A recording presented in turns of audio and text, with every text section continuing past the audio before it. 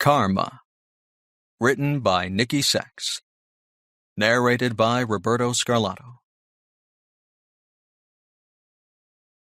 1. Domino Effect. Orange and red, with colorful splashes of blue and yellow, the Las Vegas casino carpet was downright tacky. The human brain found such floor coverings both mesmerizing and welcoming. A vibrant carpet, combined with low, mellow lighting, created a safe, cozy feeling. What could be better than having casino customers happily kick back and enjoy themselves? Within a homey environment, a gambler would want to stay, play, and continue to lose their money. No one was nearby when Marcy saw the man accidentally drop a $100 bill on that colorful carpet. Everything seemed to stop as the crisp, flat note beckoned, singing songs of security and comfort. "Take me, take me, take me," it chanted, shining as bright as the halo on a Christmas tree angel. Marcy figured that the damn thing was probably as enticing as the apple. Just before Eve decided to take a bite.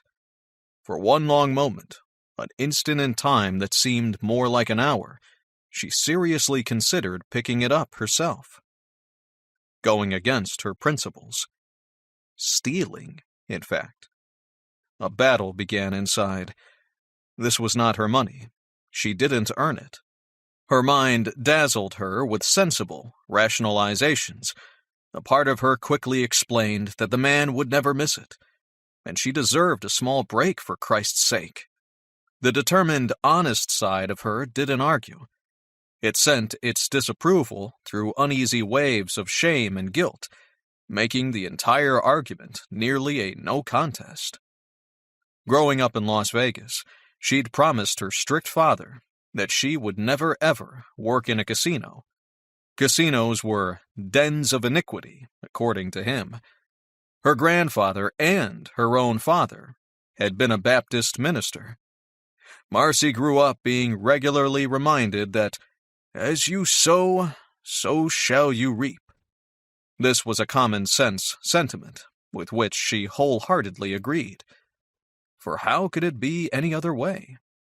But her dad was long gone, and casinos paid 5 times the money she might earn from any other job she may be able to get. Marcy was broke and on her own. After covering food, rent, and childcare, there wasn't much left for anything else. With debts and a 7-year-old daughter, she needed cash. Lofty principles like keeping a pledge to her dead father simply didn't seem as important anymore. "But how far down will I have to go?" she wondered, worrying her bottom lip. "Surely I've already hit rock bottom?" The customer only took one step when she called out, "Sir!" As she moved out around the bar toward him, she added, "Sir, you dropped your money." The big man turned. From the back, the man seemed as large and solid as an old oak. From the front, his face was gnarled and weather-beaten, like the bark of an aged tree. Marcy saw that he was well on the wrong side of 60, stocky with a rounded paunch. He wore blue jeans, a light blue western shirt, and cowboy boots. Only a wide-brimmed Stetson was missing, and his horse. The stranger appeared to Marcy as if he had used his body hard all his life. His once, no doubt, impressive muscular frame, with the passing of time, was slowly turning into fat. The gentleman looked down, saw his money, and bent to pick it up. "Well, thank you, little lady," he said in a strong Texan accent as he straightened. His lined face was flushed, a sign of high blood pressure, or perhaps too much enjoyment of the finer things of life. The stranger's grandfatherly smile, when he looked at her, warmed her heart. It was expansive and generous. Genuine pleasure gleamed in his surprisingly vivid blue eyes. "Not many people would have pointed that out," he observed, His deep, gritty voice easily carried over the cacophony of change-clinking sounds, bells, sirens, and whirring slots that made a continuous background noise in the casino. At least not in a place like this. He gave her a considering gaze. Marcy couldn't be offended by the big man's shrewd explanation of her from head to toe. He regarded her as if she was something he didn't often see. I'm a-thinking, young woman, that you come from prime stock, he said. He ran his hand absently through his short white hair, looking as if he almost expected to find his hat there. I bet you dollars to donuts that there are no nooses hanging on your family tree. Having never heard that illustrative expression, Marcy took a moment to process it, and then burst out laughing. The gentleman's big chest shook as he laughed with her. Yep, he nodded sagely. Her mama surely raised you right. Thank you, sir, she said. A warm sting instantly burned in the back of her eyes even now, a year after her mother's death. First laughing and now wanting to cry. Talk about emotional whiplash. She blinked a number of times, preventing tears. What next? Am I just overtired? That she did, Marcy finally added, clearing her throat. I was very lucky. I couldn't have had a better mother in the whole world. Her sudden surge of grief must have been obvious because he said gently, Oh, has she passed then? Well, I'm sorry to hear that. Sure as shooting she'd be proud of you. Greed is one of the 7 deadly sins, you know. He smiled. There's plenty of greed in a place like this. I think your honesty deserves a reward, darling. The big man drawled the last word. He handed her the $100 bill, and Marcy hesitated. She needed the money. Oh, did she need that money? Yet accepting it still didn't sit quite comfortably with her. He must have sensed her resistance. You take it, sweetheart, he said kindly, grasping her hand in his much larger one and pressing the crisp note into it. I'm still in tall cotton even after all I've lost tonight. I want you to have it. He gave her a wry, crooked smile as he squeezed her fingers and let them go. Consider it a tip. For luck. Marcy just looked at him for a moment, hardly able to speak because her throat seemed suddenly so thick. This big-hearted cowboy was generous and kind. Mean people never made her cry.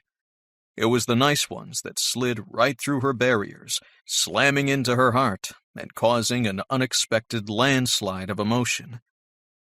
Thank you so much, she said, for this, and for what you said about my mother. The big man's blue eyes met hers. A sympathetic smile lingered on his lips. With an understanding nod, he turned and left. Marcy didn't steal the $100 bill. She had no idea of how much good fortune that one ethical choice was destined to bring her. Just like knocking over the first of a chain of dominoes, being given this $100 note was only the beginning of her good karma. 2. Cracks. Returning to her workspace, Marcy quickly began making another round of cocktails for the girls to hand out. It was a steady ongoing task that kept her occupied. Working as a bartender tonight, 10 waitresses relied on Marcy to keep them supplied with alcoholic drinks. The girls wore sexy, low-cut, dark cocktail dresses that accented their curves. They breezed around the casino light and graceful as black swans gliding on a lake. Their function was to offer free drinks, helping gamblers feel special and important, not to mention raising their blood alcohol levels to intoxication. It was all part of the plan to ensure that the customers spent more money. When Marcy applied for this job, she wore a bra with falsies in them. These made her breasts press together with an impressive 36 double D. At 34, she was older than most. In a casino, female staff were all young and attractive, or at the very least, enticing eye candy. Her boobs were large already, but a fake rack gave her a better chance to get the position. For over 6 months, she'd been working at the Bellagio. With tips and extra shifts, she was finally beginning to get on top of her financial problems, but still had a long way to go before she felt secure. Sandy, a blonde bombshell, arrived and handed in her empty tray. The pert young waitress's long hair was pulled back in a ponytail. "Phew," she said, leaning against the bar and rolling her eyes. 3 different men in my station want to sleep with me real bad. How can you tell? Honey, haven't you noticed that all men display subtle hints when they want to bed a woman? Oh? Like what? She asked, pushing a full tray of drinks toward her. Sandy pursed her lips, tapped her chin, and gave her a saucy grin. Well, some of the more obvious ones are talking, looking in a woman's direction, and breathing. Marcy put a hand over her mouth, smothering her bark of laughter into a giggle. Her fellow casino employees were the best. No matter what was happening, they managed to make her laugh. Are any of them good prospects? Sandy gave her an ironic snort. I'm not sure yet. After my last loser boyfriend, I'm planning to use my head rather than my hormones to judge. I'll let you know as soon as I figure out if any of them have a real job or money in their bank accounts. Holding her tray with one hand over her shoulder, Sandy nodded her goodbye. Flashing a cheeky grin, she sauntered back to her customers. Can you tell me the time? An older woman walking by asked. Oh, I'm sorry, I didn't know it myself, Marcy said. But I think it is probably about 8 o'clock in the evening. Thank you, the woman said, and went back to her slots. Marcy wasn't wearing a watch. Employees weren't allowed to wear them. There were no clocks in the casino either. What better way for a customer to lose track of time? That was why windows were near an entrance only. Within the walls of a casino, the gambler's internal clock disappeared, and they fell into a trance-like state. The lighting was the same, soft and calming. It was impossible to see out once inside. No one could view the sun going down or coming up with the dawn. This confused biorhythms and sleep patterns. This restful sameness was disorienting, even to her, and she worked here. It was in the casino's best interest to make the outside world non-existent. Everything a patron needed was right here, so why would they leave? In the time she had been working at the Bellagio, Marcy had come to recognize the regulars. When one of them slumped by, she flinched as a pang of remorse stabbed at her. She hated seeing the gamblers that came here day after day. They had no life. Tourists coming in, having fun and losing their money were one thing. What was the sin in that? They paid for an experience, and they received one. Yet the regulars were trapped. To them, a casino must be like Dante's Inferno. Gambling could be so addictive. She felt as though she were an unwilling cog in a well-orchestrated machine, a machine that helped to suck their lives away. I hate this job. Marcy's own life circumstances were outside her control. It was almost like giving up a piece of herself every time she went against her own sense of right and wrong. Working in a casino had been the start, but today signified something worse. Her skin went cold as she recalled how the $100 bill had tempted her and how close she had come to taking it. I seriously considered stealing, something I would have never, ever have even contemplated before. A number of basic principles had been drummed up into her as a child. These were fundamental to her personality and upbringing. Be self-sufficient, do the right thing, be honest, be kind to others, and work in a job you're proud of. Yet out of necessity, Marcy had gratefully accepted the help of the Salvation Army. She also sought and took employment in a den of iniquity. The last 2 years were a dark time. It was as if cracks had begun to appear in the foundation of her soul. Would I have stolen that money? Shaking her head, her lips curved in a smile. I might have, but I didn't. I was tested, but chose not to succumb to temptation. Marcy was barely conscious of the blaring siren sound of a nearby winner.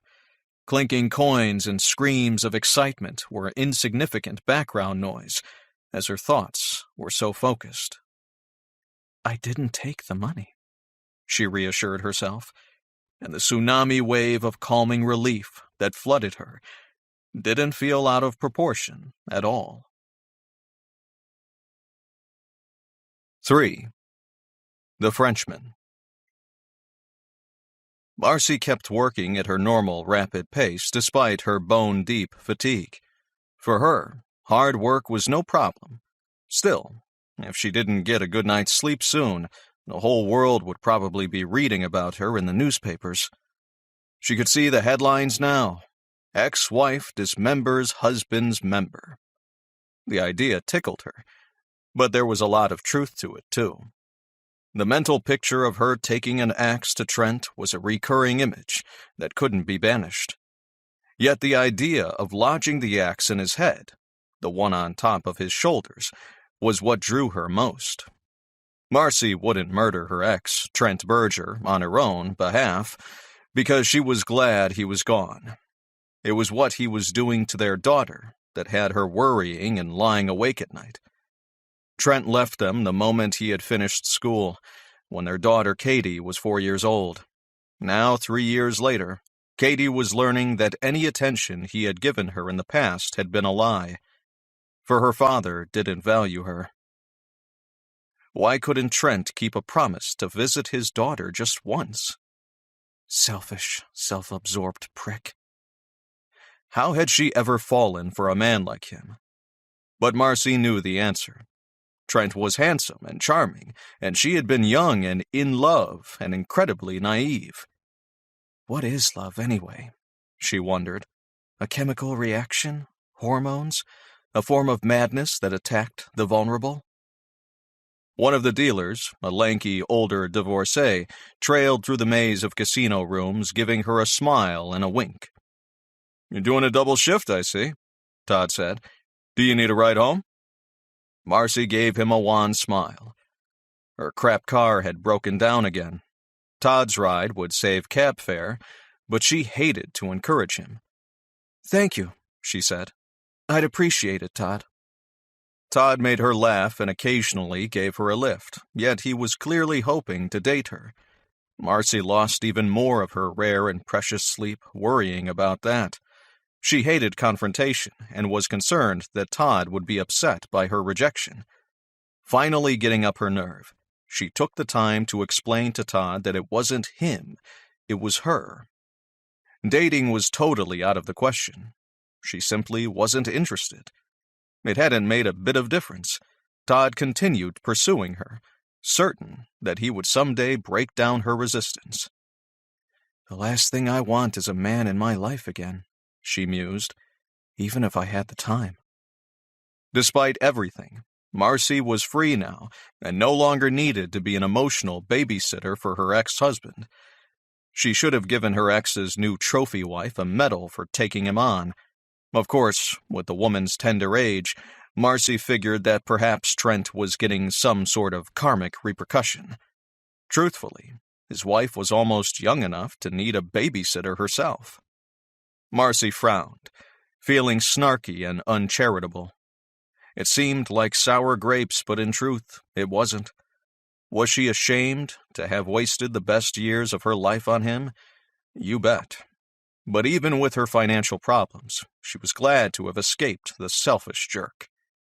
Deborah, Trent's new wife, had been married to him for 3 years, probably just long enough for a number of cracks to show in Trent's charming yet totally false persona. Would Deborah be starting to figure out that her husband didn't love her? That he was using her? He was a clever manipulator, critical and nitpicky. He used guilt to make others feel wrong or stupid. Had Trent started up his temper tantrums yet? Yelling and threatening if he didn't instantly get his way? Marcy was certain that Trent had no concept of love. She felt sorry for his new wife. The poor woman had no idea of what she had signed up for. Deborah, no doubt sweet and naive, had married Trent when she was 22 years old. I was 22 when I married him, too, she realized with a sigh. But I'm older and wiser now. If only Trent would show their daughter, Katie, some attention. That Marcy did resent on Katie's behalf. Mainly because Katie continued to ask about him. The poor kid felt abandoned by her father.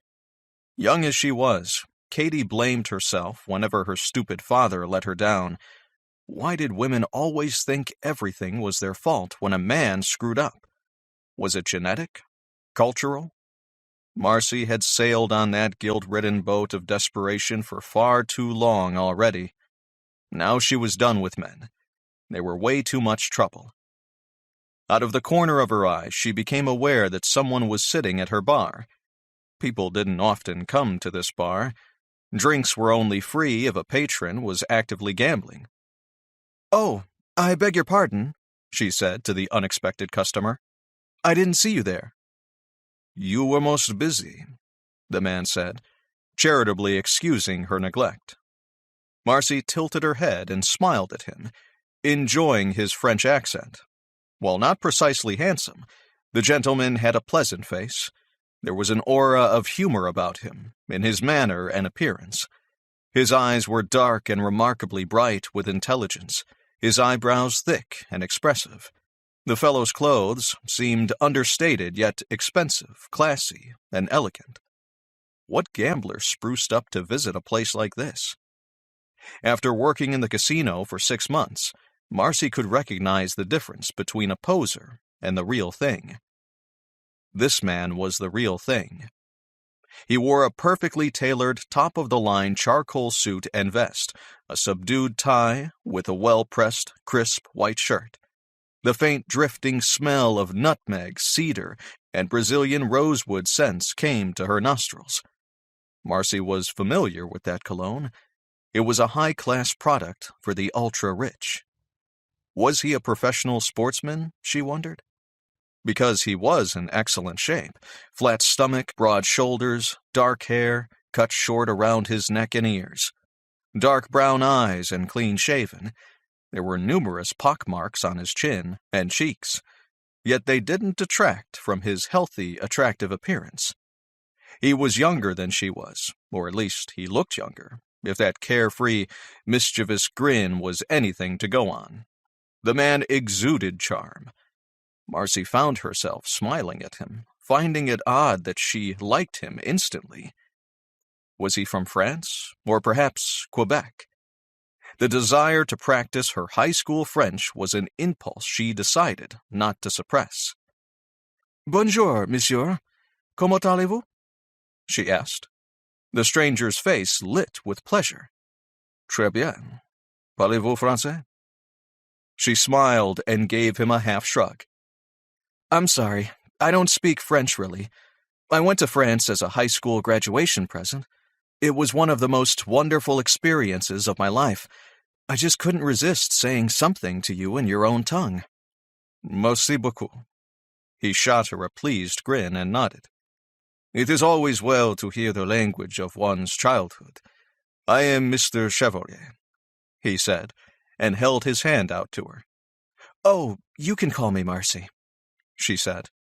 With well-ingrained manners, she offered her hand. It was never a good idea to touch customers. She didn't much like touching anyway, yet she responded automatically to his open palm. "Je suis enchanté," Mr. Chevalier said, and his teeth flashed white against his tan skin. He caught her fingers in his and lifted them. With flirtatious male grace, he pressed his lips to the back of her hand, his eyes focused on hers. Marcy felt her face heat, and her smile falter under his observant gaze. Was he hitting on her? Or was this some French display of respect? How was she supposed to respond? Pull her hand away? Leave it? Wait? The man's eyes glittered with shrewd humor. Clearly aware of her dilemma and vastly amused by it, he released her. Marcy pulled her hand away.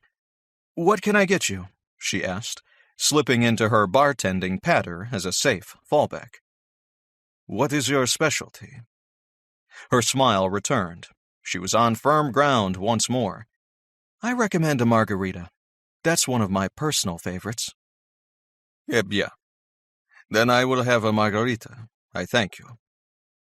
Marcy took out a glass and wet the rim with a halved lime, and then dipped it into salt, to give it a salt rim. Filling a cocktail shaker 2/3 full of ice, she added a generous shot of tequila. A slightly less amount of Cointreau went in after that, then lime juice equal to the amount of tequila. After vigorously shaking it, she strained it into the glass. She handed it to Mr. Chevalier, serving it with an extra wedge of lime. He took a sip and his lips tugged up in an appealing grin. "I like this very much," he said. "That will be $7 even." Mr. Chevalier pulled out 100, and Marcy paused for a moment, startled by seeing another $100 bill so soon after the last one. That preceding C-note still rested comfortably in her pocket.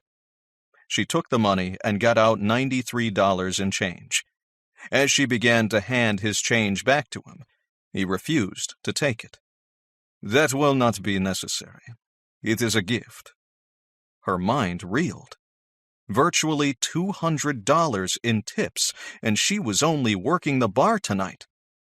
The staff rotated as fairly as possible. Waitress work was where the best tips were, but someone always had to tend the bar. Wow, it must be my lucky day. Her frivolous thought was astonishingly accurate, because her lucky day was about to become even luckier. 4. A proposal. "Merci beaucoup," she said, tucking the money in the pocket of her dress. "Did you have a big win? Is there a reason that you're being so generous?" He shook his head. "No," he said, "I do not gamble. But there is a reason. I wish to talk to you. Pardon if this may perhaps be considered an insult. I do not intend such, yet I desire to pay for your time." "But I'm working." "You may continue to work, of course." He shrugged his shoulders in that uniquely Gaelic way. Marcy recalled many such shrugs when on her visit to France. Generally, it signified, "That is the way it is. We must both live with it." An American translation might be something like, "Shit happens, perhaps." She studied him closely. "Mr. Chevalier, I don't mean to offend you. Are you hoping to, date me or something? Because I don't date." The smile he gave her grew wider. He theatrically flung his hands up in the air, ending by placing his right hand over his heart. "You found me, mademoiselle?" And his warm laugh was so carefree that Marcy found herself grinning. His gaze traveled over her body, assessing her feminine charms in the open way the French had. "I would most assuredly not be averse to a sensual connection, you understand," he said with a glint of frank male interest in his eyes. "You are most attractive and oh so charming. Je vous assure. And yet I swear that I only wish to speak with you while you occupy yourself with your duties as the bartender." Still smiling, Marcy narrowed her eyes, trying to interpret his intentions. Mr. Chevalier was definitely a gentleman who wanted to talk. What harm could he be, after all? "Okay, then, if that's what you want," she said, nodding her agreement. Marcy continued working, turning from him apologetically while she arranged the next round of drinks. 20 Jägermeister and Red Bull cocktails. The Frenchman's gaze was hot upon her as she poured the shots into each glass. It was difficult not to be thrown off balance by his concentrated attention. Why did he want to talk to her? Perhaps he wanted to live the cliché and tell a bartender all his problems? She hid an internal snort at that, because the guy didn't look like he had a care in the world. The smell of 70-proof alcohol filled her nostrils, while the casino buzzed with the hypnotic noise of slot wheels whirring and flashing lights, all shouting, "Win, win, win!"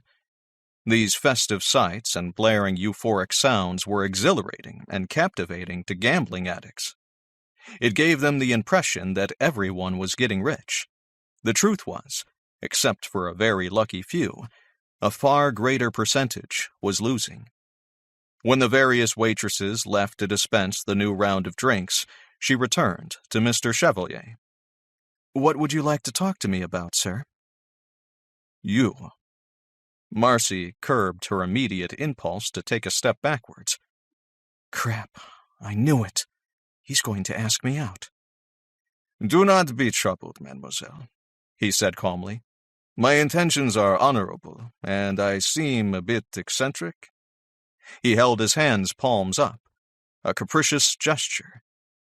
"What does it matter?" "Okay, my eccentric French friend." She raised a determined eyebrow. "But I don't intend to talk about myself." "This is of no importance, for I will speak about you. Did you know that with some I can tell the fortune? I am observant, oui, particularly with women. This is a little gift from the bon Dieu. Comprez-vous?" he said with a wry smile. "Oh?" "Mais oui," he said complacently. "Shall I tell you what I see when I look at you?" Shit, she thought with the hardened cynicism that came from experience. This sounds like the start of a really bad pickup line. I can just hear it now. "Hey, baby, I'm psychic and can see the future. I'm lying on top of you and you're screaming my name." What was he after? The appealing Frenchman didn't give off a single sleazy vibe, so maybe he had some other objective than picking her up. But what could it be? Marcy had to admit that she liked him. There was something endearing about the way he carried himself and the way he spoke to her with absolute respect. Not to mention that mischievous smile. Should I let him tell me what he sees when he looks at me? He seemed pleasant, except her taste in men was questionable, judging by her ex. But he'd paid her $93 for a conversation. The least she could do was humor him. "Sure, why not?" she said with a shrug. "You are physically very tired. This is perhaps 2 shifts, one after another, that you are working?" She nodded and grinned.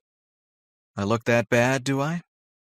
With an impassive face, he gave another eloquent shrug. Marcy laughed. What man would admit that a woman didn't quite look her best? But he was right. She was tired. She was pretty well always tired. Some nights it was all she could do to just have a shower and crawl into bed. "Well, anyway, you're right about that. I'm working a double shift." "You are a mother?" She nodded her affirmative once more. He gave a triumphant chuckle. "I can always tell this," he explained, gesturing toward her with one elegant hand. "There is emotional maturity and subtle bodily changes, such as the more generous hips. Motherhood is a time of life when a woman is at her best. Such is the joy and gift of children. You have perhaps only one child?" Marcy frowned, astonished by this lucky deduction. "A daughter," she admitted. That reference to the size of her hips would have offended her. The truth was that since having Katie, she was a bit generous all over. Like many women, Marcy dieted off and on regularly, just to be able to continue to fit into her clothes. She wondered about her reaction to the Frenchman, aware that she had become mesmerized by the charismatic fellow. He had a presence. His voice was soothing yet compelling. His tone was confident. Marcy trusted him. Something about him made her feel safe, which was nuts, of course, because he had to be crazy to talk to her the way he did. Yet how did he know all those things about her? Was she that transparent? "Divorced?" he asked. "Yes." The gentleman laughed joyously at having guessed correctly once more. "You're quite the Sherlock, Mr. Chevalier. But without a wedding ring and a child, there was a high probability of divorce. Still, you're very good at this game, aren't you?" He gave her a boyish grin. "Me? Oui, I am very clever," he said, without an ounce of humility. Marcy burst out laughing, wiping her eyes with the back of her hand. This mischievous fellow was light-hearted fun. She hadn't enjoyed talking to anyone this much for some time. Mr. Chevalier took another sip of his margarita and then said, "You have financial burdens, and yet it is more than this that weighs heavily on your mind." He paused for a moment, and then added quietly, "Is it the child?" Marcy nodded slowly. The Frenchman's brow drew down, displaying the first sign of unease. He opened his mouth to speak, and then shut it. Apparently thinking better of it, left the subject. "You are loyal, honest, and courageous," he said instead, with appealing self-assurance. "I do not need to read the palm to know this. You will find peace and happiness, ma belle. I swear it, for you deserve to be happy." Her heart lifted. There was no logical reason for that response. This confident Frenchman was the weirdest customer she had yet encountered, and she had encountered quite a few. She had no idea what to reply to his bizarre pronouncement. "Thank you," she finally said. "Ma belle. It means my beautiful." She slanted him a suspicious half-smile, narrowing her eyes at him. "Are you sure that you're not hoping to get lucky, Mr. Chevalier?" A broad grin swept over his face. "Most certain. I called you ma belle, for you are beautiful, in body, oui, but more importantly, in spirit." Flustered and uncertain how to reply to that compliment, she began wiping the counter, even though it was perfectly clean. When she got up the nerve to look at him once more, his penetrating gaze met hers. Marcy tried to look away, but found that she couldn't. The Frenchman's dark eyes captured and held her. She was trapped by him, as powerfully as if her will had been locked away by bands of steel. 5. Fate. "I saw your face when the large cowboy dropped the $100 note, ma belle," he confided quietly, his expression intense. "I saw the struggle between good and evil, oui? I was most privileged to view it. It was like bearing witness to the fall of man, and yet there is no fall, non? You are an honest woman, n'est-ce pas? Despite your apparent need, you choose not to transgress." "Oh, I see," Marcy murmured, a flush of heat burning her face. It was embarrassing to know that this intriguing Frenchman had watched such a personal moment, yet it explained his strange interest in her. Shaking her head, she waved her hands depreciatingly.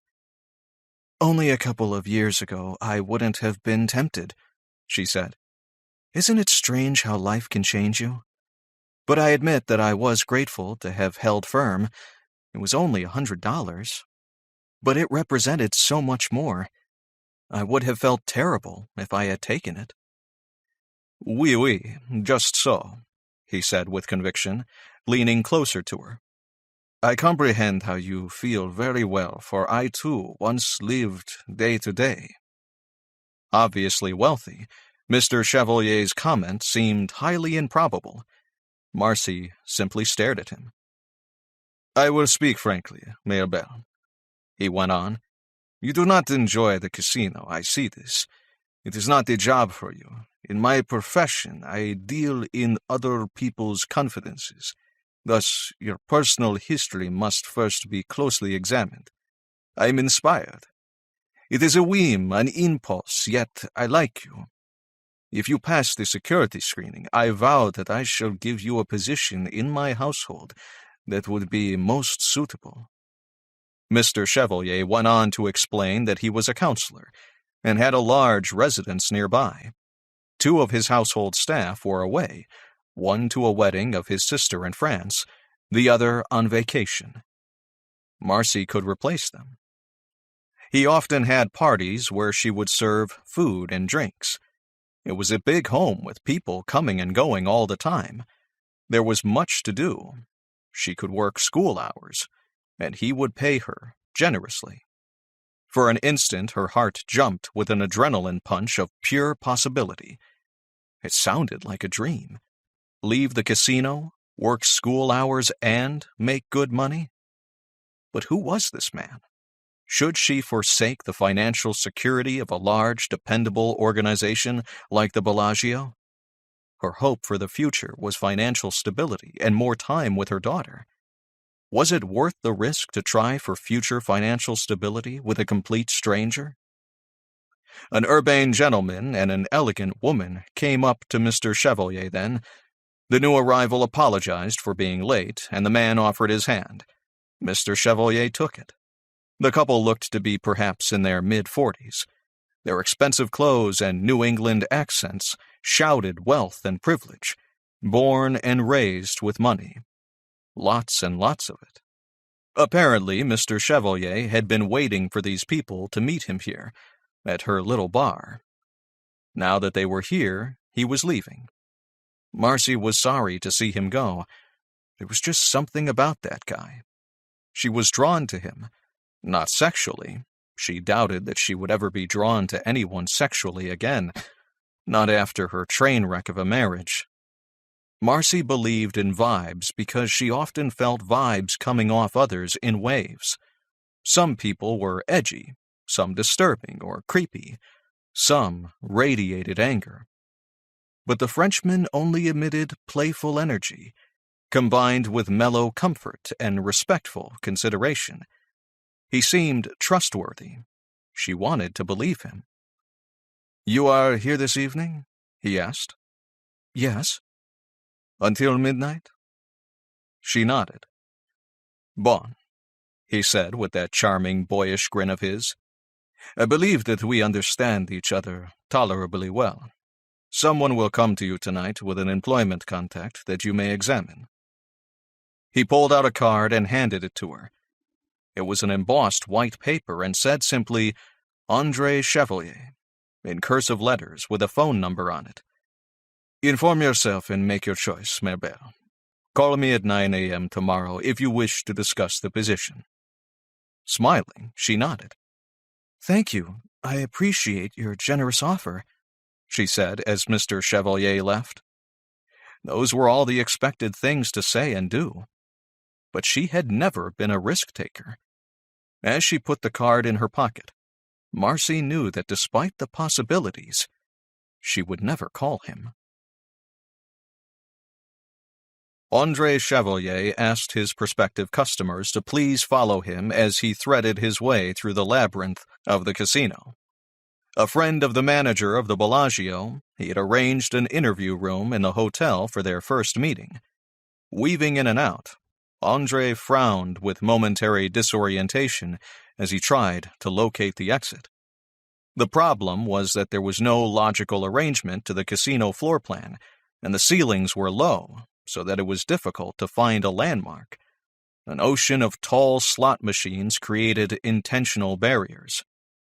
Once a gambler walked inside, especially after a few drinks, it was almost impossible for them to find their way out again. André had initially been displeased when his new clients didn't arrive on time. To be late without a good reason was impolite, a most displeasing faux pas. Not only that, but they asked to meet him here in the casino. Other than live shows and entertainment, André didn't enjoy a casino environment. He virtually never entered the maze of slots and gambling tables.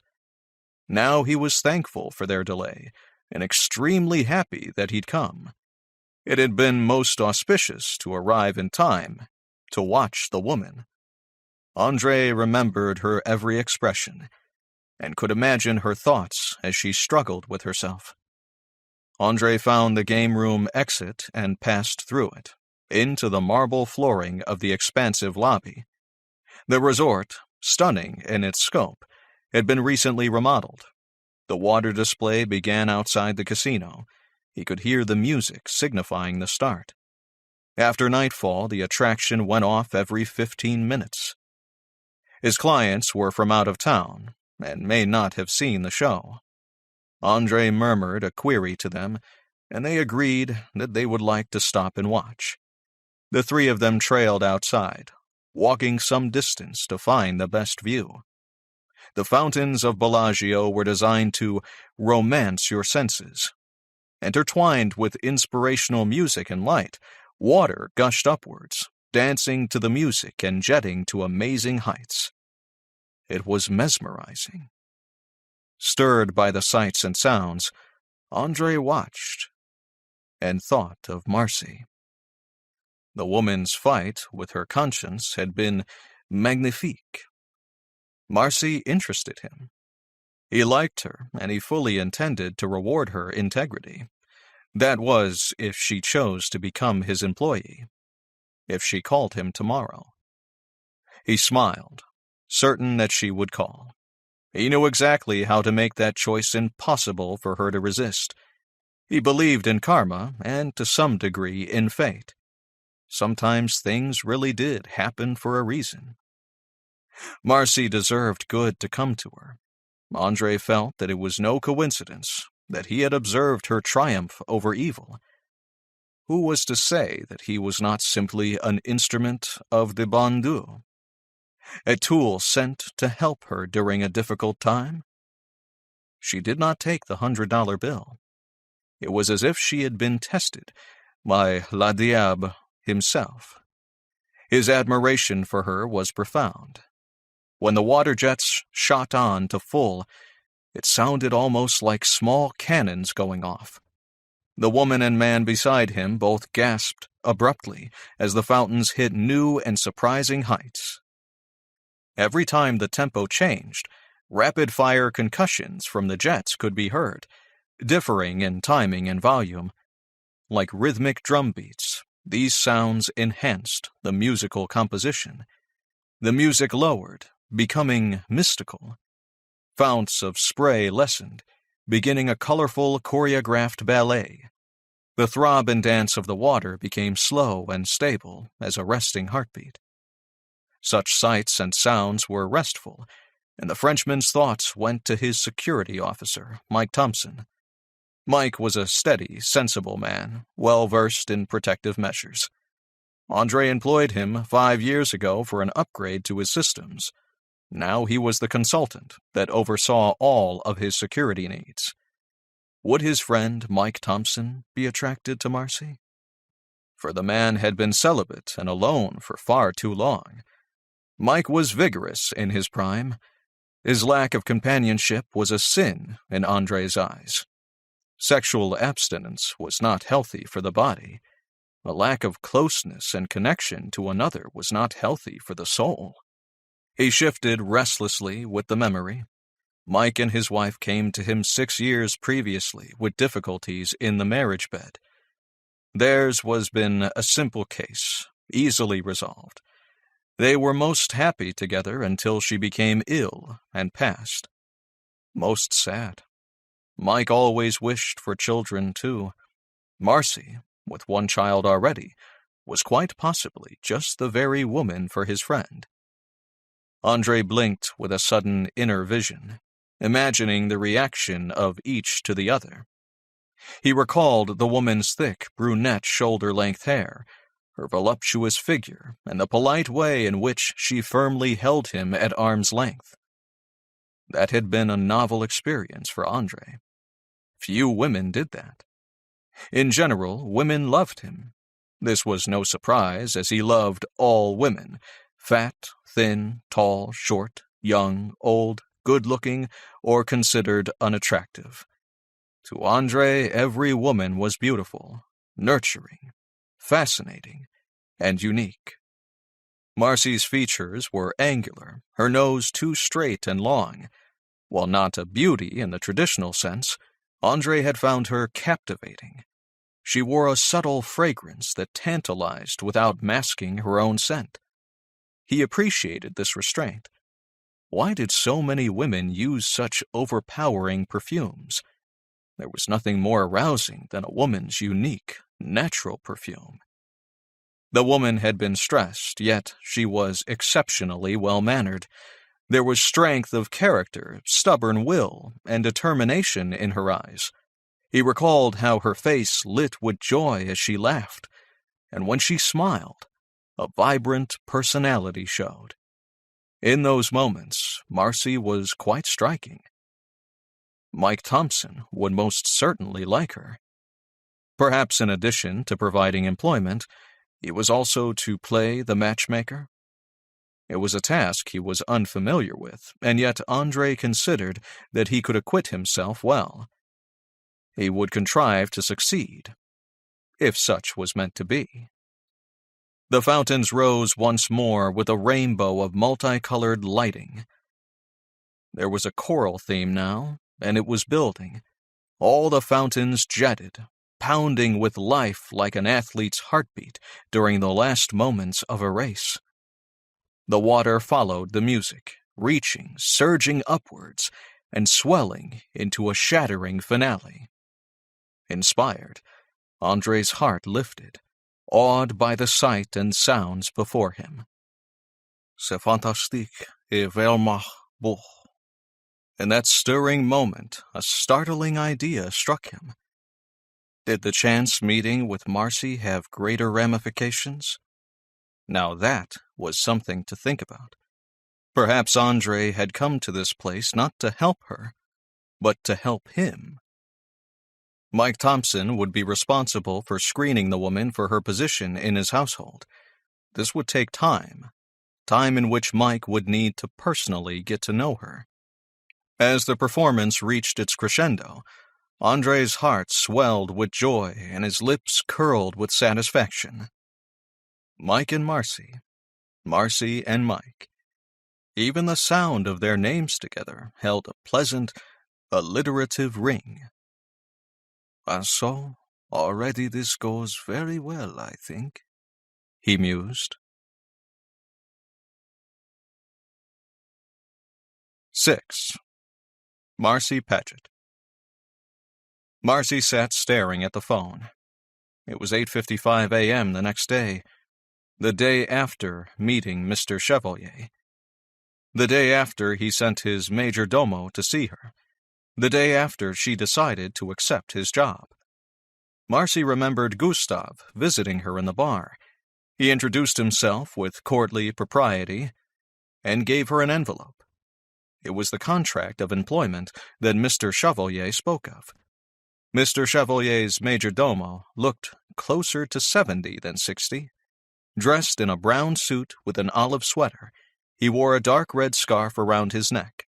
The scarf and sweater she could understand. It was early November, where the daytime temperatures could be in the 70s and nights could cool to 50 degrees. As an older man, he would more easily be disturbed by the cold. With his light, almost white-gray hair, Gustav projected quiet dignity. The man could have been a philosopher, an artist, or a poet. Serenely regarding her, his blue-gray eyes were calm and still as a windowless pool of deep water. Gustav appeared as if he had seen all manner of things in the world, and it hadn't changed him. If Marcy could use only one adjective to sum him up with, it would have been kind, or perhaps gentle. She smiled. A close second would be loyal, for Gustav clearly cared for his employer. Gustav spoke of Andre Chevalier, assuring her that he was most trustworthy. He said that Monsieur Chevalier never hired anyone to join the household. His staff, all born in France, had been with him for years.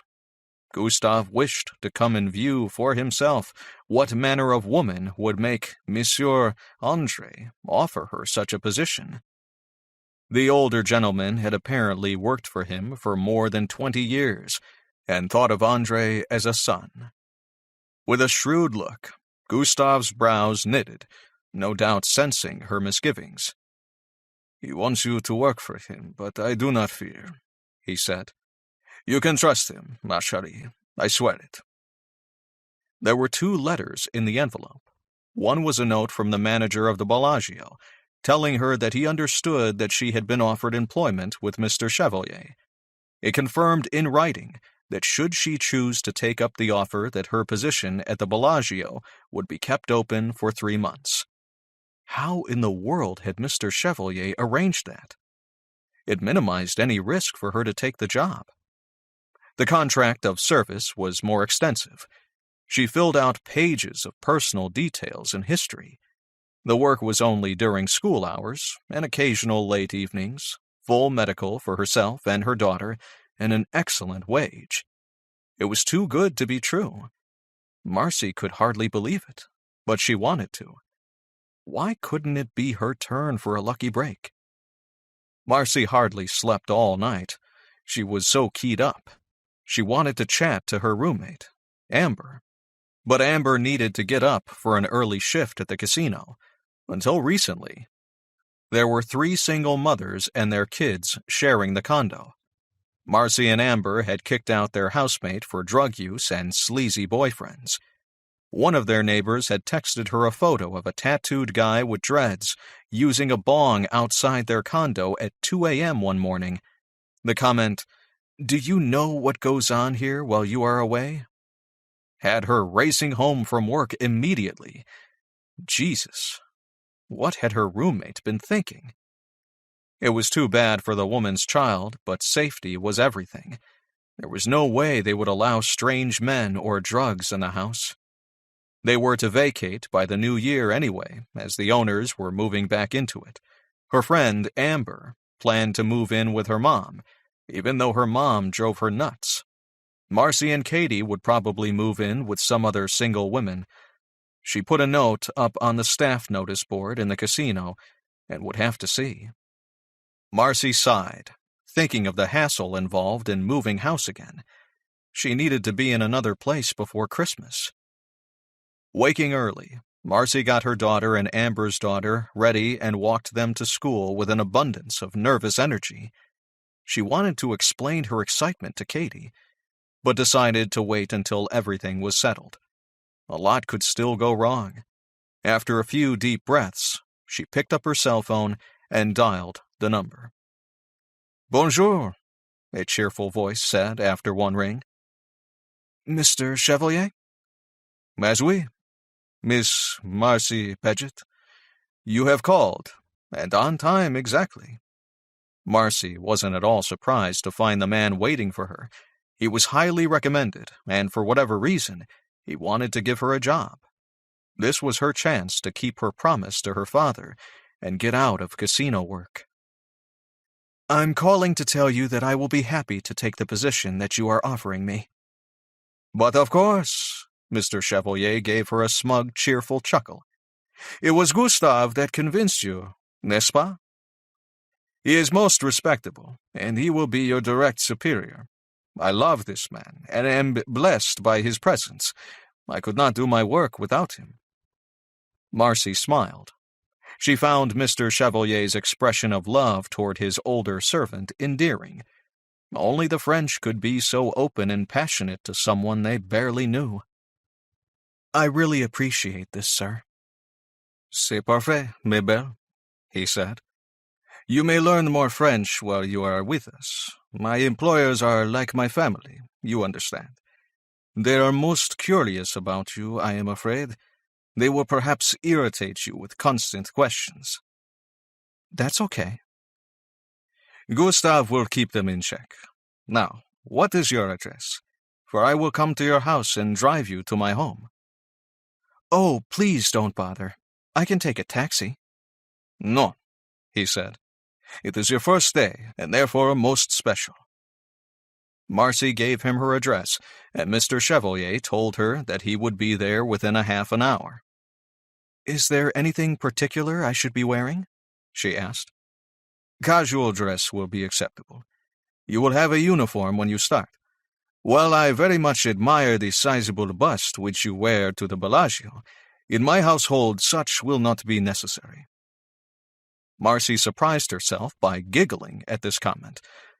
How had he known about her falsies? Mr. André Chevalier was even more observant than she thought. "Today you will be shown my home by Gustave, and interviewed by my security officer," he added. "If all is well then, perhaps tomorrow you will begin." "That sounds just great," she said. They said their goodbyes and hung up. Marcy decided against the slacks she was wearing, changing into a round-neck flare dress with short sleeves and a gathered waist. It was her favorite dress as it accented her figure perfectly. With its cream lining covered by dark blue lace, it looked feminine too. For extra contrast, she wore a thin red belt. With black low-heeled pumps and a red coat, her ensemble was complete. These people were French, and the French were notorious for dressing well. She wanted to show them that Americans could get decked out too.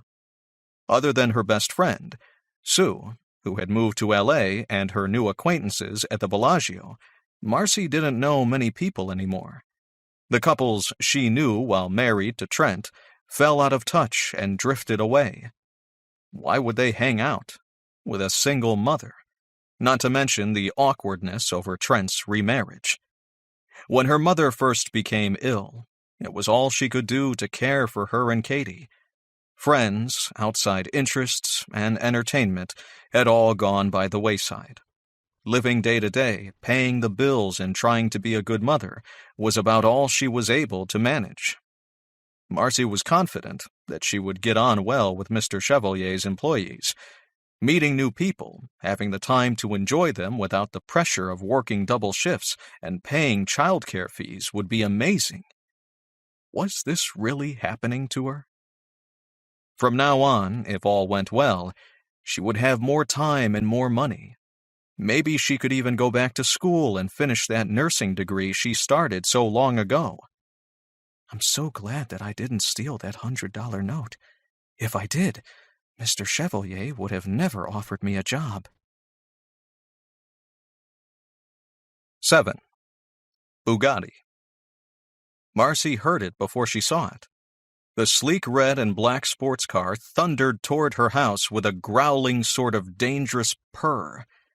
Her eyes widened and her mouth gaped open when it drove up to her condo. Later, her mind boggled when she found out that it was a Bugatti Veyron and cost about $2,500,000. The Frenchman wasn't just rich, he was super rich. Mr. Chevalier got out. With a large smile and wide eyes, he gave her a big, boyish grin. He looked about 25 years old when he grinned like that. "Do you like it?" he asked. "It's incredible," she said with genuine awe. He was dressed smart casual, in upmarket jeans, black leather pointy-toed shoes, and an Italian polo shirt. Even in jeans he appeared vital and elegant. What was that about? In the morning sun, Marcy was aware of how attractive he was, and he still smelled good enough to eat. Too bad that men gave her indigestion. Even though she'd sworn off the opposite sex, it was impossible for her mind not to consider the prospect. Mr. Chevalier was nothing like her ex. She imagined him in bed with a woman. He would make his partner feel cherished, not stupid. She was sure of it. He might even make her laugh. Could sex actually be fun? She wondered. Marcy would probably never know, and that realization only gave her relief. Besides, he was her boss, and she had enough problems already. The man was still smiling at her. His vibes were carefree, playful, and absolutely not sexual. He seemed so much younger than she was somehow. "If you have a driver's license, you may drive it." "No way, Mr. Chevalier," she gasped. Yes way, he said. Marcy just shook her head. I would never drive this in city traffic. Her soon-to-be new employer's grin grew larger. Bon, then we shall go to the country. It is a most beautiful day for a drive. He opened the passenger door for her, commenting on her dress and telling her how much that particular style suited her figure. The man went on to notice how attractive yet sensible her shoes were, and how she wore just the right amount of makeup. As he joined her in the car, he airily continued the one-sided conversation. Amused, relaxed, and inexplicably comfortable with him, Marcy listened as Mr. Chevalier chatted away about fashion, much like a girlfriend might have done.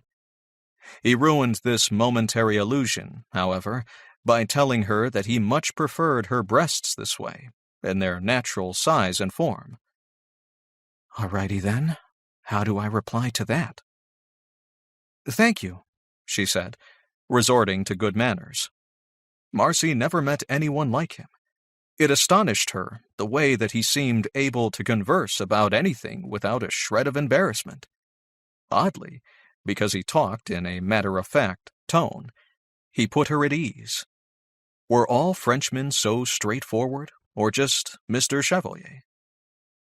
For now, please call me Andre, he said. You are not my employee yet, and with first names it is more comfortable, yes? He turned the car on with the press of a button. It snarled to life, then idled in a sexy purr. This is the fastest French car ever made, he happily informed her. Then he hit the gas. Marcy was slammed back into her seat with the sudden acceleration. She screamed from shock and surprise. The abrupt increase in velocity she experienced was not unlike being in a Top Gun jet during takeoff, she figured. Andre laughed but slowed down to the speed limit. It is very exciting, yes? His childish enthusiasm was infectious, and Marcy found herself laughing. They drove south down US 93 toward Hoover Dam.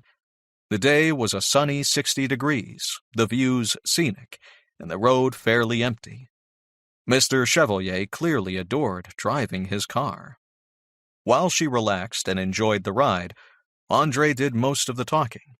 He told her about his French chef, Pascal, who was a genius in the kitchen, and Pasquale's wife, Anne, who fussed around them both. He assured her that Pascal would prepare her delicious meals that would be cooked with fresh cream and herbs, some, he assured her, that Marcy would have never even heard of. Part of her job would be to assist Pascal from time to time. Andre seemed passionate about everything he spoke of, which included food, fashion trends, love, and sex. His accent, pronunciation, and teasing good humor were irresistible. Somehow it was so easy to talk or listen to him.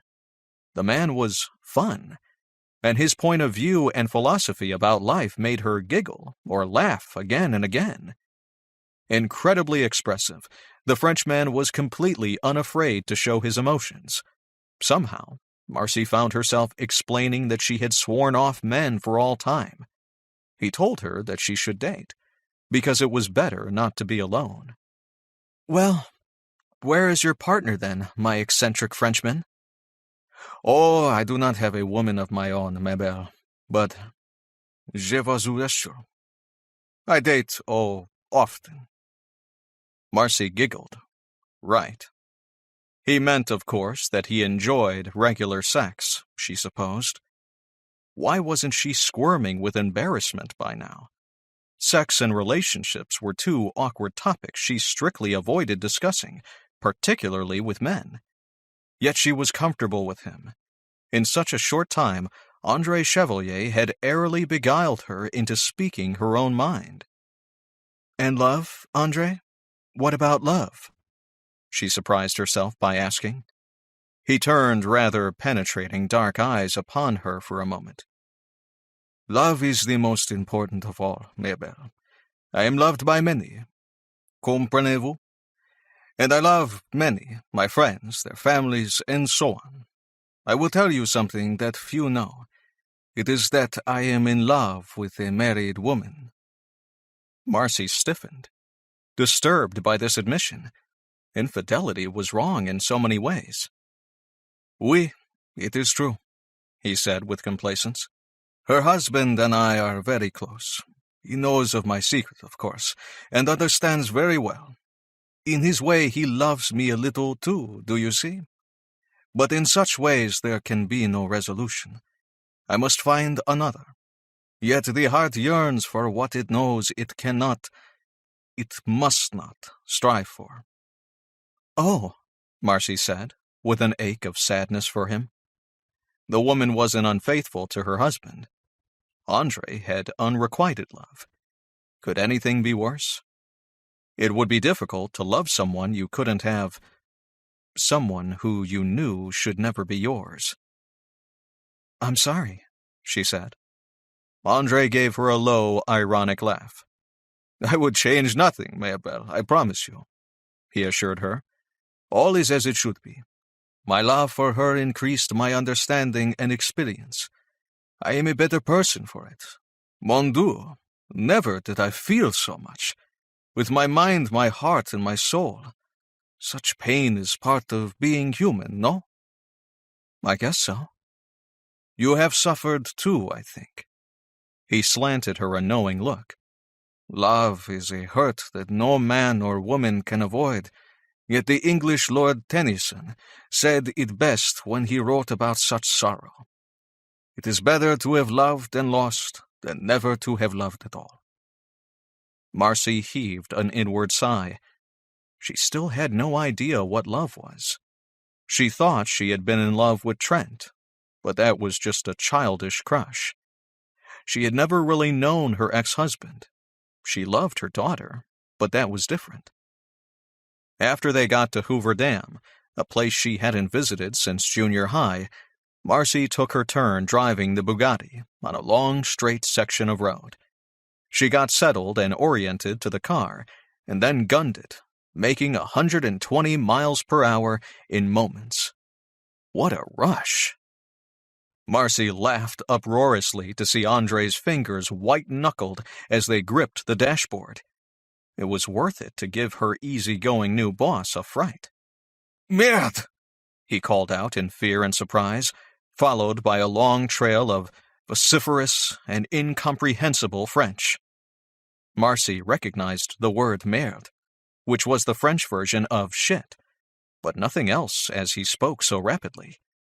The Bugatti's steering was light, and visibility was restricted by shallow side windows, but other than that, it honestly handled more or less like any other car. The whole experience was incredible. After about 30 minutes of effortlessly eating up the road, she pulled over and let Andre drive once more. The day was so carefree, and her companion spoke with such effortless confidence that she hardly noticed when he changed the subject. Somehow Marcy found herself explaining about her own life. Young marriage to an ambitious man, and dropping out of college to support him. Her married years of full-time work. While he went to school to become an orthodontist, it seemed to her that her ex-husband, Trent, needed 2 wives. One to pay the bills while he went to school, and a trophy wife to proudly show his friends once he made it. Andre made murmuring sounds, encouraging her to continue. "Frankly, Andre, I'm honestly glad that he's gone," she admitted. "I had no earthly idea what I saw in him in the first place. The thing is, he continuously forgets to see Katie. He is so carried away with his new life." "Oh?" The light of understanding came into his eyes. "It is this that concerns you about your child. I feared perhaps an illness. Instead, it is the pain of abandonment." Marcy nodded. The poor kid thinks it's her fault. A child should be unconditionally loved by her dad. A father doesn't have to be flawless. My own father wasn't perfect by any means, but I never doubted that he loved me. "Pauvre petite fille," Andre remarked in French. Marcy understood him to mean, poor little girl. Andre shook his head. It is difficult for your Katie to know rejection at such a young age. He violates an important natural law, this ex-husband of yours. There was a dark hint of condemnation in his tone. It is a great sin. I hate that Katie blames herself, Marcy said. I'm worried that her father is scarring her for life, making her feel unloved and unwanted. As a grown woman, will Katie be drawn to men like Trent? Men who ignore her or treat her like crap? Marcy paused and caught her breath, aware that the tone of her voice had been rising to a mildly hysterical pitch. Breathing out a deep sigh, she said, I feel like together Katie and I are driving off a cliff. It's like the brakes have failed and there is no way to stop the damn car. No matter what I say to Trent, nothing changes. Katie is suffering and is going to continue to be hurt by her father. My asshole ex is far too self-absorbed with his new wife and his new life to listen to me. Andre's jaw flexed and tightened, but he didn't speak. In the abrupt conversational silence, the purr of the car's engine seemed very loud. Marcy could see that he sympathized and was disturbed by her story. Well, that was perfectly understandable. She was upset too, but not as upset as she was going to be by the surprising words he spoke next. 8. Passion. Andre shook his head. I've heard of this before, oh, many times, he finally said. The selfish man uses the loyal, hard-working spouse to support him until he attains his goals. Once he has the education and so on, he no longer needs this type of woman. Frowning, she said nothing. Then he seeks and finds the younger wife to fit the new lifestyle of comfort and wealth. But to neglect the gift of his own child? Imbecile. He does not know what he throws away. Oh, my heart feels it swells with such pity. Mais oui, it does. Taken aback, Marcy flew into an unexpected rage. We don't need your pity. Her pulse spiked, pounding with fury and indignation.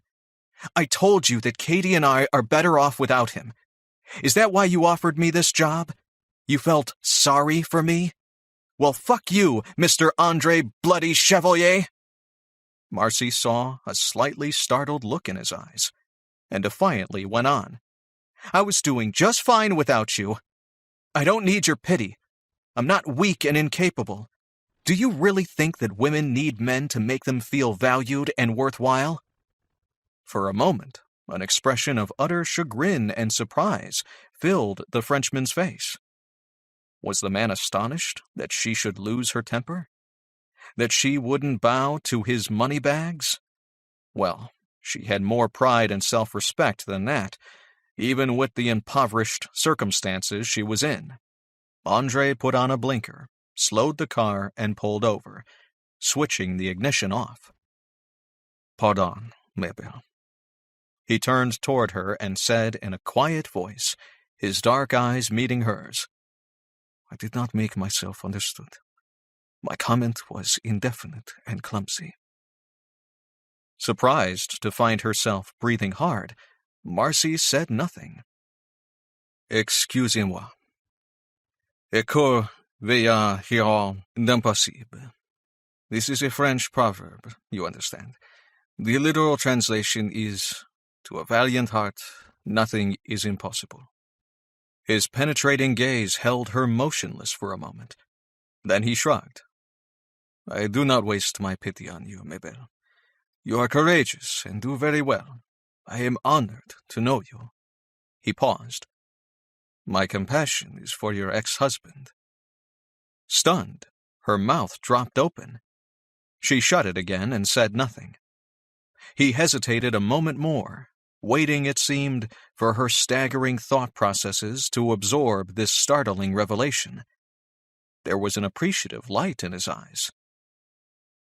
Mon Dieu, he continued with a wave of an arm, once she finally took that last bombshell on board. Voyons, can you not see it? Do you imagine how he will suffer for such wickedness? For these are not small unintended offenses. He causes great harm through selfishness and greed." Unblinking, Marcy just stared at him. Andre patted her knee in a soothing gesture of understanding. Generally, she disliked it when people touched her.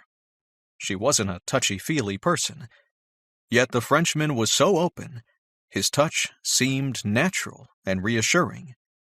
She didn't pull away. "Oui, oui," Andre said. "Perhaps you will yet observe the result of such dark karma. Then I am persuaded that you shall pity him too. In time I would much prefer to be sinned upon than the sinner. It is easier. Vous comprenez? With the clear conscience one sleeps very well. The sinner may deny it, but in his or her heart he knows. He does not deserve to be happy." "Oh," she said. Andre gave her a faint smile, his expression as eloquent as his words. "Just so." Mortified by her outburst, her cheeks burned with shame. This man had treated her with respect. He offered her an incredible job, and how did she repay him? She yelled at him for no reason at all. What had she been thinking? "I'm sorry for losing my temper."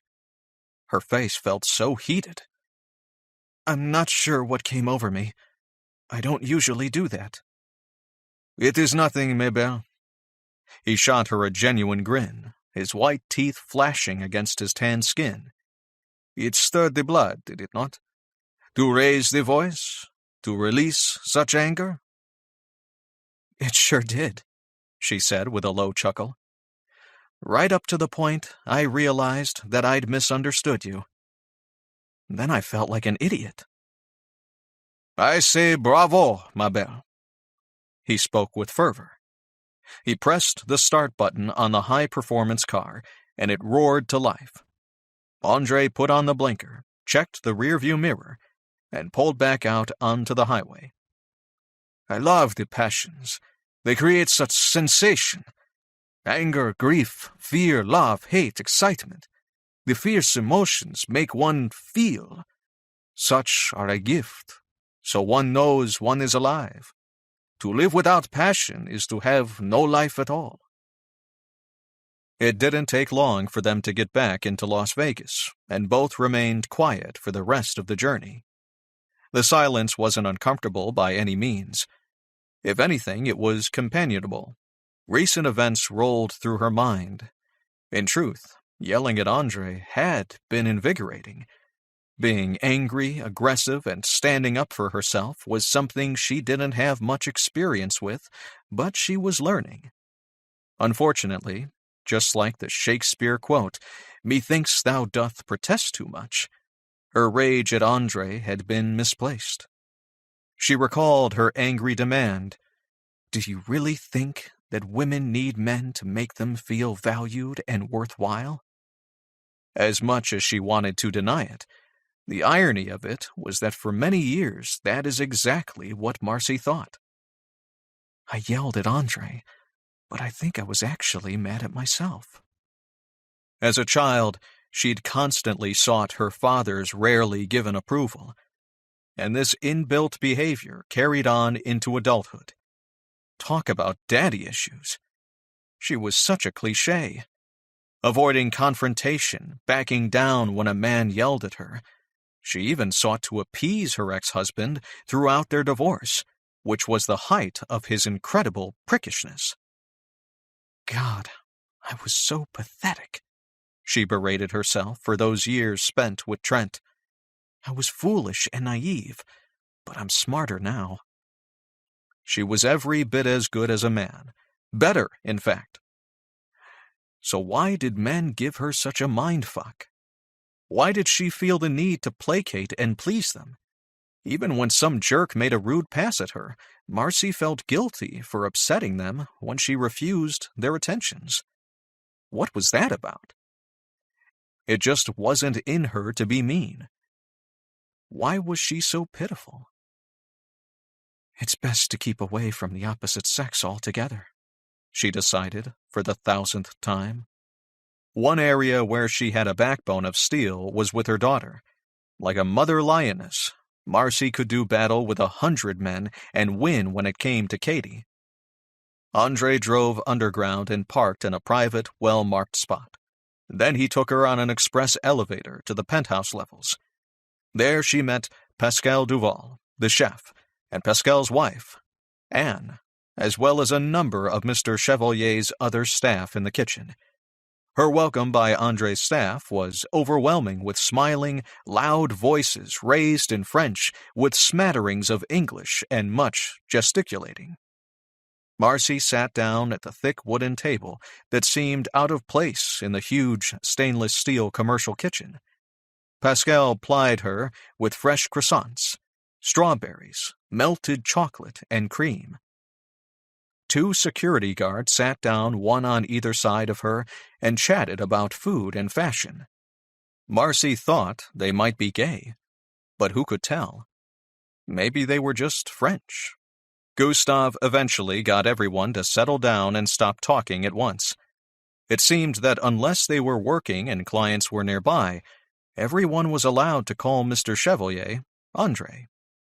They really did act like close relations, bickering and interrupting and laughing as any group of close family members might.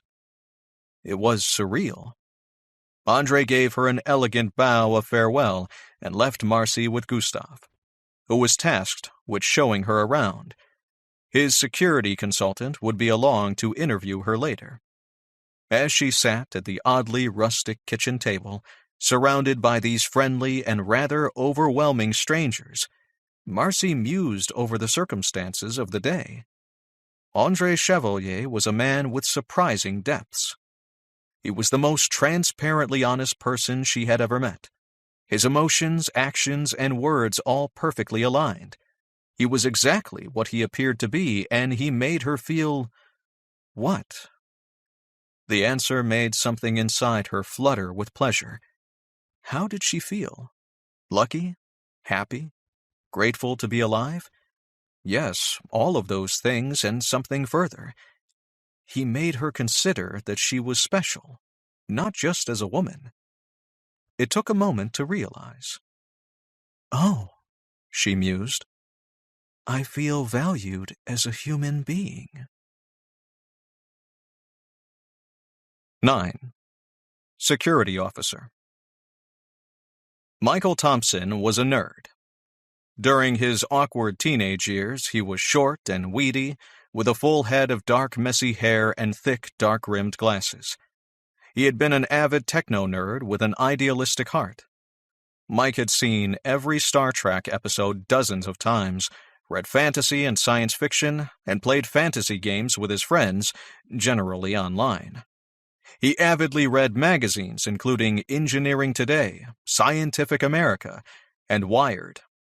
When he hit 17, he shot up to 6 feet 1 inch, but remained skinny, nerdy, and dateless. He saved his money from an after-school job and received laser surgery, making his vision 20/20 without glasses. The only sport he enjoyed was fishing, something he and his father did together. His nagging cousin, Anthony, not wanting to go alone, made him attend swimming, tumbling, and diving instruction. For over a year, Mike threw himself into these sports, dreaming of competing in the World Aquatic Championships. He started too little too late, but that was okay. Instead of swimming and diving medals, he created a strong, masculine physique. Finally, when he turned 18, he managed to discover girls, or at least they discovered him. Mike's problem with girls was that to him, love and romance was all tangled up with the sexual act. Casual sex made him uncomfortable. A born romantic, Mike wanted to make love, rather than just bang her or tap that, as the boys in PE would say in the locker room. Mike was a loner on the subject and unpopular, but he preferred it that way. An Army recruitment officer had found him when he was trying to work out what he wanted to be when he grew up. With his technical skills, He was recruited for Army intelligence. There he worked with other nerds as they eavesdropped on the entire radio spectrum and interpreted it in real time. This included broadcast radio, television, military traffic, radar emissions, and even microwaved telephone and telegraph traffic, including satellite information. Mike was good at his job because technology fascinated him, and his avid interest only aided his advancement. He stayed with the Army for 10 years, traveling the world while installing and maintaining a variety of surveillance systems. He had loved his job, but he missed his parents, 2 younger brothers and sister, not to mention his other relations. Mike was a family man and wanted a family of his own. Not long after Mike left the Army and set up his own business installing and maintaining security systems, he met and married Barbara. They put off having children, preferring to get their debts and his business in order first. This was a mistake, as she became terminally ill and passed away. Barbara had been gone for over 2 years, and had been sick for a year before that. Now Mike was alone with nothing to show for their love except for memories and photographs. At 39 years old, Michael Thompson was still a nerd. No longer socially inept, he had the sleek, muscular build of a competitive swimmer. While not totally bald, Mike lost a lot of hair on his head. This only seemed to make him more attractive to the opposite sex. The embarrassing fact was that Mike Thompson looked exactly like Jason Statham, the tall, tough English guy in the Transporter movies. Mike amused his friends now by putting on a gravelly English accent and saying in a deep voice things like, "Rule number 1, never change the deal." His business had prospered so well that now he only contracted to Andre Chevalier and 1 casino. He kept up to date, technically, and still loved his work. But what was the point? Wasn't it ironic that with all the time and financial security he wanted for a family, now he had no family to enjoy it with? Andre called Mike in to background check and evaluate a woman that he planned to place on his household staff. This was a first. Why now? And why this woman? Mike wondered. Explaining the unusual circumstances, Andre spoke of Marcy Paget's struggle with her conscience and the decision not to steal. He wanted Mike to take the time he needed and to interview her most properly. Mike was further admonished to show her respect and to be particularly kind to her, because I like this woman. Mike laughed at that because, as far as he could tell, Andre liked every woman he had ever met. The cheerful Frenchman also found no difficulty in having sex with all of them, too. Andre really knew women mentally, emotionally, and in the biblical sense. "Mon ami," Andre assured him, "you will like her too." "Oh? Mais oui, je suis désolé," he said sorrowfully. "She has informed me more than once that she does not date. Perhaps you should guard her heart, unless you wish to try your luck to make her change her mind." This suggestion was no surprise. Andre was always advising him to find another woman to love, ever since Barbara's death.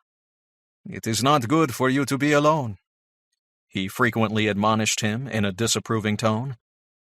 This censorious attitude was mainly because Mike also turned down casual sex. Mike tried a brief sexual encounter only once since Barbara's death. The momentary pleasure of a one-night stand just wasn't worth it. Somehow, it just didn't seem right. This censorious attitude was mainly because Mike also turned down casual sex. Mike tried a brief sexual encounter only once since Barbara's death. The momentary pleasure of a one-night stand just wasn't worth it. Somehow, it just didn't seem right. Masturbating was a given. He was a fit and healthy man after all. When he jacked himself off, he often thought of Barbara as she was, before she got sick. Mike recalled all the fun they had in bed together, their laughter and how close they'd been. This always made him hard and gave his body relief. Yet afterwards, he remembered that she was gone, and he was left in a melancholy mood. He enjoyed his own company and at one time was happy enough to be on his own. It wasn't until after Barbara passed that he discovered the aching solitude of loneliness. Why had they put off having children?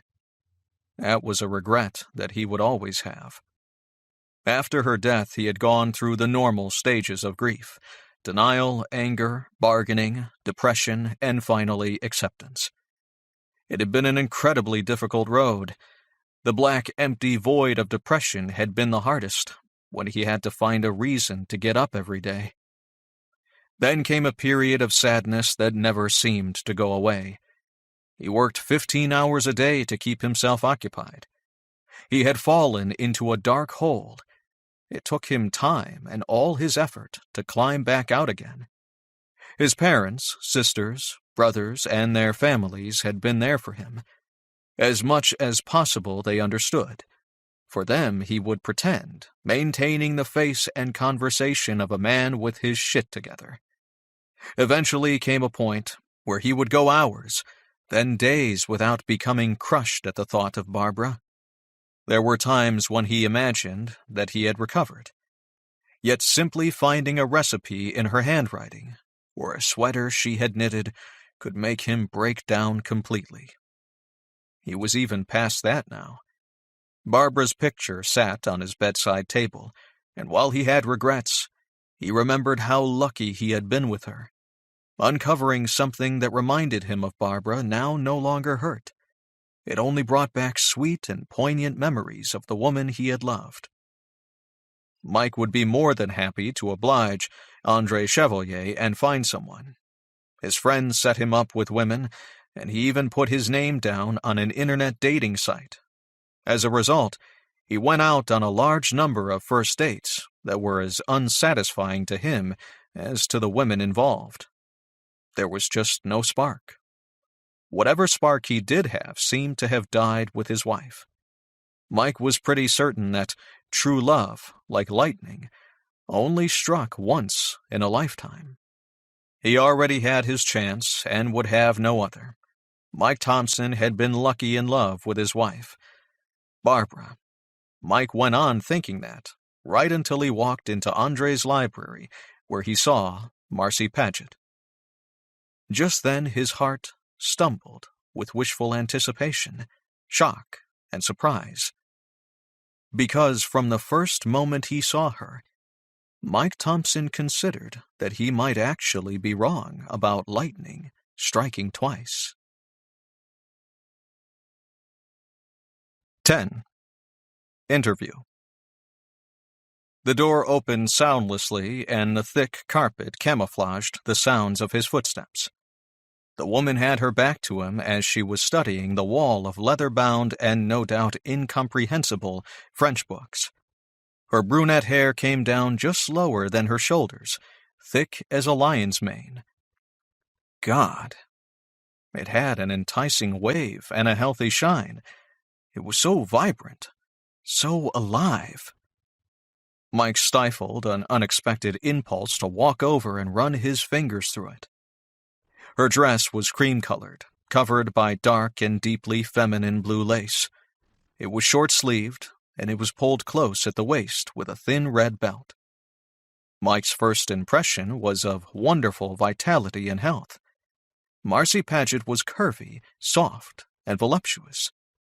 This fact instantly attracted him. His wife, Barbara, had been far too thin for the last years of her life. Thin equals sick. That was his mental association. This woman was not super skinny. Not in the least. Death from an incurable illness was not in her near future. This woman ate, was clearly able to keep her food down, and was therefore physically well. A tension in his body that he had been unaware of suddenly relaxed.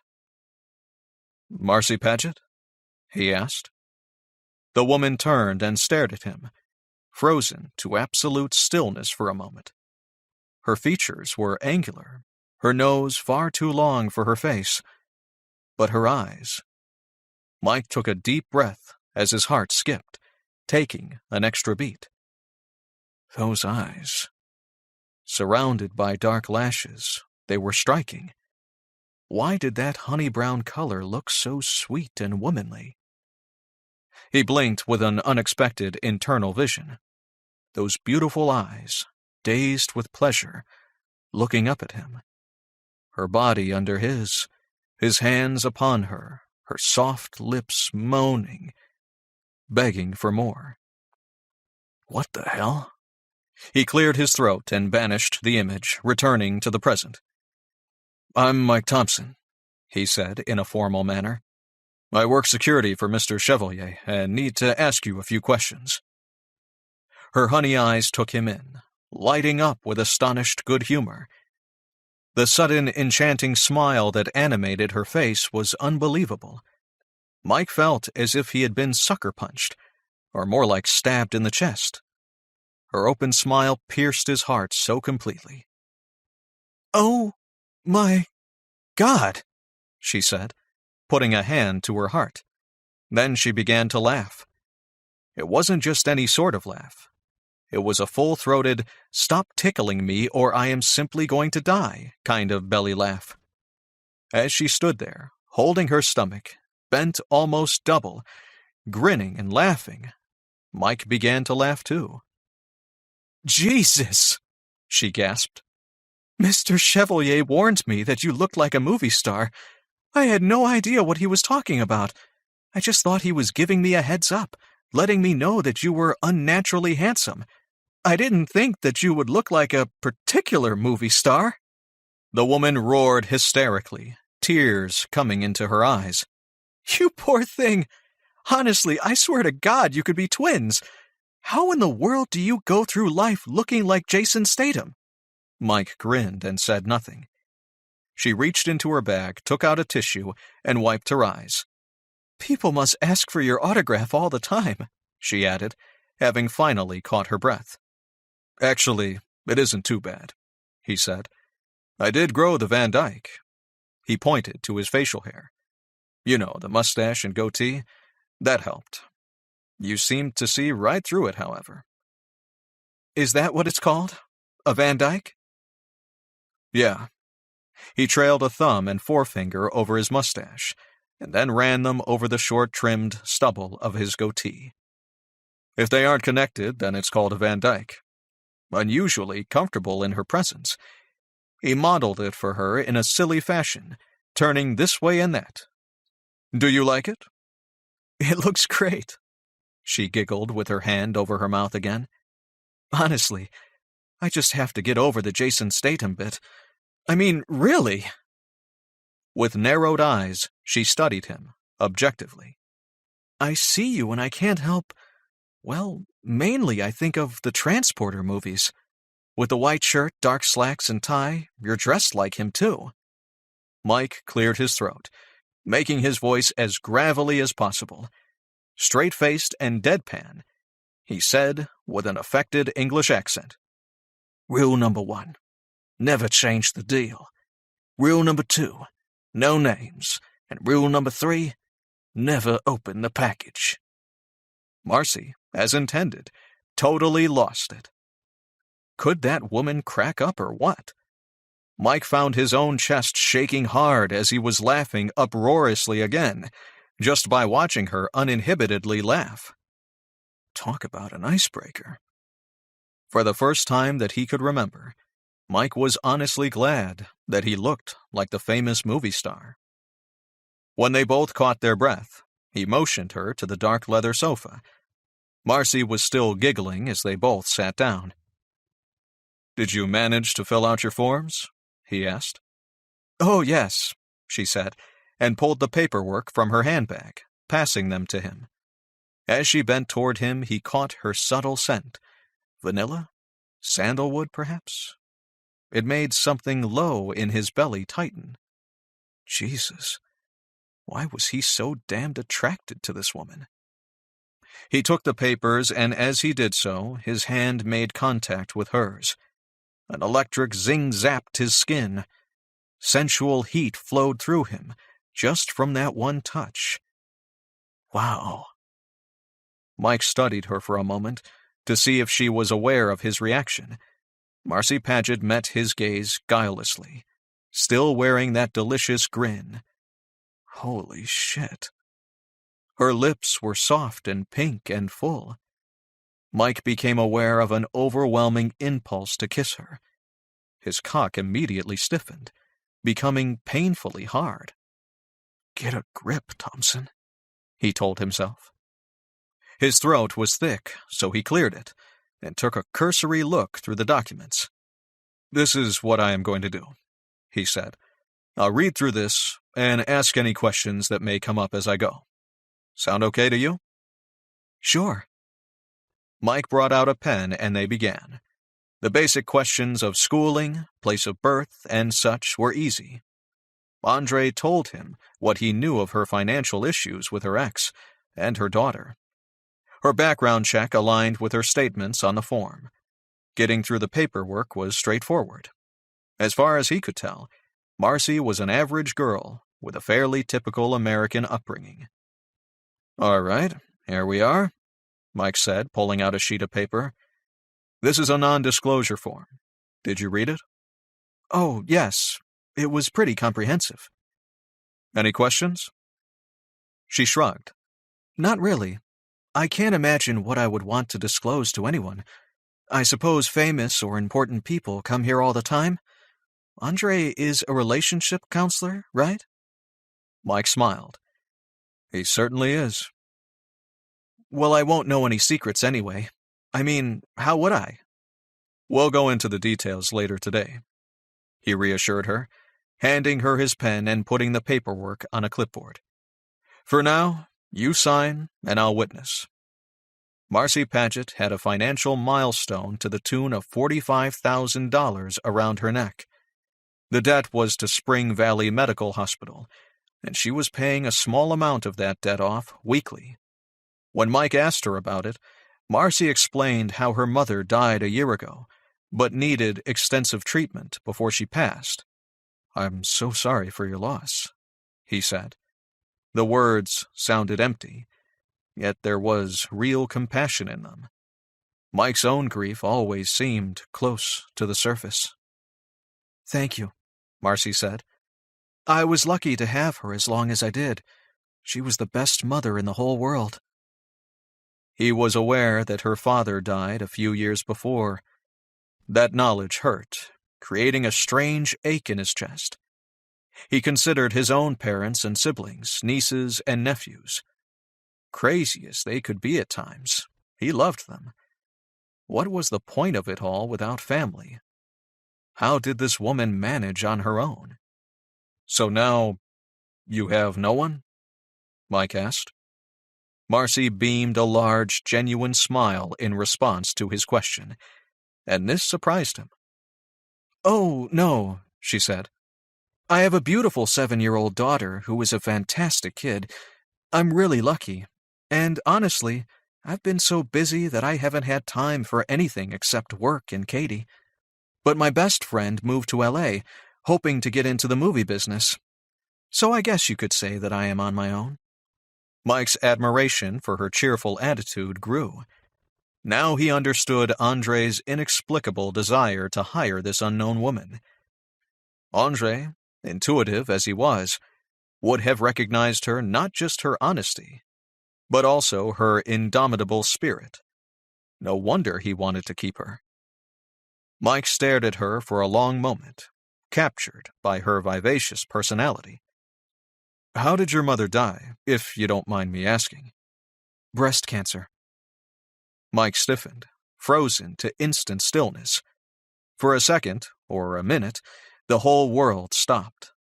All movement and sound in the room faded into a buzz of white noise. Jumping to his feet abruptly, Mike gradually became aware that he was frowning.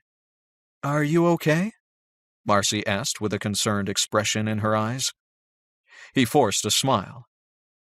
"Yes," he said in a low voice. "Tell me, you..." He took a deep, steadying breath. You get regular mammograms, right? I had one 2 years ago when I first found out that my mom was sick. If your mother died of breast cancer, you should have them yearly, he growled. A confused and uncertain furrow formed between her brows. His strict tone made his admonition sound like a parent scolding. With strength of will, he reined himself in. Andre's paying for your medical now, so be sure to arrange for another one, he added, speaking in a more composed tone. He took a deep breath, recovering from unexpected panic at the thought of her dying. What was that about? Without thinking, Mike pulled her to her feet. Her eyes widened in surprise when he grabbed her hands, but he ignored her response. Adrenaline was still pulsing through his veins. Just now, he had to get away. Come on, I'll take you to lunch. It's a beautiful day, and the rest of this interview deals with us chatting about a few things. I think we need to get out of here. 11. Fishing. Marcy's head spun. This new job of hers just got weirder and weirder. Where was she going now? This literally movie star handsome security guy had surprised her. He'd had such an unexpected reaction when he found out how her mother had died. Apparently, he was worried and protective on her behalf, which was sweet, really. His stern response created a tight, painful pleasure in her chest. It was a long time since anyone had showed such concern for her welfare. What was the deal with him? Why should he care when he had only just met her? Marcy decided she didn't know the man well enough to pursue the clearly sensitive subject. He would talk to her about it if he wanted to. They had taken the express elevator down to where Mike had parked his black BMW. She was pleased to lighten the mood by giving him more ribbing about him taking on the personality and possessions of the transporter. "Admit it," she said, strapping on her seatbelt. "You are the transporter." He smiled that endearing, cocky smile of his and said in his feigned English accent, "You just keep thinking that, sweetheart." She giggled. Mike asked her how she felt about a round of miniature golf at the Putt Park miniature golf course. It had 18 holes. Marcy was up for anything, as long as Andre didn't mind, and told him so. "Hey," he said, "have you ever been fishing?" Marcy frowned and regarded him suspiciously. That was an odd out-of-the-blue question. "Sure, I used to fish all the time at Lake Mojave with my mom and dad. I think my dad would have preferred a son, but he had to settle with me." "I don't believe it," Mike said. "You would have been a cute little girl. I bet you had him wrapped around your finger." Marcy just laughed. Dad would have definitely preferred a boy. Her father certainly hadn't been perfect, but he had loved her. She'd never doubted that. Her ongoing problem with her daughter darkened her thoughts for a moment, despite the cheerful mood she was in. What was she going to do about Trent? Katie's father's neglect was so painful, especially when Katie asked about him, which she often did. Could a mother's love make up for a father's flagrant disinterest, absence, and abandonment? Slowly being driven through heavy traffic in Mike's silent, comfortable car was soothing.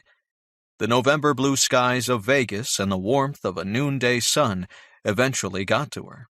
Even though she had worked a double shift and was exhausted, Marcy had hardly slept the night before because she had been so excited about her new job. As she relaxed back in the passenger seat, her eyes drifted shut. Already it had been a big day.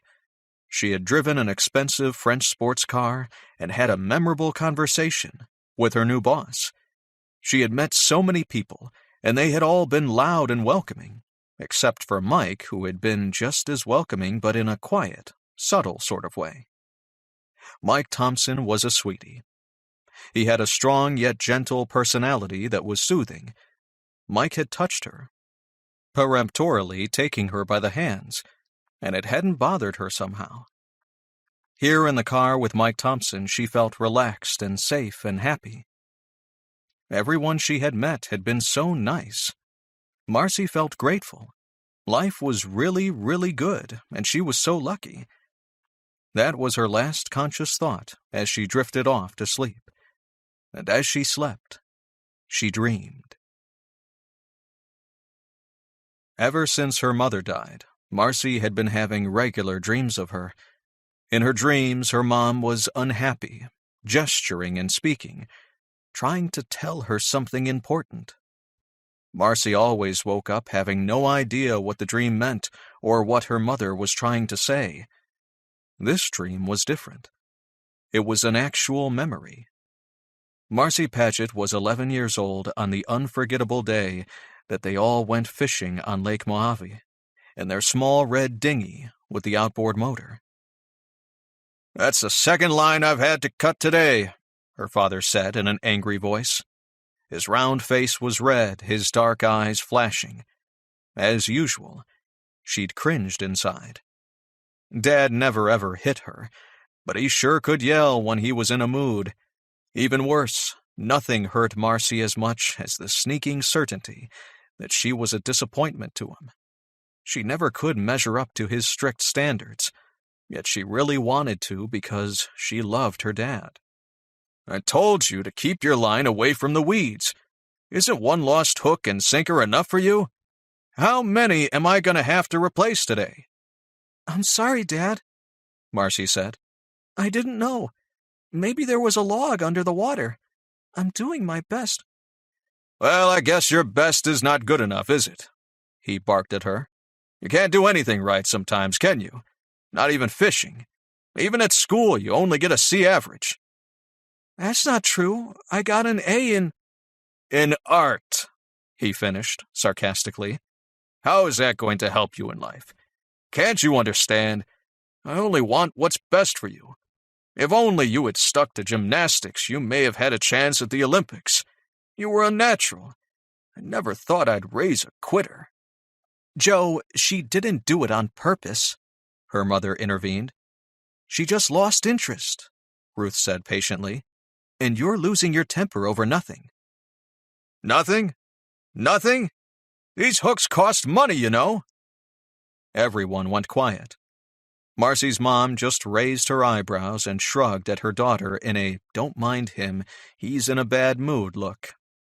Mom was always on her side. Marcy could not imagine living a single day without her mother. Marcy knew that Dad was just getting frustrated by the lack of fish, and resolved to lay extra low and try not to annoy him.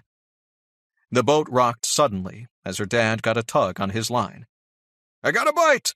Ruth, get the net! Now watch me land this beauty!" "What is it? Can you see it?" Marcy asked, peering over into the water. If Dad landed a decent-sized bass, or even a catfish, his mood would improve. If he caught a nice, tasty rainbow trout for dinner, he would be in a good mood for days. That possibility seemed too good to be true, because they hadn't caught a trout for ages. "Oh, crap! It's too darn small! Look at this!" He snapped out in disgust, unhooking the small fish and throwing it back into the water. "This spot is no good." At that, Joe Paget restarted the small outboard motor, turned the boat around, and went further along the lake. While fishing at the new place, Marcy managed to foul her line again, this time very deep in the water. How did this keep happening to her? She surreptitiously tugged and tugged, but the stupid line just couldn't be freed. Frightened that she would upset her father more, she silently motioned to her mother. Sympathizing with her, finger to lips, Mom gave a hand signal and attempted to unfoul the line while not attracting attention. "Who's rocking the boat?" Joe growled. "I'm sorry, Dad," Marcy said, desperately anxious and not wanting to displease him. "Not again!" "It's not her fault, Joe," her mom quickly put in. "Not her fault!" he snapped. "I came out here to catch fish. Marcy comes out to catch weeds and logs." As he pulled his knife and reached over to cut the line, Marcy and her father both noticed that the water had begun to thrash. "Oh my God, Marcy! It's a fish! Look at the size of it! Don't let it get away! Quick! Pull it in!" "You do it, Dad," she said, attempting to hand Rod over. The responsibility of landing this fish was too great. What if she failed? Her dad would be even more upset with her. No, we might lose it," he gasped the order. "Keep reeling it in. Don't let up the tension. There's a good girl. Quick, Ruth, get the net. Look at that. It's a rainbow trout." "Oh," Marcy said, awed over the brilliance of the colorful fish as she pulled it to the surface and close to the dinghy. "It's so beautiful." "By God," Joe said, "it's the biggest one I've ever seen." Marcy began to falter, struggling with the thrashing efforts of the creature and pitting her slight strength against that of the fish. Anxious, she said, "I don't know if I can hold it, Dad." "Yes, you can. We're almost there. I can get the net under it now. Good Lord, it's too big for the net!" Her eyes went wide. Pulling the fish out, he threw it in the boat. "A trout, by God! A ginormous rainbow trout!" He whooped and laughed out loud. "Guess what we're going to have for dinner?" Joe hugged his daughter hard, while the beautiful trout flailed vigorously in the bottom of the boat. Her mother sat nearby, grinning at her, her face bright with joy. Marcy's whole body tingled, and her jaw was sore from smiling. She'd never felt so incredibly happy. "I caught a great big rainbow trout. Dad is pleased with me," she mused. "Just wait till the guys in the Anglers Club see this whopper," her dad said. Dad was proud of her. It was then that her tangled emotions became too much for her young heart to bear. "I did it," Marcy said in a hitching breath. Joyful tears began to run down her cheeks. "You sure did," her father said, patting her on the back in a show of affection that he almost never gave. "That's my baby girl. You are the best, do you know that? See? I told you that you could do it." He started up the boat, and they began making their way back to the jetty. Marcy's heart was so full that her chest ached with the pleasure of it. Both Dad and Mom were smiling at her. "Come on," her dad said. "Let's go get this big fellow weighed." The sound of the car engine switching off jerked her awake. Mike Thompson was looking at her, his face filled with concern as she opened her eyes. "You were so sound asleep," he said in a quiet voice. "I didn't want to wake you, but then you started twitching. Were you having a bad dream?" Marcy sat up and gave him a half smile. The memory of that happy day was bright and fresh in her mind. Both of her parents had been very much alive, and better yet, for once in her life, her father had been proud of her. "No," she said, shaking her head. "It was a really, really good one." Mike took only a second to process this remark. Marcy saw the exact moment when understanding lit his eyes. "Oh," he said solemnly, shaking his head with a soft, sympathetic smile. "I know exactly what you're talking about. The good dreams hurt most of all." Marcy maintained her outward composure, but inside was the thrill and shock of astonishment. How did he know? She hadn't needed to explain. Mike Thompson got her. He honestly did. That knowledge warmed something deep inside. Sharing such an intimate, human moment with another person was such a rarity. Marcy decided that she had better guard her heart. She still hadn't a clue as to what love was, but that didn't matter. Marcy knew that she could easily fall in love with a man like him. 12. Games. The familiar warmth of the dry Nevada air pressed down upon Marcy. Mike came around and courteously held the car door for her, even though she had already opened it. She was peering out at the sign that proudly proclaimed it was the Putt Park. Mike had apparently decided to completely ignore the poignant understanding they had shared about her happy dream. That was okay with Marcy. But now there were two sensitive subjects that they had run into already. The day was going to become difficult if things went on like that. As she got out of the car, a flock of Brewer's blackbirds was disturbed by her close proximity to them. Chirping with indignation, they flew off from where they had been resting upon a nearby leafless tree. The tree's naked branches quivered with their departure. "Sorry for falling asleep," she said. "You should have woken me." He laughed and showed her the bag he had in his hand. "I tried to. Good Lord, woman. I drove through a subway, ordered food, paid for it, and you didn't even twitch. I hope you like turkey. Man, you must be exhausted." "I worked a double shift yesterday, but could hardly sleep last night. I'm pretty excited about this new job," she said candidly. He handed her the bag of food and took his jacket off, throwing it in the back seat of his car. "So you're suffering from lack of sleep?" he asked with raised eyebrows. "Of course." He nodded. "I was trying to work it out. Should I be insulted that I'm so boring that you just went straight to sleep the moment you and I were alone?" His lips curled in a teasing smirk. "Or should I be flattered that you are comfortable enough to sleep with me?" Marcy giggled. "I am so not going to answer that." He shot her a smart-ass smile. Placing his hand on her lower back, he guided her toward the entrance to the golf course. There he was, touching her again. Why did he have to do that? And why did she let him? To her surprise, the warm feel of his firm male fingers caused an unfamiliar physical flutter in her belly. She liked Mike. He was someone that she could be herself with. But was he flirting with her? His touch felt incredible. His hand generated heat and the enticing sensation of... what? Crap. It was the distinct buzz of sexual attraction. Damn it all. Am I getting turned on by him?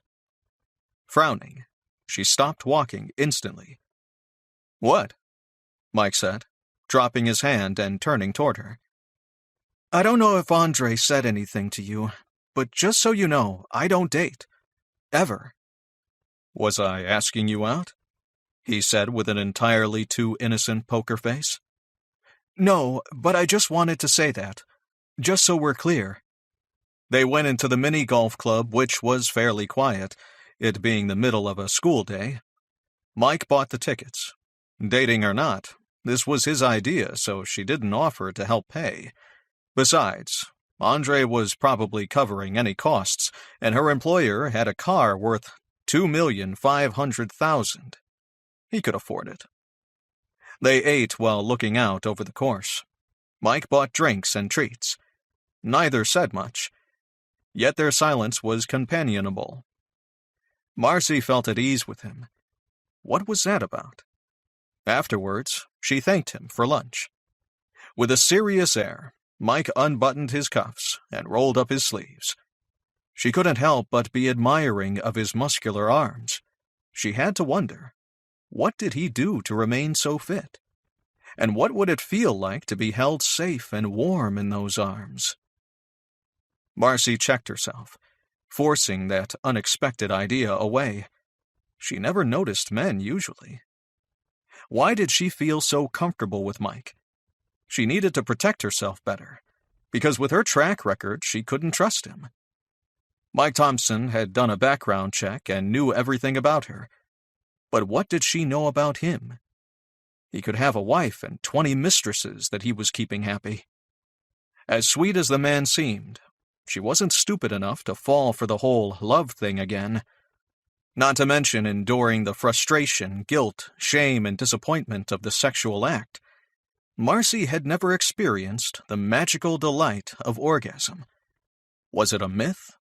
Who knew? Besides, she had a daughter now, She didn't want to risk the possibility of another irresponsible, soul-draining, self-absorbed man in her life. A man who no doubt would break both of their hearts. When all was ready, they began their game of mini-golf. For such a normally quiet person, Marcy knew that she was shockingly competitive.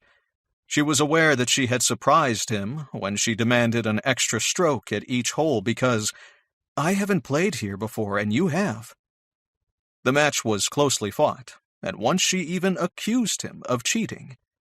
In the height of competitive emotion, her index finger stabbed repeatedly into his pectoral muscles as she accused, "You moved that ball and I saw it, cheater. Cheaters never prosper. Didn't anyone ever tell you that?" Damn, he smelled good.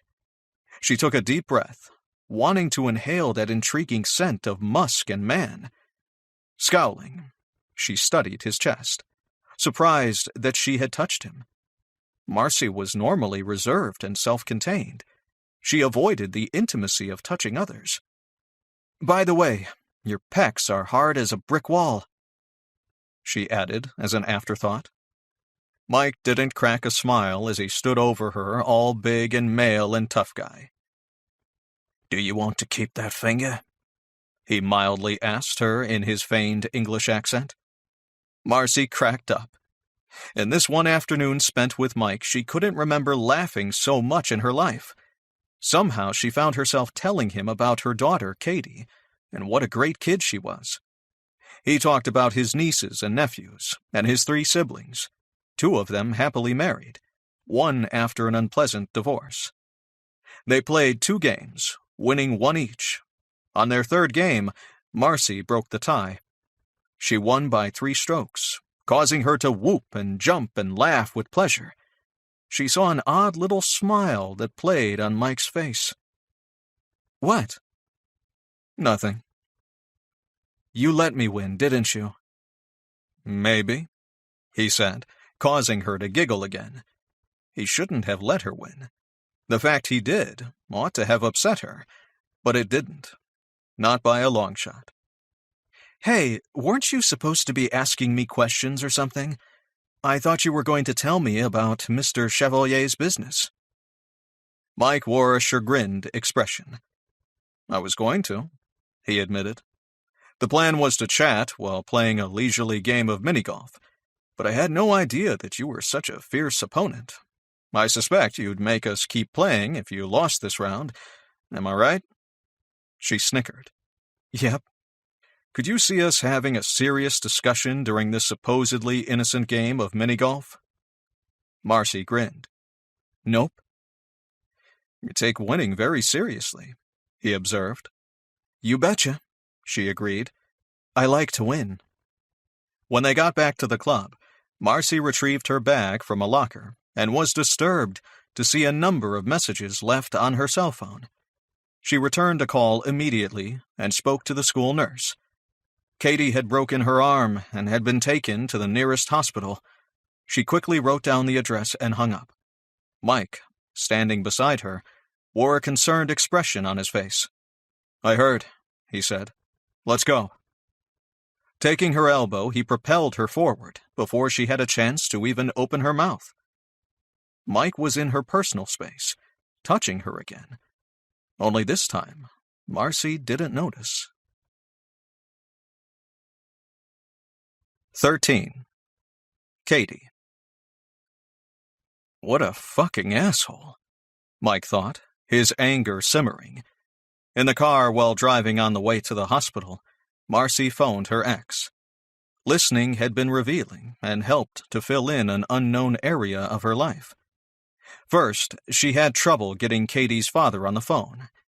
When Marcy hadn't answered her cell phone because she was playing golf, Katie's school had attempted to contact her father, also without result, it seemed. Calls to his direct line went to voicemail. Calls through his office were blocked. "You tell him from me," Marcy finally snapped at the man's receptionist, "that if he doesn't answer this phone right now, his ex-wife is going to come right over there and make a scene. A really big and unpleasant scene." These magic words apparently worked because shortly after, Mike heard a one-sided conversation as Marcy spoke to her ex. She told him about Katie's accident, and that their little girl had broken her arm. Right now she was on the way to the hospital to see her. "Trent, I'm not calling to ask for money," Marcy said with forced calm, denying his apparently instant accusation. "I never ask you for money." Her brow had darkened with suppressed anger. "I'm calling to inform you that Katie has been injured. I'm inviting you to please come and visit her. I know that she'll be asking for you." Mike couldn't hear her ex's reply, but Marcy, clearly irritated, took a deep breath and rolled her eyes. "Listen, she is your child too," she said, her manner becoming heated. The conversation moved on like this for a bit, with Marcy cajoling and entreating and the asshole ex putting her off, evidently giving her some excuse. Mike figured that the douche was telling her that he was too busy to bother to visit his daughter. Mike was beginning to burn inside with a now urgent desire to drive over and beat the shit out of this stupid prick. "Fine," she finally shouted, her temper breaking. "You obviously have a lot on your plate. Go enjoy that important VIP charity dinner and create your links to possible future clients. I don't give a damn. You are a total shit and you don't deserve to have a daughter anyway." Marcy slammed her cell off, almost panting with rage. After that, there was only the soft purr of his BMW for a few long minutes, and the sound of her angry, ragged breathing, which she was beginning to get under control. Mike hated feeling powerless. But what could he do? What could he say? He couldn't imagine any words that would console her. He had expected tears, but instead Marcy just remained stiff and white-lipped. Mike thought that he might have almost preferred tears. Marcy finally broke the silence. "I'm sorry." "What for?" "For losing my temper, for swearing and screaming." "No problem. The guy sounds like a real dick. You want me to go and knock some sense into him?" Marcy swallowed and gave him a tight smile. "Thanks. That's a very attractive offer. Right now I could almost take you up on it. I just know that Katie will ask if her father is coming to visit her now that she has hurt herself. That is a given. And what will I say? Probably, Daddy is busy. It's what I always say." Mike stopped at a stoplight and slanted her a look. Her hands were tightly gripped in her lap, and she had gone very pale. Concerned, he shifted restlessly in his seat. Marcy sighed. "Trent said he would call her tomorrow, but he will probably forget, just as he always does." "Has he always been like this with Kate?"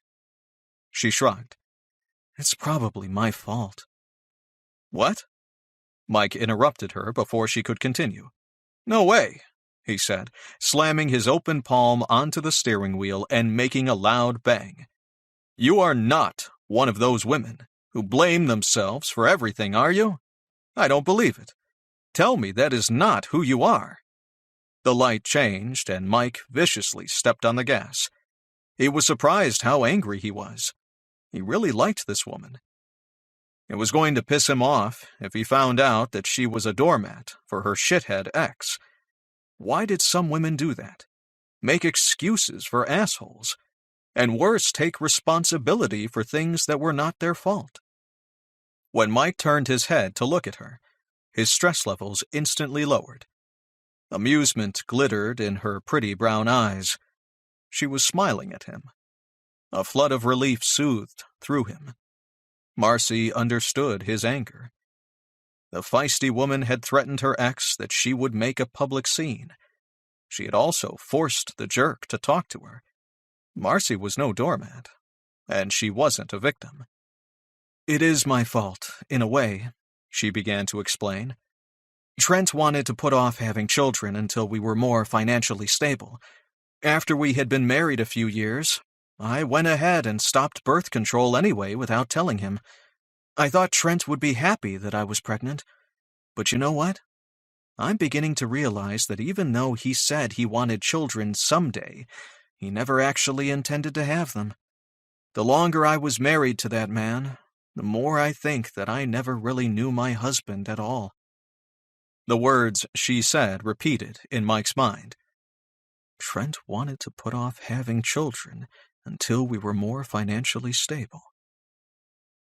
Mike listened to the sound of Marcy talking, but was incapable of hearing any more. A weird sense of unreality crept over him. It was like déjà vu or something. He had delayed having children too, and where had that gotten him? Childless and alone. He found this weird similarity to her ex disturbing. Both absorbed in their own dark thoughts, the conversation dwindled as they drove into the hospital grounds. Jesus Christ, I hate hospitals, Mike thought, with months of Barbara's treatment flashing through his mind. He parked the car and let Marcy precede him inside, while trying his best to not look grim. The little girl was sitting watching TV when they came into the busy children's area. Katie's face brightened when she saw her mom, and she immediately got up and came to her with a sunny smile. The loving embrace they gave each other was really something to see. Mike smiled for the first time since leaving the golf course. The doctor informed them that Katie had sustained a green stick fracture to her left radius. It had been placed in a cast, but there was no need for surgery. The cast would only need to be on for a couple of weeks. Katie's hair was straight and blonde, her face more rounded, and her nose delicate and aquiline. She didn't look like her mother at all, except for her honey-brown eyes and her equally generous smile. Yet her personality? Mike thought he could already see similarities there, in Katie's apology for injuring herself and her stoic manner of bearing her burdens. What a great kid, he mused, wishing that Katie was his. This little girl could turn my heart into silly putty with one look. Marcy admired her pretty cast, which was pink. I got to pick the color, Katie informed her mother, and Mike admired it too. Katie was a little shy around him, but definitely interested in the possibility of being friends. Mike knew they would get along well. Kids liked him, and he would love any child of her in any case. Life was a strange thing. Mike, a man who had no hint of real attraction to anyone since his wife had passed, was already completely gone on Marcy Paget. How had it happened? From the first moment he had seen her, and every minute since, Mike had only found more reasons to admire and respect the woman. Independent and self-contained, she had such a grateful and cheerful personality, despite all the shit she had been put through. Even though she had significant problems, Marcy felt lucky to have such a beautiful child and to be who she was. Andre had been right about her. If Marcy Paget didn't deserve good fortune and happiness, then who did? Mike wanted to be the one that made her happy. He recalled the drive to the miniature golf park, when she had fallen asleep. For a while he had sat and simply watched her sleeping, before he turned the car off and woke her up. That could have been considered creepy, but it wasn't. He hadn't wanted to wake her because she noticeably needed the rest. Why am I so ridiculously drawn to her? Her features were plain and even severe while asleep. But Mike had still found her attractive. It was hard not to look at her and recall her broad, sincere smiles and heartfelt laughter. While waiting for her to wake, he had played with his phone, checking the internet. There he found that NASA scientists discovered that lightning frequently hit the ground 2 or more times in the exact same place. The chances of being struck for a second time are about 45% higher than what people commonly assume. In other words, lightning really did, quite commonly, strike twice. This knowledge had both amused and inspired him. That spark he had felt when they had touched was real. It seemed to him that if lightning naturally struck twice, then someone who had found true love once should be able to find it again. But what about Marcy? Had she ever been in love? Now that was something to think about. Maybe I'll be her first and only true love. The possibility cheered him. He remembered their conversation when she had jerked awake in the car. Bad dream? No, it was a really, really good one.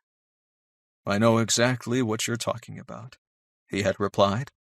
The good dreams hurt most of all. Mike hated sleeping alone. How many times had he woken up, imagining his wife's body wrapped around him, with her head on his chest? Even the sound of her comforting breathing and heavy heartbeat had seemed so real. For the first time since she had passed, Mike thought that tonight he would not dream of Barbara. He would fantasize about Marcy instead. But he'd have to be careful because of her resistance to dating and getting close to a man again. She even tended to freeze up when he touched her, so clearly she wasn't used to that. First, he'd have to get her hooked on his company. Today was a good start. Giving the line lots of play, he would eventually reel her in with slow yet persistent effort, just like an obstinate fish. He would have to hide his intentions, of course, and be subtle as hell. Mike smiled, knowing he could do that without too much difficulty. Excusing himself, he went off to arrange payment of Katie's medical bill. Andre had employed her, and therefore he would medically cover her and her family. The generous Frenchman would be overjoyed with the timing. Mike could almost hear him now. You see, my friend, how karma works. Already Marcy is rewarded for not taking the $100 bill. Mike would have bitten his tongue to avoid the obvious reply. Why did her daughter break her arm at all? That wasn't good karma. Yet even if he had said this to Andre, no doubt the man would have come back with something like, but we have yet to see the result of this broken arm, no? Marcy gave him her address, and Mike drove the two of them home. Without waiting to be asked, he went inside. The woman wasn't getting rid of him that easily. He really wanted to make sure they were both all right. The condo was small yet tidy. 2 women working full-time, each with a child, would have to be pretty organized. Poor little Katie was worn out. She gave a cute, little childish giggle when Mike solemnly shook her good hand goodbye. Then Marcy put her to bed for a nap before dinner. When Marcy came out of the bedroom, she asked Mike if he wanted a coffee. Her manner was polite, yet rigid and forced. There was something about her in the way she was holding herself so stiffly. Mike had the impression that she was about to cry. Instinctively wanting to comfort her, he said, "Come here," and gently pulled her into his arms. Marcy, that self-contained woman who tensed up whenever he touched her, folded into him, holding on as tightly as if he were a life raft in an empty open sea. And then she burst into tears. 14. Trent Berger. Oh, yeah, baby, Trent grunted with each thrust. Who's the best fuck you've ever had? You are, Trent, she gasped. You are. Mary Hawkins, the young, attractive blonde dental technician, had her tiny red panties still around one of her ankles. Legs spread wide apart, the woman was bent right over the dental chair with her ass in the air. Still in her uniform, it was hiked up over her buttocks and bunched at the waist. Her tight little naked backside was tilted up and fully exposed. Just then, Trent Berger was squeezing those delicious round globes while thrusting himself hard inside her pussy. A little slut loves it, he mused. Trent wasn't sure if Mary was actually a slut, but he knew that she was certainly ambitious. Mary hoped that he would take her on full-time when she completed her dental hygienist internship. If he was going to help her, then she was going to pay for it. They both understood that. Ambitious women and sluts flocked around Trent, which was no surprise. He was good-looking, tall and built, with classic Germanic features, a sculpted jaw, blonde hair, and blue eyes. Sluts liked that. Motivated women also wanted to be near him, too. Why wouldn't they? He wasn't only good-looking. Trent had power and money, and those two things were the biggest aphrodisiacs of all. He was a big, important man going somewhere. Lesser people recognized that about him. "You like that, don't you, you little slut?" he said as he pounded inside the woman in ever-increasing fast, short strokes. "Oh, yes," she moaned. "Yes." "Fuck, I'm gonna come, baby," he gasped.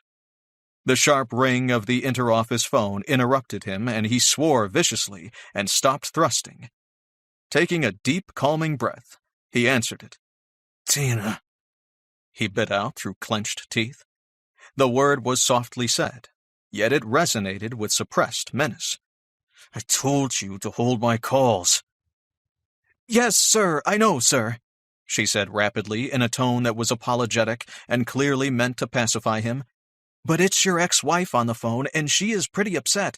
She said if she isn't allowed to speak to you, she will come right over here and make a scene." "Shit. All right, put her on."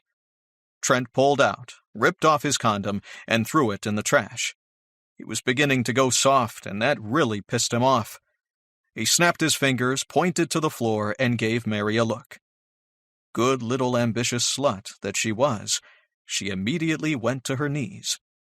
Taking his shaft into her mouth, her cheeks hollowed as she began to suck. His ex-wife's voice was like fingernails on a blackboard to Trent's mind. The woman droned on and on. Apparently Katie had broken her arm. Bored, Trent put his attention on the little whore at his feet that was intent on pleasuring him. Fuck, she was good. Her breath on his balls, the sensation of her tongue tickling over his ridges, the way she held and stroked him, and that solid sucking. God damn, Mary is eager to please. "So what's the bottom line here?" he interrupted, attempting to end the conversation. "Are you asking for money?" "I am not calling you to ask for money," she claimed shrilly. "Have I ever asked you for money? I'm calling to inform and to ask you to please come and visit Katie. I know that she'll want you to visit her." "Marcy, I'm snowed under," he snapped. Irritated, he took his frustration out on the woman kneeling before him by grabbing the back of her head and pushing himself deep, right down her throat. Unskilled at deep-throating, the woman gagged. He pulled out a bit and then shoved himself in again, out, in, until her nose was buried deep into his pubic hair. Mary didn't try to pull away, and Trent didn't expect her to. She should be getting used to it by now. "I can't drop everything, Marcy," Trent said, pulling back a bit to let the dirty little whore fill her lungs with a gasp. Apparently grateful for the respite, Mary became even more enthusiastic in her attentions to his dick. Trent ran his free hand through her hair, resting it on her nape. "I've been invited to an important VIP dinner tonight," Trent said. "The Carltons invited me. You know the Carltons of GM. Not many people can say that. I'm in with the real movers and shakers now. I have to keep up." "Trent, she is your daughter too," the fat ugly cow screamed in his ear. "You obviously have a lot on your plate.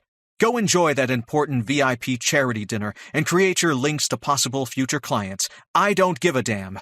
You are a total shit, and you don't deserve to have a daughter anyway." The phone went silent. Trent snorted. "Stupid bitch," he muttered. He knew that tone of voice. The woman wasn't going to let up. He looked down at Mary, who was diligently working his cock. "Yeah, baby, that's good," he said. "You're one horny little slut, aren't you? You love sucking cock. Keep doing that, and you're going to make me real happy." He pressed a button and spoke on the phone to his secretary, while smiling down at the woman between his legs. "Tina?" "Yes, sir?" "Can you please get some flowers and a get-well card? Send them to my ex-wife's address. Put on the card, 'Dear Katie, get well soon. Love, Dad.'" Yes, sir, of course. I'll do that right away, she said brightly. Thank you so much, Tina, he said. You're a lifesaver. Trent hung up, still incredibly irritated. He spread Mary's dress open. The buttons were already undone, her bra pushed down to display her pert little breasts. Using his thumb and forefinger, he grabbed both of her tits. Squeezing her nipples, Trent held on hard. He began thrusting then, fucking her face while using her breasts for leverage. Shit, that feels good, baby, he growled, breathing rapidly. His dick was fucking huge, throbbing and pounding with blood, ready for release. I'm gonna shoot all over that pretty face of yours. You want that? Want my hot jizz to spray all over you? A mumbled sound and nod signaled her affirmative. Not that what she wanted mattered in the least. Trent planned to do exactly what he wanted to do in any case. He bucked when his balls tightened and his groin clenched in pre-orgasmic stiffening. Pulling out, he rapidly fisted his cock with his right hand, while grabbing Mary's hair in a tight grip to place her face exactly where he needed it to be. Keep that mouth open. Yeah, that's right, you dirty little whore. There you go! He gasped as he ejaculated repeatedly into her mouth, on her lips, nose, cheeks, and eyes in pulsing sprays of release. As a healthy man in his prime, Trent had an impressive amount of semen. Ropes of it covered the woman's face. Some even got in her hair. Trent jerked and grunted, while waves of pleasure rushed out into his body from his testicles, thighs, and shaft. Fuck, that was good, he said, putting his cock back into her mouth. Mary instantly began licking him clean. They had done this before, and she knew the drill. He hated it when his dick was sticky with cum. She would make it spotless before he tucked himself back into his trousers. When she was finished, he zipped himself up. Still on her knees, Mary was covered in cum, half-dressed and disheveled. Go clean yourself up, he said with a smirk. What will our patients think? Mary smiled and stood up. Yes, sir, she said with a saucy grin, clearly happy to have pleased him. Why shouldn't she be happy? Trent thought. Mary is lucky enough to work for me, and I am a very powerful and important man. 15. Personality disorder. Trent Berger had no idea that he was a totally self-absorbed dickhead. The only child of a single mother who had ambitions for her only child, he grew up living in a universe of one while being constantly told how special he was. Trent thought about his own needs and tended to identify with people and situations only where he could personally benefit. No one was ever good enough for Trent Berger. Arrogant and superior, Trent had a secret that he had never confided to anyone. In his mind and his little heart of hearts, other people were not worthy of him because they were all complete idiots. There was some truth to this, as Trent Berger did have an unusually high IQ. Using charm and subtle persuasion, he had learned to influence others so that they could be more useful to him. If that didn't get the right result, guilt trips, putting words into their mouth, the silent treatment, and general make-wrong behaviors always worked. Trent had manipulation down to a fine art and never once really looked at what he was doing. He was a taker, not a giver. He was a talker, not a listener. A psychologist would say that Trent Berger was a self-absorbed, narcissistic personality that had no personal insight into his own motivations and behavior. Mentally, Trent justified everything he did, explaining away his self-absorbed approach to life. He was hypercritical of anyone who didn't agree with him or adore him. He could be charming so his patients loved him. He kept them well informed about his many talents. He charged them extra because he had graduated top of his class. To be fair, on the plus side, as a skilled orthodontist, Trent really did know how to professionally straighten teeth. Right now, Trent's life was just about perfect, And why shouldn't it be? He was brighter than anyone he knew, better looking, and he was a go-getter. Survival of the fittest, baby. That was his way of thinking. Trent figured that he was just about the fittest person around. Trent's first wife, Marcy, had been a necessary evil, as she had supported him all through graduate school, and they had lived in her mother's home. Initially, she had recognized his authority, had been utterly compliant, and didn't ever question him. This had been a good start, but in time she had become difficult. Trent blamed her for every financial, marital, or any other problem they had. Marcy had been lucky to have been with someone in a class so far above her, but she had never really appreciated him. She had also been a really lousy lay. The woman was no beauty. Trent had been ashamed to be seen with her, particularly when she put on weight during and after the baby. As he was physically a perfect specimen, he owed it to himself to be married to someone of a similar caliber. The selfish bitch had gotten herself knocked up. He hadn't planned on a child, but as Marcy had been the main breadwinner during the marriage, at least he didn't need to pay alimony. Child support had been judged according to the pay scale he was on during the divorce, and that was only part-time work and a dental surgery, and a mere pittance in pay. All in all, everything had turned out well. His new wife, Deborah, was 12 years younger than he was and had worked in sales. She looked up to Trent and bragged about his many achievements to her father and friends. She also did everything he said without question. This was exactly what Trent wanted in a wife. Deborah had already landed him a ton of new patients. Trent knew that he deserved a better-looking woman. He needed a wife who could dress well and attend social functions with him. Someone young and sexy that he could show off. That way others could realize just how special and important he was. His new wife had a very Christian upbringing, and that was all the better in Trent's opinion. Deborah took her vows of love, honor, and obey seriously. She gave him the respect he deserved and would never question him about anything. Too bad she still froze up when watching porn.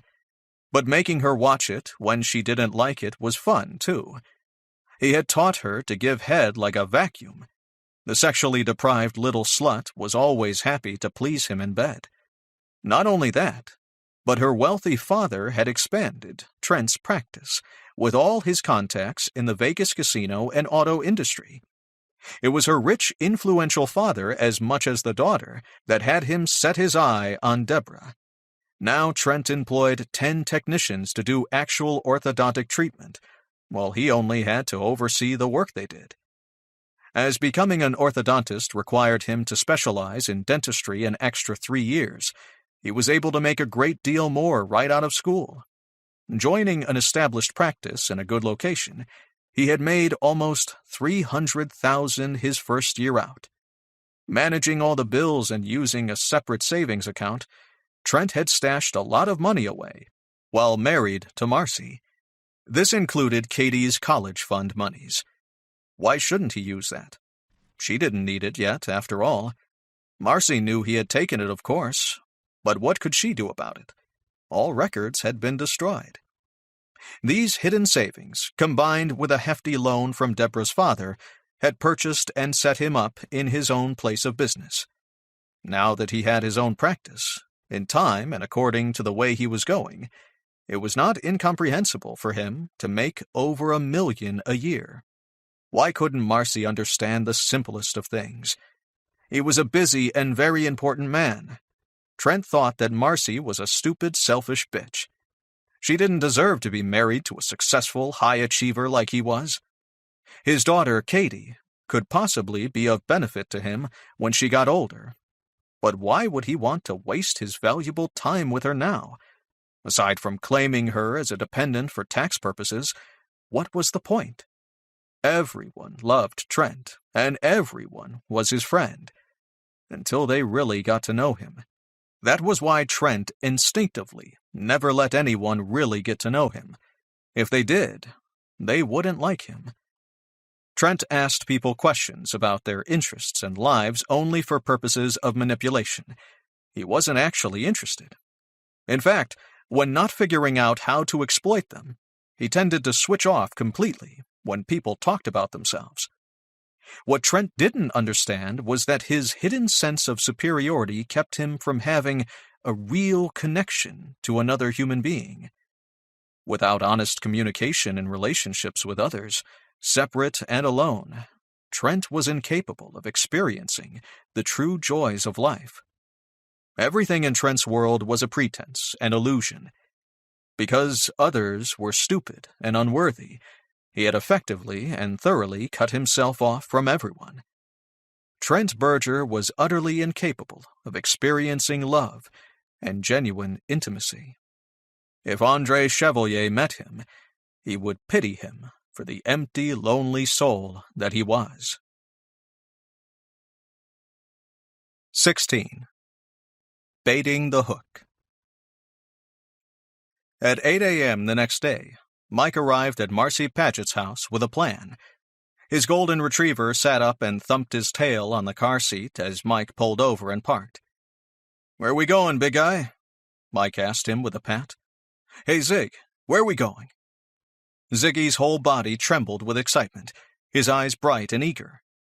Mike Thompson came around, opened the door, and the large dog bounded out. Zig was 6 years old and weighed over 70 pounds.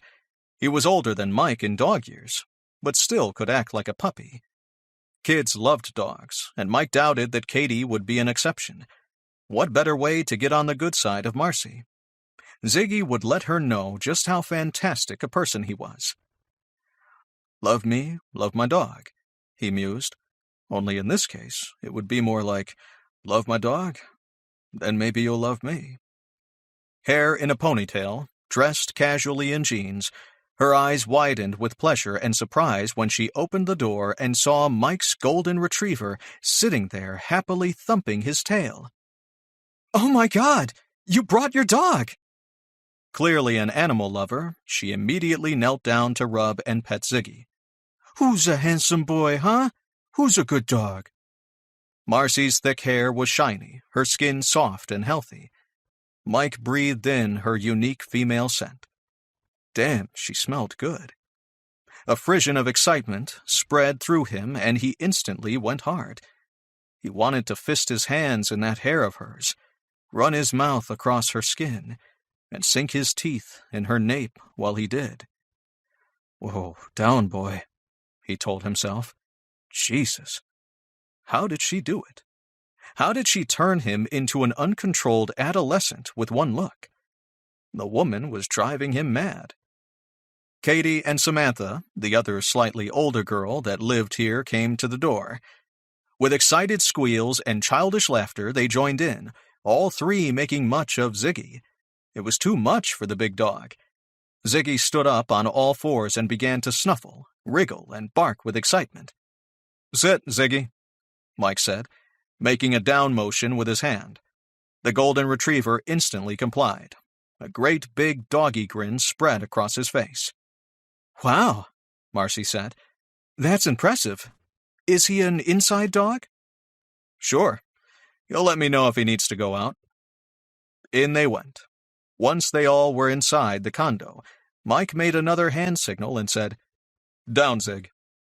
Ziggy obediently lay down and remained still, all except his irrepressible tail that thump-thump-thumped. The two girls dropped to their knees to continue to pet and make much of him. "I think that Ziggy is going to want to move in," Mike said with a shake of the head.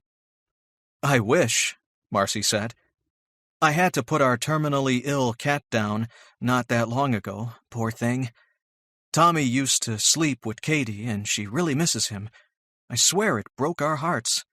We'll get another cat, hopefully, once we find a new place to live, if we're allowed animals." "It's important for a child to have animals around, I think," Mike said. "I agree. Ziggy is a beautiful dog and really well trained. Did you train him?" "Yeah," Mike said. "We went to dog school together, and I've kept it up. I really love that dog." Marcy smiled up at him with a tender expression on her face. It was a sucker punch to Mike, making him stop breathing for a long moment. Why had he ever imagined that her face was severe? Because right now she was incredibly beautiful. "It shows," she said. "I have a personal philosophy about people and their pets, particularly dogs. I've always observed that you can tell exactly what the dog owner is like by their animals. Super crazy owners have super crazy dogs. Have you ever noticed that?" "Sure." Marcy scowled. "The poor creature doesn't get a chance with a nut job raising them. Even if the person seems normal, if their dog is nuts, it's a clear sign. That owner is simply more capable of hiding their madness. Luckily, the opposite is also true. Sane, sensible dogs have sane, sensible owners." Mike grinned. "That sounds very much like a compliment, Marcy. Are you hitting on me?" he teased. "Yeah, right," she giggled. The sweet sound of her laughter made Mike's heart lift. If he had his way, she would be happy all the time. God, she was gorgeous. He blinked with a sudden inner vision of having her under him in his bed. Her arms around his neck, her body naked, her breasts. Mike cleared his throat and gave his head a shake. Damn his wayward thoughts. What was she saying? "The last thing I need is a man in my life," Marcy said. "Nice try. Okay, girls, sit down and finish eating." She moved off to the kitchen, and Mike managed to return to the present. "Ziggy will visit us again sometime, but you have to get ready for school. Do you want some coffee, Mike?" "Yes, please." While Katie and the other young girl, Samantha, were enjoying their breakfast, Mike sat down near Katie and showed her the 4-color permanent marker set he had brought her. He took her pink cast out of her sling and laid her arm on the table. "I broke my arm when I was about your age, too," he said. "The good thing about a broken arm is you get to have all your friends write funny stuff on your cast." Katie stopped spooning her cereal into her mouth while she watched as Mike drew a big house on her cast. It was long and flat and had 3 gables. He made the roof blue and the walls and windows red. The house itself he shaded yellow. "Whose house is that?" Katie asked. "It's my house," he said, and then he drew 3 stick figures, and what looked like a big bird and an even bigger dog. "This is you, and me, and your mom, and this is Ziggy," he explained. "And this is supposed to be a turkey." Bewildered, Katie's brows knit. "I am drawing this because I want you guys to come to my house for Thanksgiving, and this will remind you. Your mom told me yesterday that she had nothing special planned. Well, I have all sorts of people coming to my house, with a pool and lots of kids to play with. Would you like to come?" he asked. With a strangely solemn expression on so young a face, Katie nodded. "Good deal." He stood up and turned around to find Marcy staring at him with her hands on her hips. "You'll both be there, right?" he said, guilelessly without missing a beat. "I've got a ton of people coming over and I could use the support." Marcy glared at him. Mike didn't need to be a mind reader to know what she was thinking. He had just trapped her into coming to his house on Thanksgiving without asking her first. Because now her daughter Katie wanted to be there. Mike had to admit, it was a pretty underhanded trick. He gave her an unrepentant smile and shrugged. "Sorry. I just didn't want you to find a way to get out of it. Everyone should be with family on Thanksgiving, even if it isn't your own family. You won't regret it, Marcy. It'll be fun." "What do you have in your coffee?" she asked, making no attempt to hide her petulance. "Just milk is fine. Half and half if you got it." Marcy got out a bright red mug, poured him a cup from the fresh pot she had made. She opened the fridge, got out half and half, and poured it into the cup. Still looking a little disgruntled, she handed the mug of coffee to him. "Thank you," Mike said in a cheerful voice, suppressing his triumph. He knew he had her. She and Katie were coming to Thanksgiving dinner at his house. After making sure everyone had what they needed, all 4 of them and Ziggy got into Mike's car. He dropped Katie and Samantha off at school because Marcy's car wouldn't start. Mike told Marcy he would have a look at it when they got back, to see if he could fix it. They could talk about her position with Andre as they did. Her car was an old 4-door Neon that languished in her driveway. It was a real shitbox, and had conked out on her the other night. Mike raised the hood and got her to turn the key in the ignition. The noise it made wasn't pretty. "I'm fairly certain that the battery is dead. I'll just replace it." "Really?" Marcy came out of the driver's seat to walk around to speak with him. "Hey, that is one of the redeeming features of having a man around. We can fix things." Marcy was wearing blue jeans like he was, with a yellow blouse and a feminine button-down sweater. Her nails were shaped, yet she wore no polish. Her beautiful thick hair was coming loose from her ponytail. A few strands framed her face. Mike's mouth went dry and his blood heated. Jesus. What was it about her made her so damn sexy? She wasn't flirting or teasing. She wasn't particularly dressed to draw male attention. The woman was no game player. She was a straight shooter and forthright. She knew her own mind. Mike had thought she was incredibly attractive yesterday. After a full night of thinking about her, he was only more obsessed. Smitten, his wife Barbara would have said, because she had adored romance novels. "I'm smitten with the woman," he realized, and this fact made him really happy. He curbed a compulsion to run his fingers through her hair again. Instead, he put his hands into his pockets. "Men can fix things?" Marcy snorted. "Now that's a stereotype that I personally have not found to be true." "Oh, but I am the stereotype, believe me," he said. "I'm a very stereotypical male. I sit in front of the TV drinking beer and eating popcorn, and I'm good with my hands." He raised his eyebrows up and down suggestively. Marcy laughed and shook her head. "Mike, seriously," she said. "You have to quit flirting with me." "Why?" "Because I don't date, and you aren't going to get anywhere." Yeah, you told me that before." His eyes met hers for a moment, and he saw her blush before looking away. The pink in her cheeks captivated him. Mike knew that she felt it too, that chemistry and longing. It was that elusive spark. They both had it. There was no point in pretending it wasn't there. It was the start of something good. He caught her hand, incredibly conscious of how small and feminine it was in contrast to his own. It felt good to touch her, to capture those petite fingers and hold them safe within his own hand.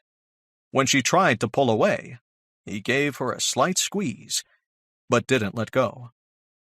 "I like you, Marcy," he said. "And I can see that you like me too. This is no big secret, so don't get worked up about nothing. We're not dating.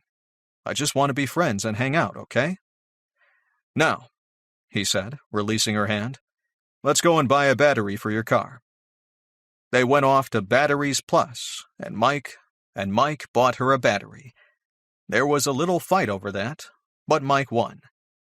"I know you're an independent woman and you're not incapable," he said.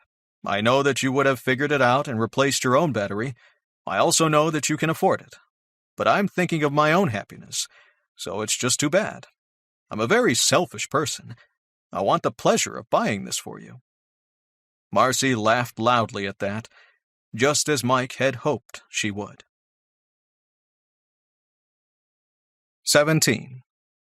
Sunset Park. Marcy didn't know what she was feeling. For the first time since she had gotten married at 22 years old, she was seriously attracted to a man. It surprised her, because she thought Trent had put her off men for life. Mike Thompson was tall, broad-shouldered, and built like an athlete, not to mention that handsome movie star face. The man was good-looking, but it wasn't his appearance that had appealed to her. Her ex had been handsome too. At this point in her life, she figured she was old enough and wise enough now to see past a person's looks. On the way home from the battery shop, Mike detoured to Sunset Park to give Ziggy a run. "Where are we going, boy? Where are we going?" Mike asked, and Ziggy could hardly keep still, he was so thrilled. The big golden retriever, Marcy figured, knew exactly where his master was taking him. Sunset Park was huge, with a 13-acre duck pond, fishing, basketball courts, and sandy volleyball courts, dog parks, bike and jogging tracks, and a number of playgrounds. There was even a place to play frisbee golf. The sand dune section had about 3 miles worth of desert trails weaving all through it. Mike parked and put Ziggy on a lead as he bounded out, chuffing, snuffling, and wagging his tail with excitement. Marcy drew in the scent of fresh-cut grass and warm, dry desert air. The sky was blue and cloudless. They began a leisurely walk on one of the trails to Warm Springs Dog Park. Mike had an amusing habit of walking backward from time to time, while excitedly explaining things with his hands. This was such a natural behavior for him that the man didn't even seem to be aware that he was doing it. Marcy found it incredibly entertaining. Mike was nothing like Trent or any other guy, now that she thought of it. Her attraction to him was unnerving. Did the man have any idea how damn cute he was? Her eyes focused on his lips. They looked soft and enticing. Just what would it be like to be kissed by those lips? What am I thinking? He's just a man. She took her gaze from his sensuous mouth and down to the dog, a safer place to look altogether. Why was Mike Thompson unsettling her? It was the middle of a workday, so the place wasn't packed. Nevertheless, they were passed by the occasional runner, walker, or cyclist, with most people nodding a friendly hello. Ziggy barked as a bunny scampered past them, and they both laughed. The rabbits were usually only out in the early morning or late evening. "Do you ever come to this park?" Mike asked. "I haven't been here in years. It's all changed so much." "We sometimes have a family and friend get-together here," Mike said. "They've spent a lot of time and money on the park recently. As part of the renovations, there are now 3 dog parks. They rotate based on the maintenance schedule and keep the large dogs and small dogs separated." They made it to the dog park, and Mike unleashed Ziggy. With a hand signal and the word "off," the big dog was free. With one last look at his master, as if to say, "Will you be okay if I go play?" Ziggy sped away to check out the other dogs. Marcy and Mike began walking around the park, leisurely following him. "So, I've been meaning to explain to you," Mike said. "My wife died 2 years ago from breast cancer." "Oh, I'm so sorry." "Yeah, that's why I freaked out when you told me your mom died of breast cancer. I don't want that to happen to you. Were you nursing your mom around then?" "Yes. She died a year ago." They both sighed and were quiet for a moment, each caught in memories of the past. "I was glad to be there for Barbara," Mike said, "but it sure was tough to go through it." Marcy looked up at him, meeting his gaze. "That's exactly how I feel about my mom." His dark brown eyes softened with sympathy as he looked back at her. They discussed details for a long while, what food could or couldn't be kept down during chemo, or management techniques that they both had figured out. Marcy, who had not previously talked about nursing her mother at home, found she wanted to talk about it to Mike. Their experiences had been similar and equally devastating to them both. "No one can prepare you to hear the worst news in your life," Marcy told him. "When the doctor said, 'Your mom has cancer,' I just zoned out. I couldn't hear anything else." "Oh, yeah," Mike agreed. "I know that feeling all too well. It's as if for that one black moment, your entire world falls apart." "Exactly," she agreed. Marcy was really glad to share her experience with someone who had lived through it. It was another way they were bonding. While she still didn't think that bonding was a good idea, she enjoyed having a friend. She felt way too comfortable with Mike, which was unusual. He somehow slipped past all her barriers. or she let her defenses down with him around. Either way, it would all end in tears if she wasn't careful. The melodic chimes of an ice cream van playing Greensleeves caught their notice. Mike gave her a boyish grin and caught her hand when she didn't expect it. Marcy felt it would be too churlish to pull away, so she obediently followed when he dragged her over for a treat. Mike bought them 2 chocolate-coated vanilla cones. It was over 65 degrees and a cloudless sunny day with a light breeze. A trail of ice cream dripped onto her finger, and Marcy licked it faster. He guided her to a park bench, where they both sat under an ash-leaf maple tree. It was refreshing to see something other than common desert palms, she mused. That was another good thing about Sunset Park. It had well-established trees. They sat together for some time without needing to speak, pleasantly enjoying a treat while watching Ziggy play. He was off in the distance, running with a couple of Labradors, one yellow-colored and one black. Marcy could hear the dogs barking happily. A powerful impression of peace enveloped her while sitting with Mike. Marcy felt it then, that rare, inexplicable connection that could be found with another person. Was it real? Or like it had been with her ex, was it only the illusion and pretense of companionship? In her heart, she hoped that it was real. She could use more friends.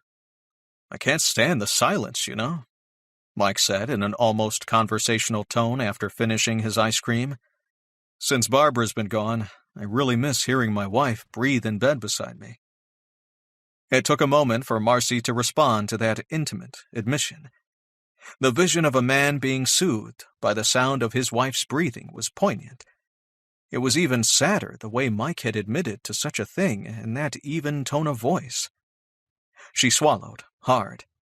For a moment she had the ridiculous impulse to take him into her arms and comfort him like she would a child. Marcy cleared her throat. "Well then," she said, trying to sound cheerful, "you should date." "What a good idea," he said, studying her appraisingly. "Not me." "I've dated quite a few people and haven't found anyone that even came close to interesting me as much as you do." "You don't even know me." "We can remedy that." "That's very flattering, but I'm absolutely not going to date you." "Fine," he said, equably, apparently unperturbed and completely accepting of her rejection. "Then we can just be friends." She smiled at him. "Friends I can do. You seem like a nice guy, Mike, which is even more reason not to go out with you. I liked my ex-husband, too, and he was a lying, manipulative serial cheater that nailed anything that moved." Mike sat up straight at that. "Seriously? What an asshole! That kind of unfaithfulness must have really hurt." "I felt betrayed, but I'm over it," she said, unable to keep the bitter resentment from her voice. "I never suspected, even though many of our friends knew. I was young and stupid and in love, I guess. I had the crazy idea that he loved me too, because he married me. Let's just say I have trust issues with men for good reason. I just don't want to make the same mistakes again." "Okay, I get it," Mike said. His face was impassive, but his words were sympathetic. He looked like he was going to say something else for a moment, but he must have thought better of it because he didn't. "You can believe that I had a ton of blood tests, just to make sure," she added. "Who knows who Trent slept with? But he must have always used condoms because I never got an STD. Lucky me." "I'm really glad that you dodged that bullet." Mike began to talk to her about what André Chevalier did for a living. He explained that many of the Frenchman's professional activities were sexual and highly confidential. André counseled and advised couples in relationship counseling. He also frequently worked with rape and abuse victims, both male and female. It seemed that André often helped his customers in a hands-on way to assist them. "Are you saying he has, sex with his clients?" Marcy asked, swallowing the last bit of her ice cream cone. Mike had finished his long before. Yes, not always, but sometimes, sure.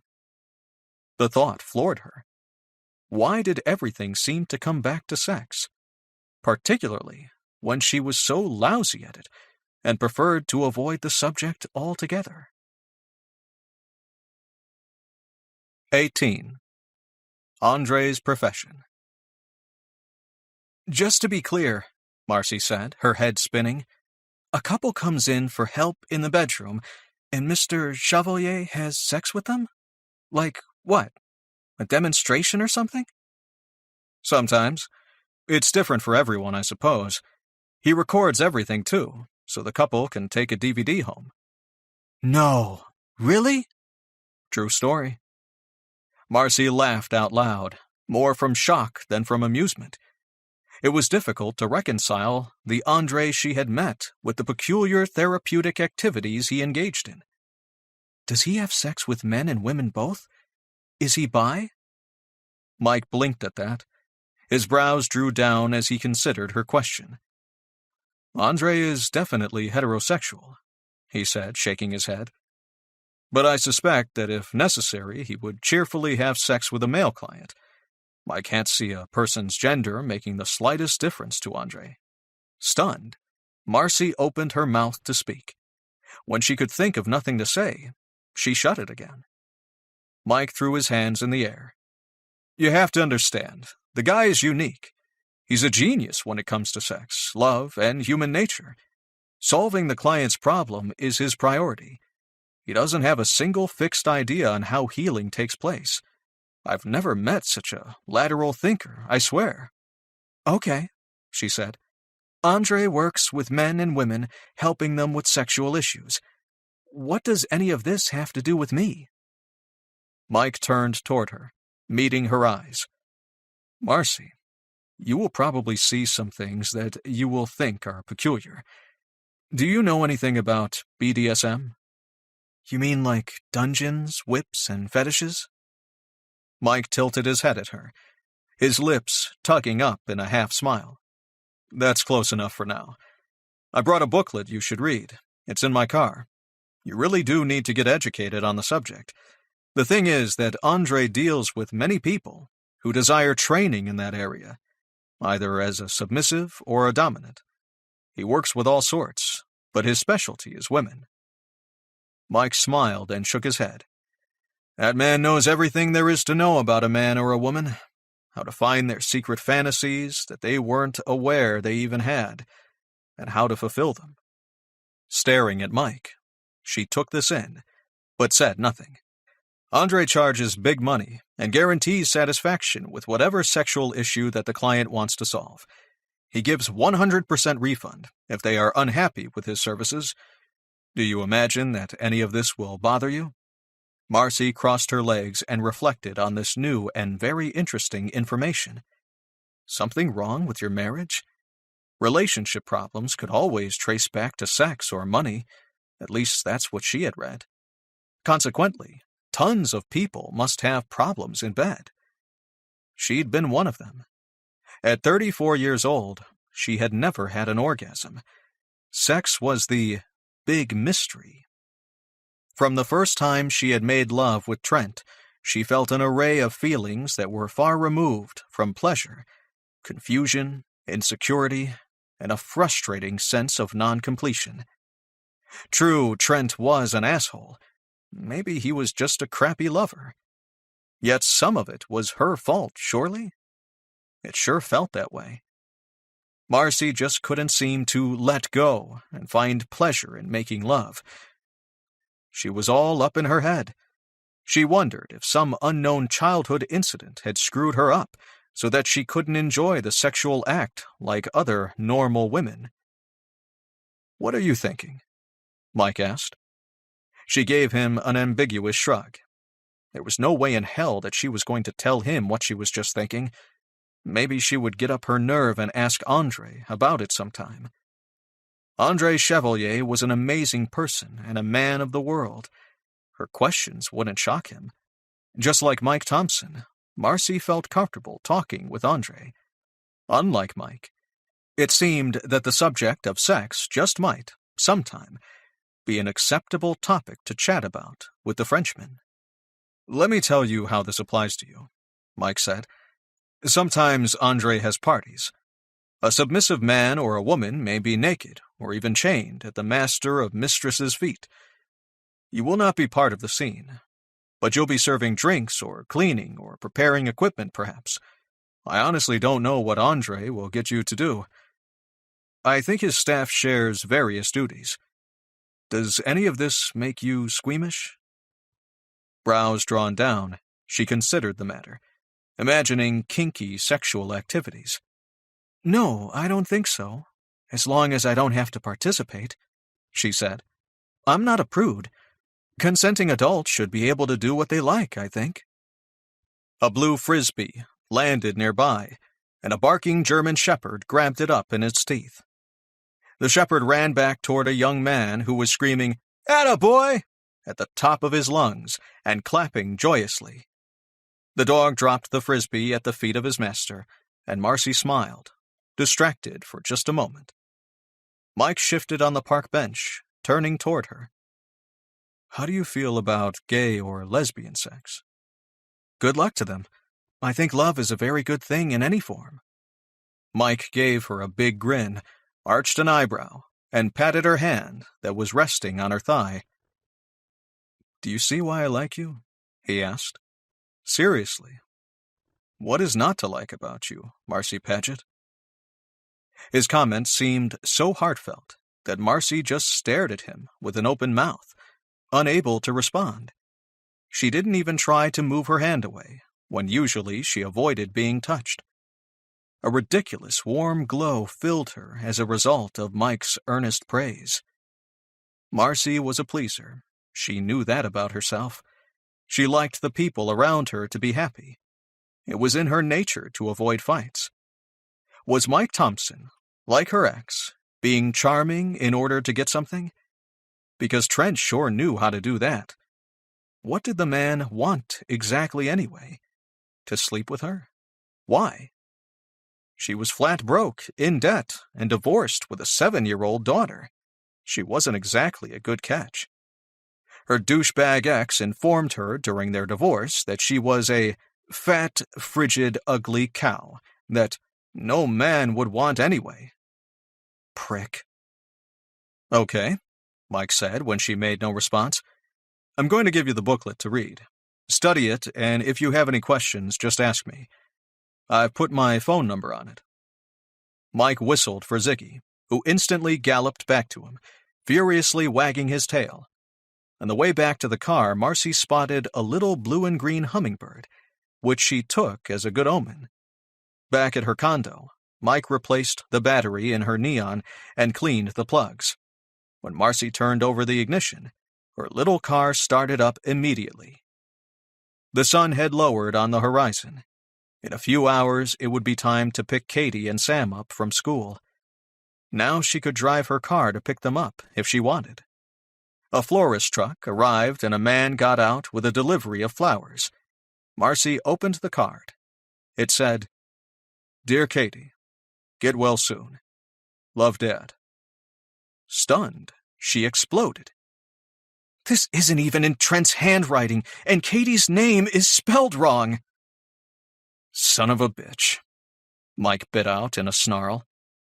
"Evidently, Trent instructed his secretary to arrange the whole thing, simply to get me off his back." Her head began to ache, probably as her head was about to explode. Silent, he didn't comment on this callous behavior. "Now he won't even bother to call her." She fumed for a moment. "I'm going to kill him." Visions of her taking an axe to her ex loomed in her mind once more. A viciously muttered curse from Mike caught her attention. Marcy turned to study him. Mike's angry scowl and bright, narrowed eyes said it all. They communicated everything that he was feeling: agreement with her sentiment to murder, concern for Katie, contempt and absolute fury toward her ex-husband. An angry man usually frightened Marcy, or made her introvert and back off. As bizarre as it seemed, Mike's flaring rage on Katie's behalf was strangely soothing. In fact, it raised her spirits. "Kill him?" Mike echoed gruffly. "As a close friend of yours, Marcy, I'd be more than happy to help." 19. Live Feed. Marcy dreamed of her mother again. This time, while her mom had still been trying to communicate to her, she seemed less anxious. The nods her mother gave her seemed to be approving. Marcy still had no idea what the dream meant or what her mother was trying to tell her. Was her mom watching over her? It was a comforting thought. Meanwhile, she loved her new job. For a start, she was so grateful to be working school hours and making more money. How lucky was she? Wearing a black dress with a white apron for a uniform, Marcy did whatever she was told by Gustav, her boss. Sometimes she helped out in the kitchen, or she cheerfully cleaned and stripped beds or cleaned bathrooms. The BDSM equipment made her eyebrows rise at first, but she soon got used to it. She wore disposable gloves while taking care of all Mr. Chevalier's weird sexual toys, and merrily polished the St. Andrew's cross, the spanking bench, and numerous other interesting or torturous devices. Could anything bother her? Hell no. Not when she had it made in the shade as she did now. Because she wore a uniform and was obviously part of Mr. Chevalier's staff, she was unremarkable. It placed her well outside the whole BDSM culture, yet she was able to look in. In truth, she found the whole subject rather fascinating. From what she had seen, which admittedly wasn't much, it wasn't scary because it was all consensual. It all seemed to her like a great big sex game being played in real life with others, kind of like a fantasy role-play maybe. She had discovered that Andre was a dominant, which was also called a dom, or sometimes a top, or a master. The dominant master, or mistress, was in control of a submissive, or sub. Most days, around noon, she was sent to dust, vacuum, and empty the bin of the security room while the staff took lunch. This room was about the size of a generous master bedroom. It was stark and painted white, with a complex array of monitors and screens that kept track of everything that went on in Andre's penthouse, the staff level, one floor down, and his dungeon areas in the basement. It was only a few days into the third week of her employment that Marcy found she was alone with all the screens left on. Utterly captivated, she sat down in the comfortable black leather chair and watched her first scene involving dominance and submission. Marcy had watched porn before, so that was nothing new. Trent had introduced it to her from the moment they had been married. Unfortunately, the sex movies he bought seemed unnatural and unreal. Every woman in them gave the impression that they were less of a person than the men. That they were being used while being treated only with contempt. There was a lack of respect that just felt wrong. Consequently, Marcy had never really enjoyed them. This scene was being played on all 8 screens, from 8 different points in the room. As she watched, a woman walked in, and to her shock and surprise, Andre Chevalier came after her. Marcy shifted slightly in her chair, her pulse pounding in her ears. Holy shit, she thought. What am I doing? Should I be doing this? But it didn't matter, for she couldn't pull her eyes away. Her curiosity was overwhelming. Andre was here with another man's wife. Clearly, this was going to be one of the famous sexual lessons that he gave to paying couples. She didn't plan to leave this room until she saw what actually went on here in her workplace. Andre, as ever, was elegantly dressed. His 3-piece suit, that was no doubt Armani. The man always looked so powerful, contained, and self-assured. Trent, her ex, was like that too. But his confidence was built on self-deluded fantasy. The confident, caring Frenchman was the real deal. Marcy recognized the woman from the Bellagio where she and her husband had first met Andre. Jennifer Whittington and her husband Charles were on vacation in Las Vegas. In the last week, they had been coming daily to Andre's penthouse, presumably to have relationship counseling. She served them lunch a few times. The Whittingtons had a Boston accent, and the kind of sophisticated confidence and address that came from old money. About 5'3", blonde with hazel eyes, Jennifer Whittington was an attractive woman. She appeared to be perhaps in her mid-40s. Her body had thickened, as middle-aged women's bodies so often did.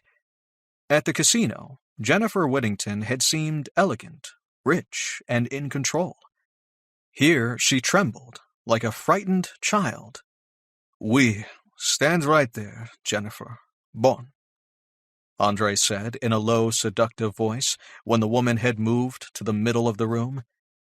The woman seemed very small next to him, for he was a great deal taller than she was. "I see that you wore no jewelry, as I requested. It is very well, ma petite." His knuckles grazed gently down her cheek and jawline approvingly. The woman looked uncertain, tense and panicked, yet she seemed to relax at Andre's heavy praise and his touch. Her dark blonde hair had golden highlights, and the soft, wavy style was mature yet glamorous. Her cream blouse was sheer silk, her tan skirt tailored. "You will call me sir." "Yes, sir," she said tentatively. "We have discussed this at length, yet I wish for you to tell me once again why we are here," Andre said. The woman licked her lips. "I am submissive, and you are going to teach me submission." "You must call me sir," he reminded her. "Oh," she said quickly. "Sorry, yes, sir." He gave her an approving smile. "You are doing well, ma petite," he assured her. "We are discussing submission. Pardon. I am devastated to have to correct you, but I do not teach you submission. No. You are what you are. I have no wish to change who and what you are. My intention is to free you, ma petite. I am here to help you understand exactly what it is to be submissive." There was a long, silent moment while Jennifer processed that. When understanding lit her eyes, Andre nodded appreciatively. "Just so," he said. "Can you remember the other reason that we are here?" She blushed. "You're going to help me discover my sexuality." "Very good." His tone was soothing and gentle, perhaps as someone might speak when calming a skittish horse. "I have 5 rules for you to remember, Jennifer. First, you must call me sir. 2, you will speak only when spoken to. If you have a question, you may ask if you are allowed to speak. 3, when I give you an order, you must do exactly as I say." Andre paced back and forth for a moment, stopping in front of her again. 4, you will never avoid telling me the truth or directly lie to me, Jennifer. I assure you, I will know if you are lying. This is a most important rule. Lie to me, and I will punish you. I will have much more from you than just your body. I will know everything, your hidden thoughts and secret fantasies." He paused. Marcy could almost see the electric sexual tension. It was a palpable force that lay thick between them. She could almost feel it, too, even though she was nowhere nearby. Andre looked at the woman with hard eyes and a no-nonsense manner that froze her in place. "Right now you are mine completely," he said with confidence and authority. "Body, mind, heart, and soul." Marcy shivered at the power he displayed. Andre's heady male dominance thrilled and scared her, and she was just watching from afar. How was Mrs. Whittington coping with that kind of intensity? 5, if you want or need something, you must ask me, he said. You must not do anything without my consent. You are not allowed to orgasm without my permission, Jennifer," he added with dark humor. "I expect that you will beg me to allow you to come, oh, so many times. Do you understand?" "Yes, sir," she whispered. He made her repeat the rules, making sure she understood them completely. Andre stepped closer to her then, took her face in both hands, and gave her a chaste kiss on her forehead. "What is your safe word, ma petite?" "Red, sir." "Do not fear to use it." "What happens if I do use it?" Andre's eyebrows lifted encouragingly. "What happens if I do use it?" "Oh, sorry. I meant to say what happens if I use it, sir."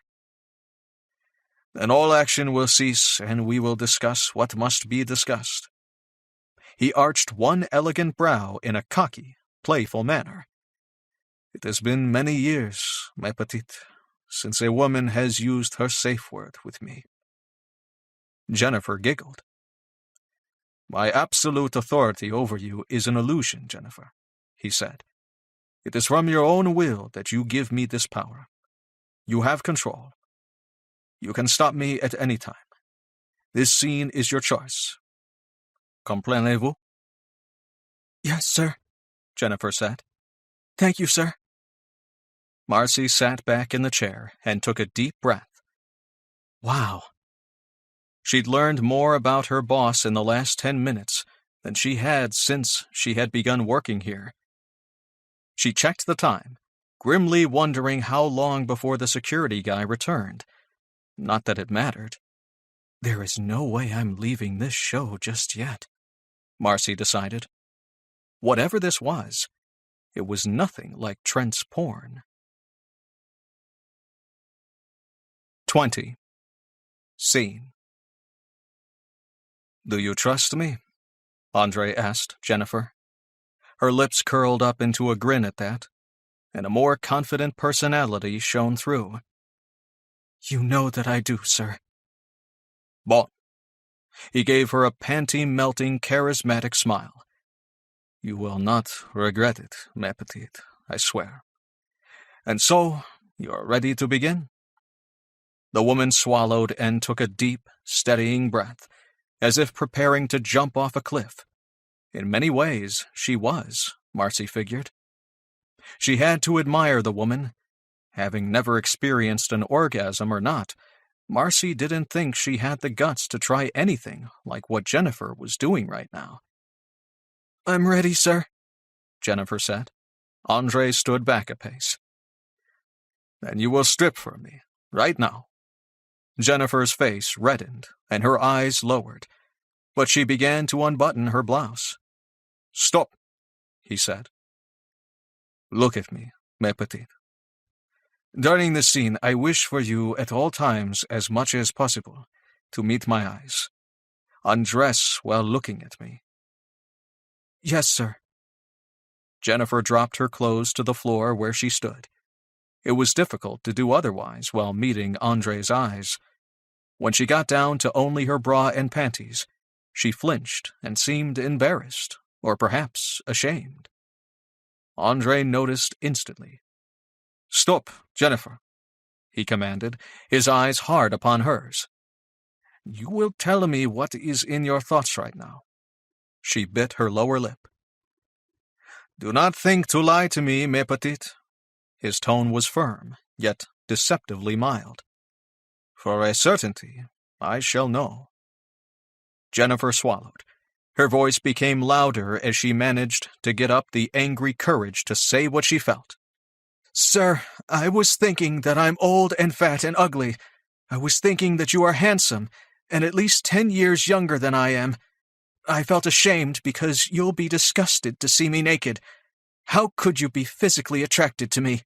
"Très bon," he said softly. "You have pleased your dame. You are very brave to be so candid, ma petite. Remain still for me now."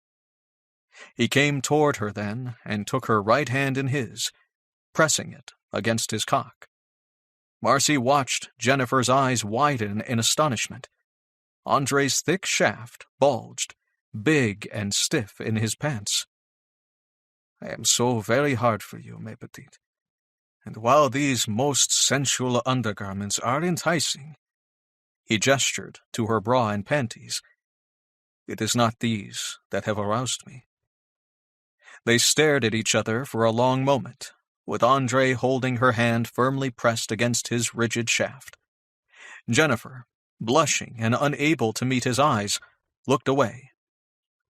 Stand up straight, hands to the side, he ordered abruptly, and Jennifer instantly complied. He trailed his fingers along her stomach and up her shoulder as he walked around behind her.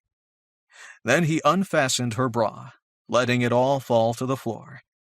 He made the full 360-degree circle, stopping in front of her, studying her face. Shall I tell you what I see when I look at you, Jennifer? He asked in a low, sexy voice. I perceive a strong woman, a woman who has the courage to bravely submit to another in her desire to discover more about herself. How many, young or old, would have the valor to face such a test?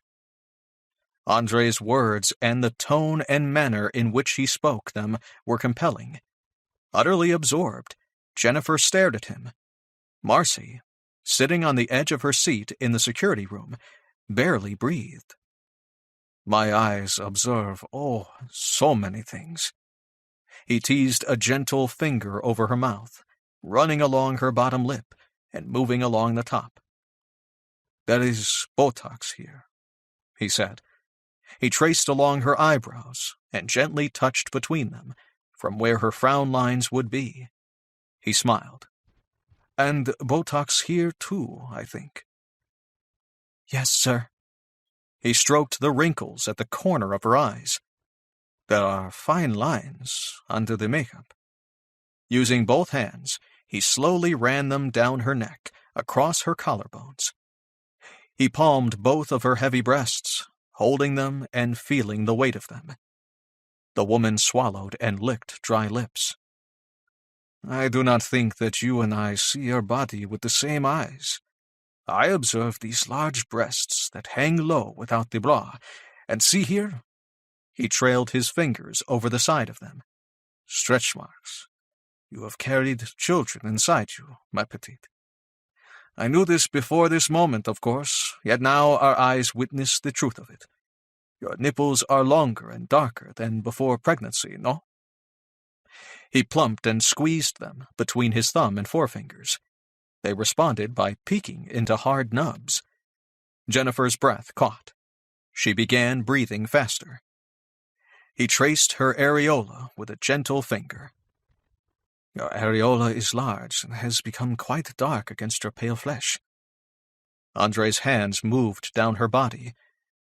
As he squatted down in front of her and pulled her panties down to her ankles, Jennifer quivered.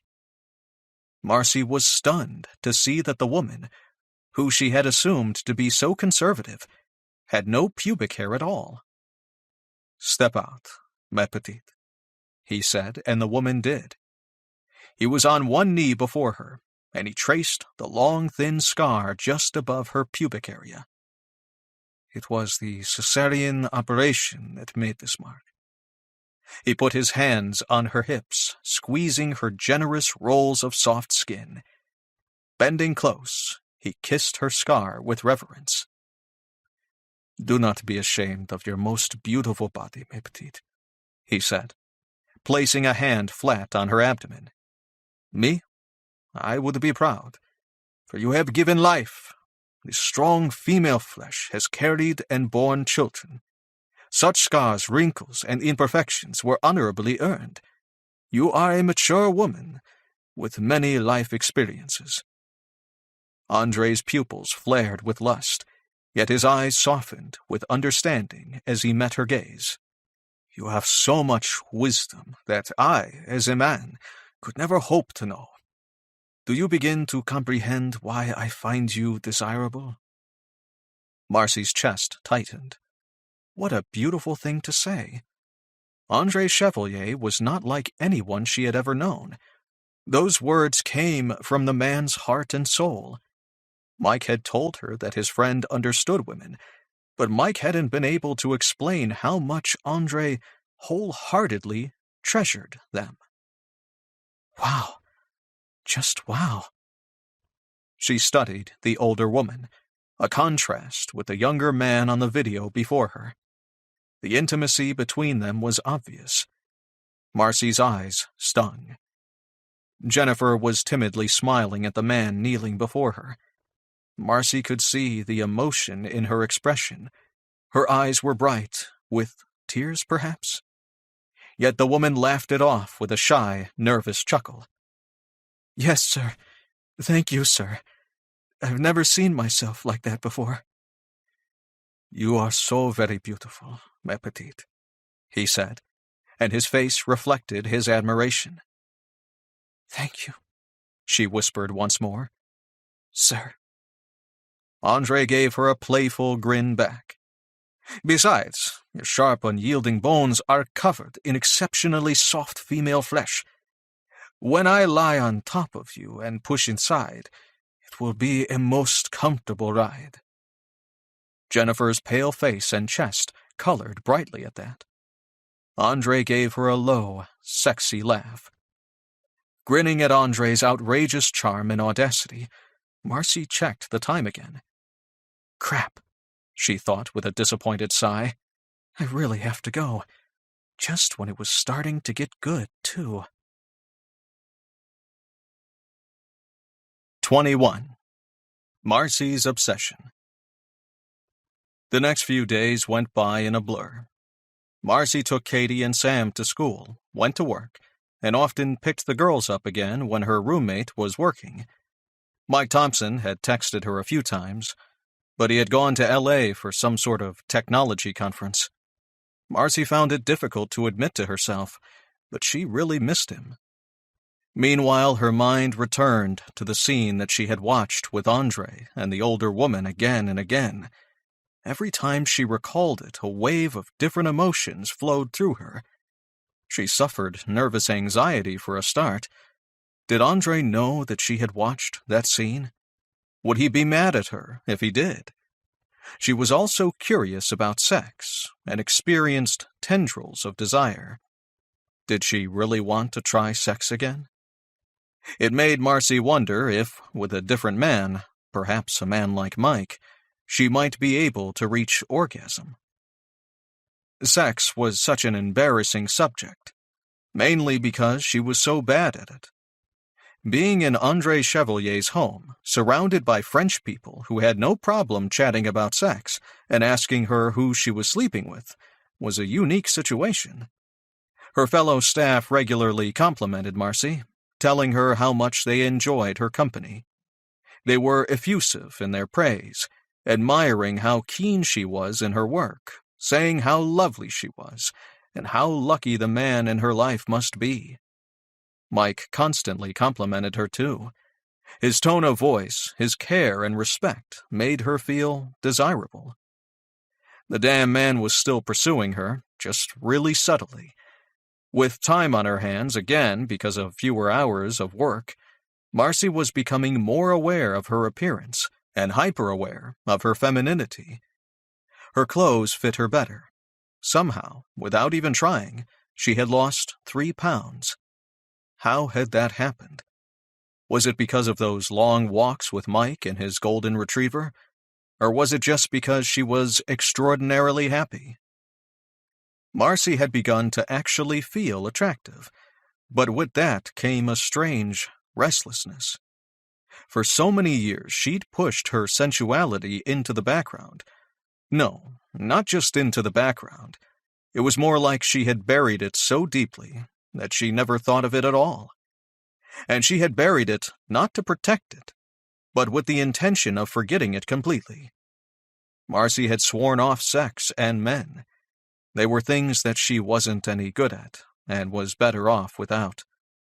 Instead of sex, Katie had been her #1 priority. There had been so much to do, Marcy had concentrated on getting through a divorce, nursing her dying mother, selling her mother's home to pay medical bills, finding work and accommodation, and managing debts. The last 4 years had been exhausting, really. And here it was, all coming back to sex, a focus she had rejected. With her new boss's line of work, that subject was thrown in her face day after day. The delicious irony of her situation couldn't be overlooked, any more than an unexpected slap in the face. How had it happened? The more she ran away, the closer she came to the thing that she had been avoiding for years. The universe was clearly trying to tell her something. Marcy recalled Carl Jung, the famous Swiss psychiatrist. He had said, "That which you resist persists." She had been resisting men, and more importantly, sex. So what did she get? A job surrounded by sexuality and Mike Thompson, a man who wasn't going to give up anytime soon. Have sex, don't have sex, avoid men, spend time with men. Should I? Shouldn't I? The confusion and uncertainty of her circumstances were stressing her out. So maybe she should stop resisting. Just give in and let it happen. Marcy was beginning to consider that perhaps she had been too hasty after her divorce. If her recent erotic dreams involving Mike were any indication, maybe she should try sex again. The scene she had watched with Andre had aroused her, of course, but it had done more than that. She had become obsessed. Marcy now had a strange thirst that she simply couldn't quench. She didn't know if she was submissive. For all she knew, maybe in her heart she was dominant. The cuffs, toys and whips, spankings and bondage did nothing for her. The thought of sex did nothing for her either, because for so long the idea of being skin-to-skin naked with a man had been utterly off her radar. What had caught her imagination was the passion and communication that had passed between Andre and Jennifer. During that scene, Marcy had witnessed an enticing closeness that signified genuine intimacy and even love. Jennifer Whittington had shown astonishing bravery in jumping off that risky cliff. Marcy admired her. The way he'd touched the woman, the awe and reverence he had displayed in his manner, in his caress. Was there anything Marcy wouldn't do for a man that looked at her like that? No, it was not the possibility of sex that had interested Marcy, as much as the intimate connection. She'd never known that with Trent. When she was young and didn't know any better, she had succumbed to the madness and temporary insanity of love. Back then, she had imagined that she had found such a bond with Trent. That was why she married him. Now she knew better.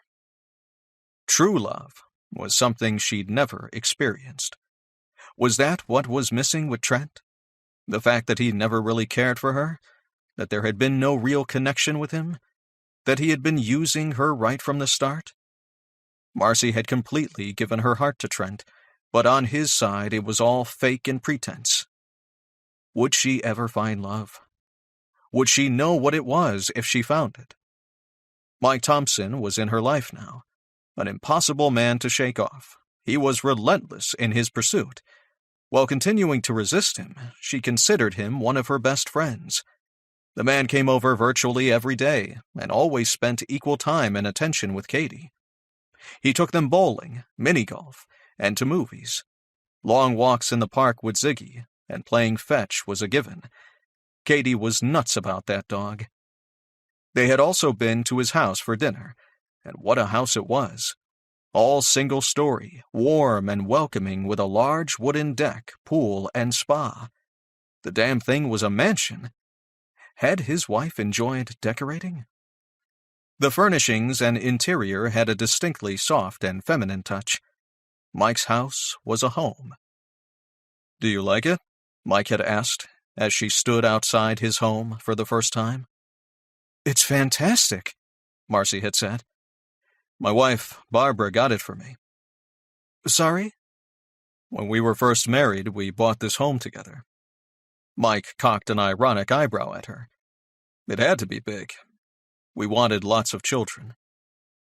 He shrugged in a brooding, forlorn way that made her wonder, why hadn't they had children? Had Barbara been incapable of conceiving? Or perhaps Mike was sterile from a childhood illness? Something in his brown eyes looked so sad and wounded.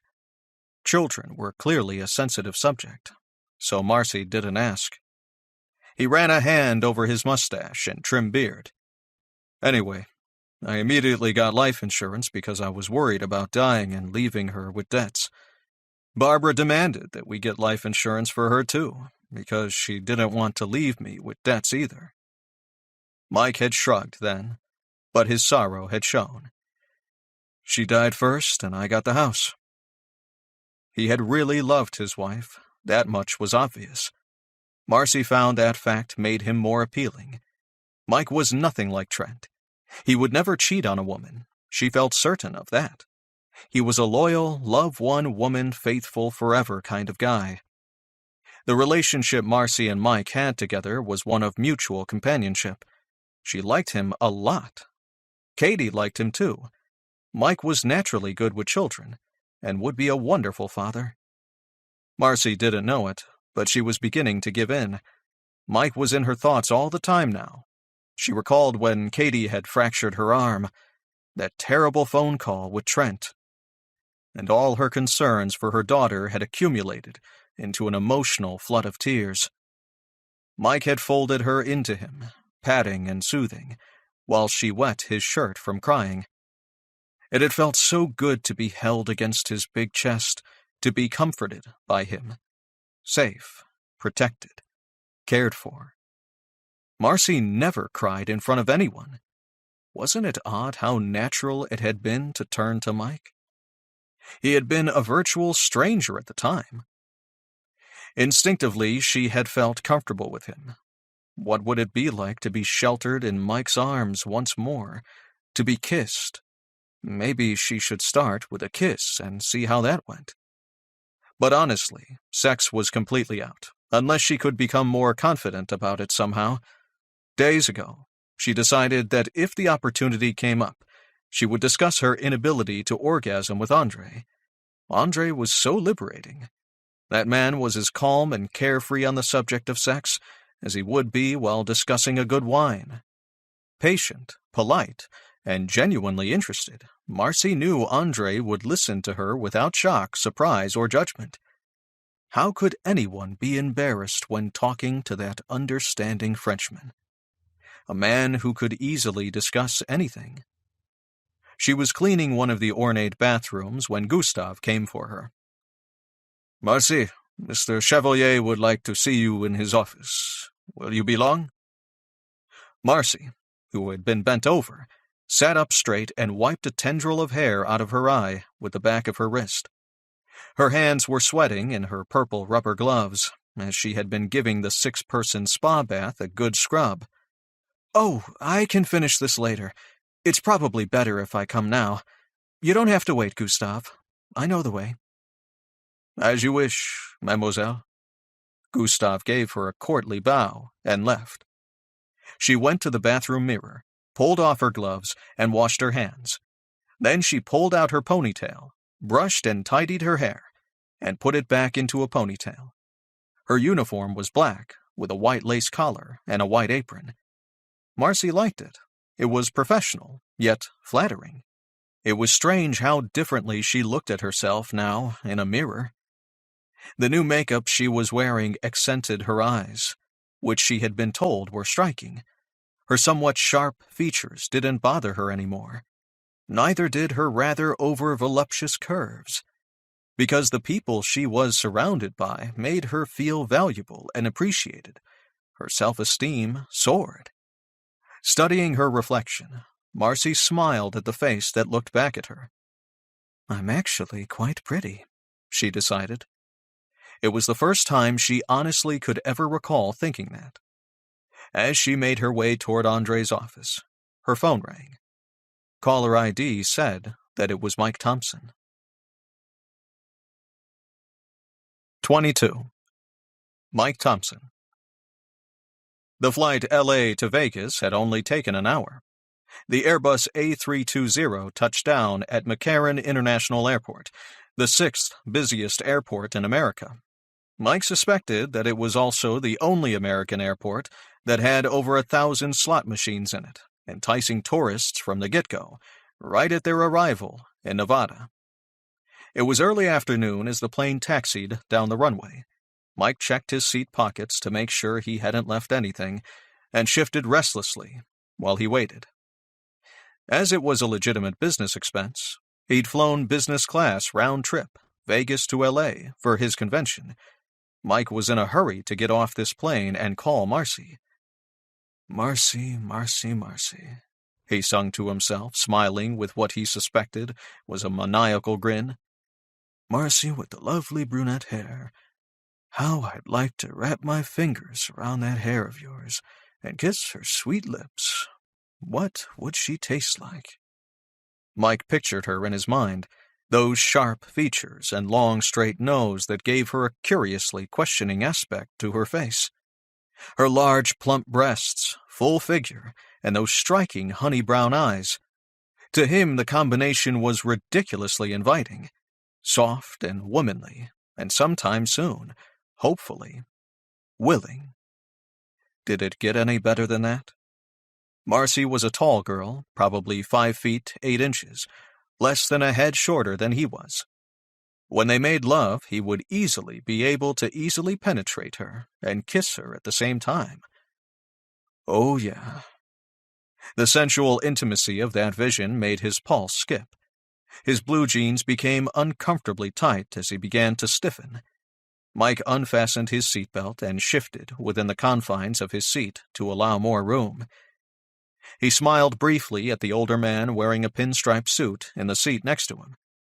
The plane came to a stop and the high whine of engines switched off.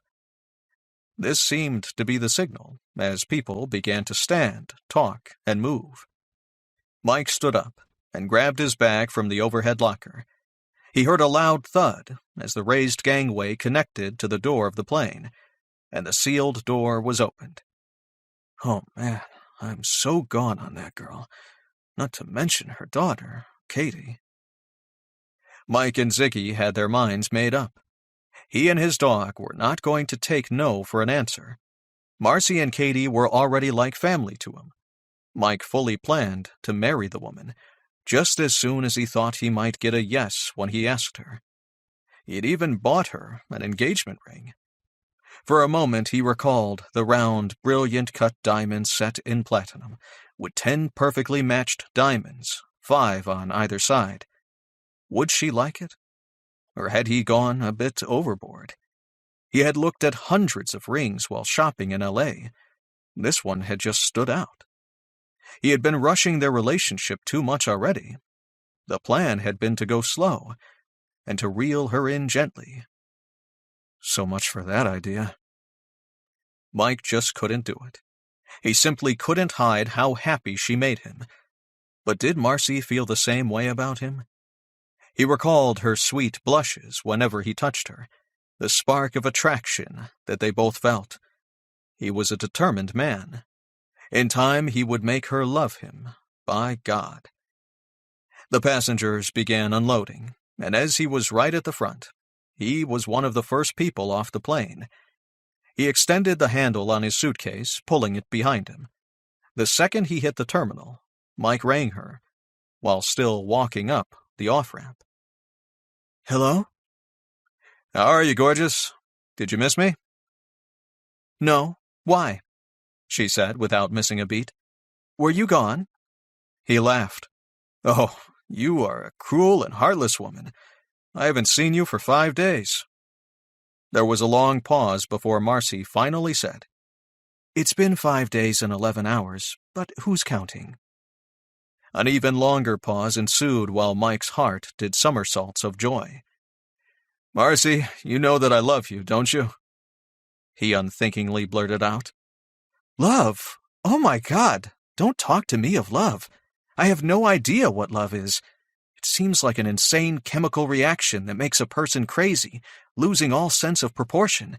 The last thing I need is another man." A couple things here, Mike said, stepping out of the main thoroughfare and letting the concentrated herd of other passengers pass him. He stood off to the side of a bookshop, glancing up for a moment at the poster of a man wearing a crown. Game of Thrones still appeared to be featured everywhere he went. In the first place, he began confidently, I don't believe that you ever had a real man. There was Trent, of course, but clearly he doesn't count. Her soft, feminine giggle thrilled him. If you had ever had the chance to experience life with a real man, you would find that a man can be quite useful, responsible and helpful, in fact, not to mention fun to have around. Is that right? That's right. He transferred the phone to his other ear. And second, I do love you, and that is just the truth. Mike. No, listen to me here for a second, he interrupted. Ziggy and I have talked about this a lot, man to man. Mike heard her snicker through the phone and was glad of it. He didn't want her to get all worked up over this. Okay, well, maybe not man to man, he continued, but certainly man to dog. Ziggy has a ton to say on the subject of love. Unconditional love, loyalty, and devotion are all subjects a dog knows everything about, you know? Besides, you know what kind of dog Ziggy is? He's highly opinionated, true, but he's also very wise underneath all that tail wagging. The dog knows exactly what he's talking about. Marcy laughed out loud. The sound of her genuine amusement warmed him. Anyway, Ziggy's been nagging, telling me that I should just go ahead and tell you how I feel. I was against it, of course. I wanted to take it slow and to break it to you gently. Is that right? There was a happy smirk in her teasing tone. Mentioning Ziggy was always a good move for lightening any conversation. I think I fell in love with you the first time I saw you. From the moment I saw you smile, Mike said, making his voice low and intentionally compelling. I swear to God, when you smile, your whole face shows exactly who you are. Anyway, it's not my fault. I couldn't help myself. How could I not fall in love with you? I don't do love, Mike, and I'm terrible with men. Yes, you've told me that before, he said. Listen, I love you. That is just the truth of the matter. It's my problem, not yours. I can't change it, and I wouldn't if I could. I can only control my actions, not how I feel. But how I feel is this. You're the only one for me. You know how sometimes you just know? Or maybe you don't. Marcy remained silent. He shook his head, trying to clear it so his words came out right. Anyway, that's okay, if you aren't there yet. I'll deal. But Marcy, I swear, we're totally compatible. From the time I wake up in the morning and pretty well all day long, I find myself thinking, I wonder what Marcy is doing right now. I look forward the whole day to seeing you and Katie. That isn't just a passing thought. It's a daily fixation. I think of you too. He waited, hoping she would say more. When she didn't, he just cleared his throat, feeling incredibly cheerful at her concession. He knew it. He just knew that she liked him too. He wondered why she had such trouble admitting it. Okay, well, that's great, he said. We like each other, and that is more than enough for now, honey. Until you decide that we may be able to have more, I'm just going to hang around you all the time like... He paused and exhaled while he considered possible parallels. Well, like your best girlfriend, okay? My best girlfriend? Her chuckle was low and ridiculously sexy. Okay, well, girlfriend with a penis, he corrected, rolling along with his inept comparison anyway. But hey, that isn't my fault either. In life, it's important to know your limitations. There are things one can do something about, and things one can't. Mike, I don't think we can ever be more than friends. Marcy, my love, I hate to disagree. If I agreed with you that we can never be lovers, well, then we'd both be wrong. She cracked up over that one, which is what he had hoped. It was so easy to make her laugh. He made arrangements to pick her and Katie up at their condo after work. He would make them a spaghetti dinner at home. Consider yourself kissed goodbye. By my best girlfriend? Of course. Mike hung up, smiling. It was Thanksgiving tomorrow. All his crazy family members would be in one place, where they could meet Marcy and Katie. Marcy only had Katie in her family, but Mike had parents, grandparents, siblings, cousins, nieces, and nephews. Anyway, family is what Thanksgiving was all about. It had hurt him to imagine her and Katie alone on such a special day. This year, Marcy was getting much more than she had planned for. Mike's thoughts returned to Trent Berger. He had gotten an old-school friend, David Abbott, to look into the guy. David had left the Las Vegas police force and became a PI. Why not find out what Berger was up to? After years working in Army intelligence, it was an obvious thing to do. In life, Mike had found that it always paid to be one step ahead. A simmering rage followed through him when he thought of Berger. That ex of hers was a real piece of work. The dickhead was already cheating on his new wife, it seemed, taking advantage of an employee. In Mike's experience, a cheater was a cheater, now and forever. What was wrong with the asshole? Mike figured whatever it was, it must be something serious. One thing was certain, with a guy like that, infidelity wasn't about sex. Trent Berger had a pattern going. Perhaps his repeated sexual conquests made him feel powerful and important? Clearly, women were not people to an egocentric asshole like Berger. They only existed as things to be used. Mike felt sorry for her pain. Betrayal was hurtful to the one betrayed. Marcy had been wounded by her husband's infidelities. She had been the last one to find out, apparently, which wasn't uncommon. She doubted her judgment now, and had difficulty trusting men. He wondered how Trent Berger would like it if his new wife cheated on him. An intense, almost overwhelming desire to make the man suffer fired his soul. How could he do it? Maybe his new wife would find another lover. Deborah was her name. Perhaps Mike could be instrumental in helping that possibility become reality? Mike's lips curled in a spiteful grin. It would be good to see Trent Berger get some of what he'd been dealing out. How would the dickhead react to being betrayed? The desire to find out was irresistible. The son of a bitch would probably be all guilt-tripping. "Poor me, look what you did to me." Maybe he would even cry. Or would he become violent? Mike didn't know the idiot well enough to guess. What a cockroach. And just like roaches in the light, Trent Berger would skitter off to hide if only half of his indiscretions were exposed. Or would he? Unfortunately, Berger appeared to be the kind of guy who could convincingly explain away everything. Chronic infidelity appeared to be just the tip of the man's iceberg of shortcomings.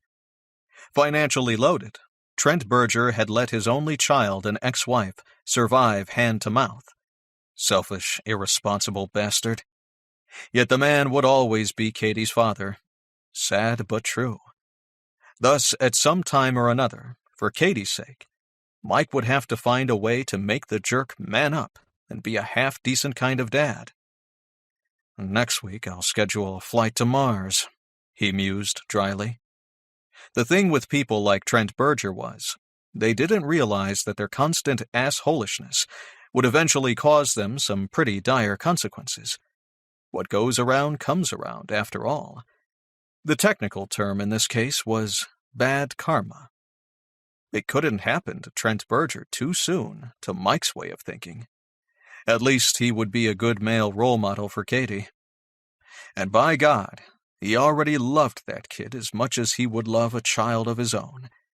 Humming happily, Mike got into a yellow taxi and asked the cabbie to take him home.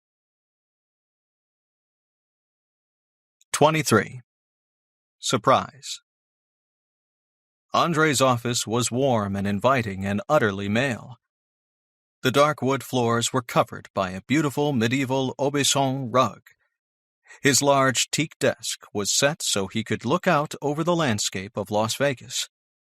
Dark wooden beams placed against a white ceiling made it appear as if the room was set in some French chateau. Marcy was in a ridiculously good mood.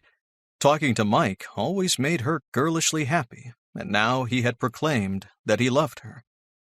They had only known each other 3 weeks, yet she could feel that same irresistible pull toward him, too. The man made her feel cherished and beautiful. Was that love? She sure as hell hoped that it was simply profound friendship. Somehow she was going to have to get him to back off. There was no way in hell that she was going to sleep with him. What am I going to do about Mike? Seeing Andre made all her concerns about Mike disappear. The Frenchman courteously stood immediately upon her arrival and came around the desk to greet her like some sort of dignitary. He was her boss. Why did he do that? He always made her feel so damn special. Crossing the room, the man moved toward her with that elegant, masculine grace of his. Her heart lifted even further. Andre was beautiful, both inside and out. He had done so much for her, and he was a real gentleman. Marcy reflected once again how important he made her feel. He treated her, and all his employees, as if they were fundamental to his happiness. "My belle, how are you? Come sit with me here. I wish to speak with you." "Andre, I'm just great." Jesus Lord, she thought. What is in that man's cologne? God damn, he smells so good. They sat on the large, plush, white couch, turned toward one another. Marcy found herself looking at him and smiling, just as he was. Ever since she had known him, Andre had only shown her respect. "You are happy to have joined our little family?" "I can't tell you how happy I am," she said. "I was thinking, I'm pretty good with a computer. If you needed someone to, I don't know, put in data or create an electronic filing system for you, well, I'm your girl. I worked for years as a medical secretary in a busy medical center, but I guess you know that. It's just that I think you're paying me a ridiculous amount of money, and I'm not doing much for you." "Vraiment? You are good with computers? I shall give this matter some thought. But I understand that you have applied to continue your nursing degree part-time?" She laughed. "Man, I didn't know how much men gossiped. Okay, so Mike told you that? Yeah, I've always wanted to have a degree behind me, and I got a good start on nursing. Unless you think I should get an education in something useful to you. I swear I'll happily work for you forever, but only if you actually need me." "Très bon. This is good to hear. I am happy that you are happy." "Is that what you wanted to speak to me about?" Anne came in with hot chocolate on a tray for Andre, and an option for hot chocolate, coffee, or tea for Marcy. A few slices of cut-up pear and apple, and some fine brie and blue cheeses rested on the colorful French provincial stoneware.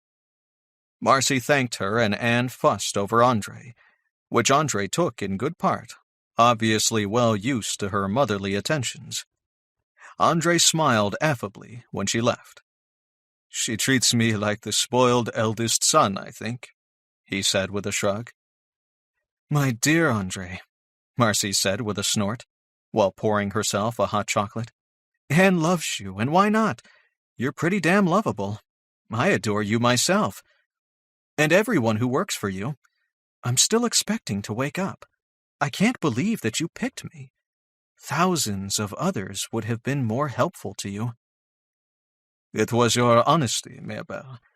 We have discussed this. How many of those thousands would have taken the $100 bill? I can trust you utterly. Of this I am certain." "Thank you. I won't let you down." She took a sip of dark hot chocolate, savoring the sweet, rich taste. "Ma belle, 6 days ago, you watched a woman and myself on the screens while cleaning the security office, no?" Marcy almost choked while sipping her hot chocolate. Oh, shit. A nervous knot settled in the pit of her stomach. How did you know? He raised one thick, elegant eyebrow. There is 24-hour recorded footage taken of the security room. Marcy just shook her head. Well, that's a surprise, but I should have known. Am I in trouble? Do you consider should you be? I don't think I've violated anything in my contract. In this short amount of time, I believe that I've come to know you pretty well. Considering all the disclaimer contracts I signed, I didn't think you would mind if I watched. Did you mind? I did not. Relieved, she exhaled the breath she had been holding and smiled. Every client I deal with knows I use video recordings in all of my work. It is a prerequisite, you understand. All have agreed to allow me to use such records for educational purposes. Those in the BDSM world often have moved past concerns of nakedness and exposure. He smiled, shrugged. It is a great pleasure to me to know how fully I am trusted with their confidences. She nodded. So they really don't mind? They do not. As I said, it is part of our arrangement. That's good. What did you think of it? He asked, studying her closely with his intense, dark, and knowing eyes. The man saw everything, it seemed to her. Honestly? Her mind went back, and she once again recalled the reverence Andre had shown for the woman. I thought it was one of the most beautiful things I have ever seen in my life. She knew that the admiration she felt for him showed. That was okay. She wanted it to show. She had nothing but a universe of high regard for Andre Chevalier. Marcy saw a faint reflection of astonishment register in his eyes, and she quickly said, Why? What did you think I would think of it? He laughed. You are most charming, Mabel, and you are, of a certainty, quite correct. It was beautiful, mon Dieu. You have surprised me, and I am not often surprised. I will explain further in a moment, but first, can you tell me why you should describe that scene as beautiful? Her brows drew together while she considered his question. It was that exposure of self, both yours and hers. I have never had the privilege to see such intimacy. It was like looking at two souls touching. Restless and suddenly unable to keep still, Marcy surged to her feet and began to pace. I'm sorry, she said, waving her arms. I feel like I'm jumping out of my skin. I've been so distracted and confused ever since I saw that video. How did you do it? Reach that level of honesty? Reach that level of intimacy? You made it look so easy. Marcy came and sat back down beside him. As she expected, he met her eyes with all of his sharp attention. She sighed. There are so many questions I've wanted to ask you. I wanted to see the rest of the video, too. How did it end? Did Jennifer discover her sexuality? Did Charles find out how to please his wife? Maybe his wife needed to know how to please him? I feel like I got halfway through a really good book, and then someone took my book away. Would you mind if I saw the rest of it? I want to know what happened. With a low chuckle, he said, Mais oui, I would not mind. Andre gave her a boyish, irresistible, and utterly appealing smile. What a heartbreaker, Marcy thought, as she was caught by that smile. Anyone, male or female, straight, bi, or gay, could so easily fall for Andre Chevalier. The man was a charming, charismatic straight shooter, and he seemed to perfectly understand everything. My clients know that all is recorded and available to my staff and others for teaching purposes, he explained. You have signed the non-disclosure, so this does not present a problem. How did that recording switch on anyway? Marcy asked. I swear to God, I just walked in. I didn't touch anything. Andre sat back on the couch and his chest shook with laughter. The man's uninhibited mirth was joyful, light and carefree. Marcy thought she could listen to him laugh all day long. "Because, Mabel," he said, "I arranged to have that video come on the moment that you came into the room." 24. Concerning completion. "What? Why?" "I was curious, Mabel," he said.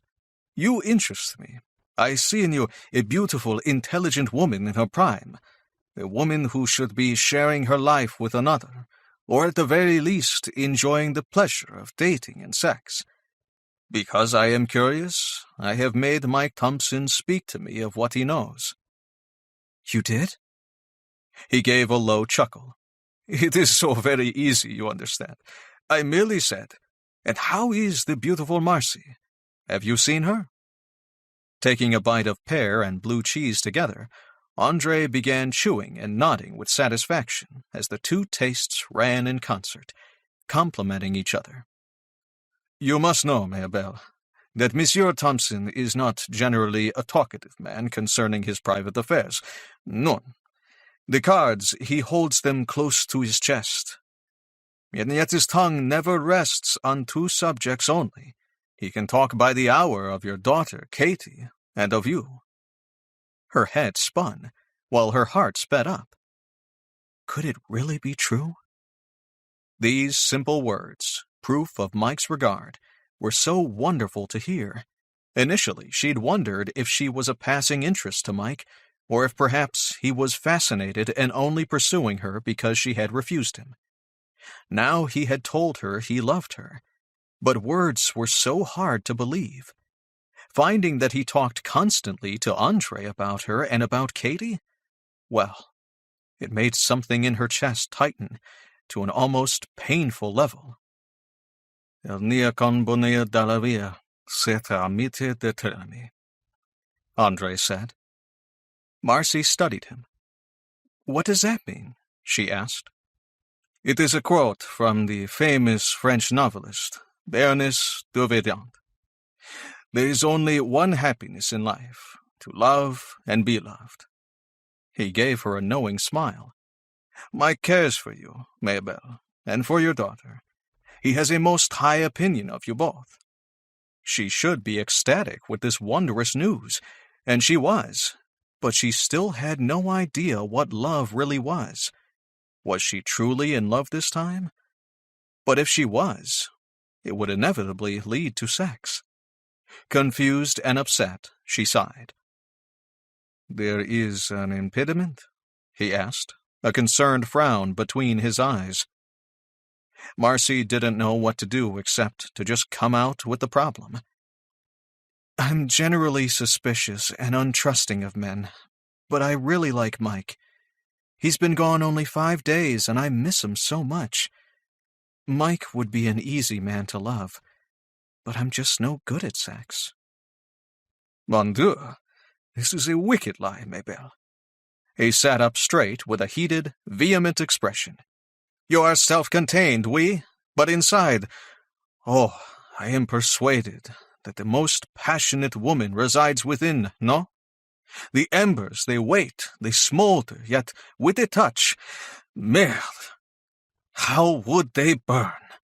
A woman such as yourself is always a most enjoyable partner in bed." Marcy had to smile at that. How did he manage to give such outrageous compliments without causing offense?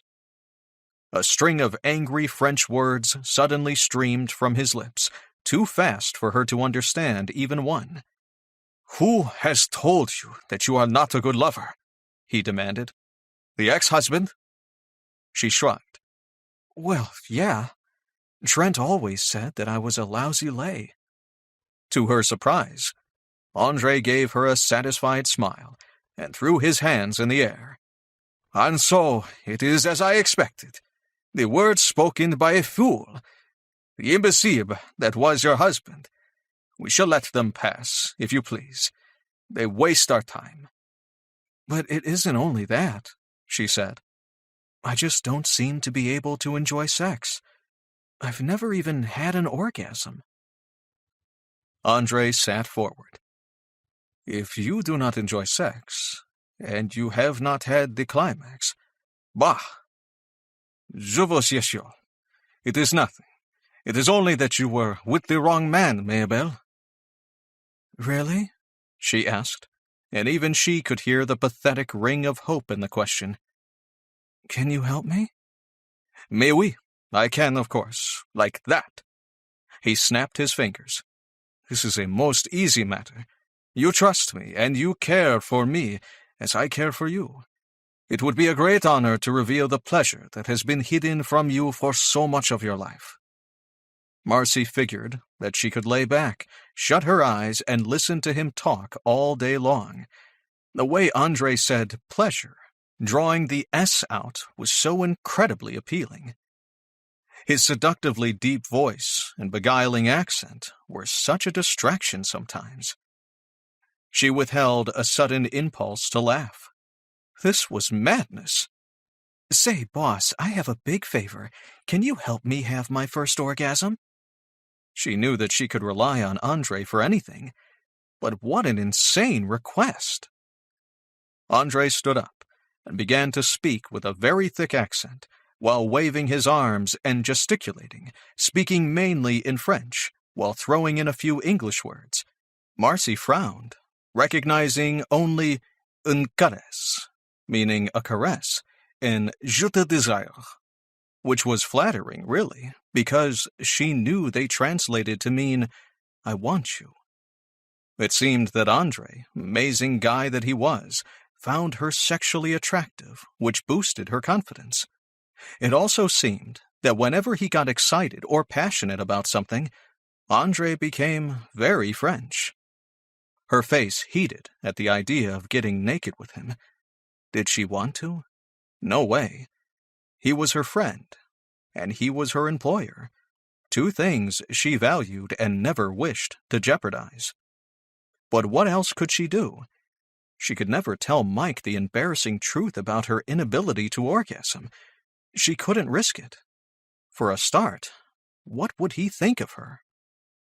Andre paused from his agitated pacing and gave her a penetrating look. Do not imagine that you are alone in this problem. Mais non, bien sûr. Many women never find a key to their sexuality, and it is why, mon Dieu, I have so much work. It is a little God humor, I think. He gave her a brilliant smile. A mischief that the Creator plays between a man and a woman. Un homme, he began, explaining with his hands. With the man, the male flesh before him becomes hard. It swells red with blood, it weeps, it pulses. It commands the attention. Something must be done, n'est-ce pas? Even a stupid man can soon discover what must happen to release his seed and to find relief. But the woman? No, elle est très difficile. It is not so obvious, comprenez-vous? This rapid tirade made Marcy feel better. She hadn't really considered it, but what he said made sense. Probably lots of women go through their entire life never learning how to reach orgasm or to fully enjoy sex. Unfortunately, she was one of them. Do not fear. His voice was a soothing tone of reassurance. The instinct and animal need is there, Maybelle, in all of us. It is just that with a woman, it is not always so straightforward. Yet, if a woman pays attention to her mind and body, she can learn to climax even more easily than a man. Andre sat back down beside her once more and took her hands in his. It would be a great joy for me to do this for you. Why? Because we would have fun and laugh together. Oh, mais oui. There would be much to laugh about. Embarrassed, but not embarrassed, she grinned, for an image had come to her of them in bed together. It was easy to imagine them both laughing. Eyes bright with agreement, he nodded. And yet, I do not believe this privilege of helping you discover your sexuality is mine to share. Can you not think of another who would be more suited to this task?" Marcy gave him a wan smile. She knew that they were both thinking of Andre's security officer, Mike Thompson.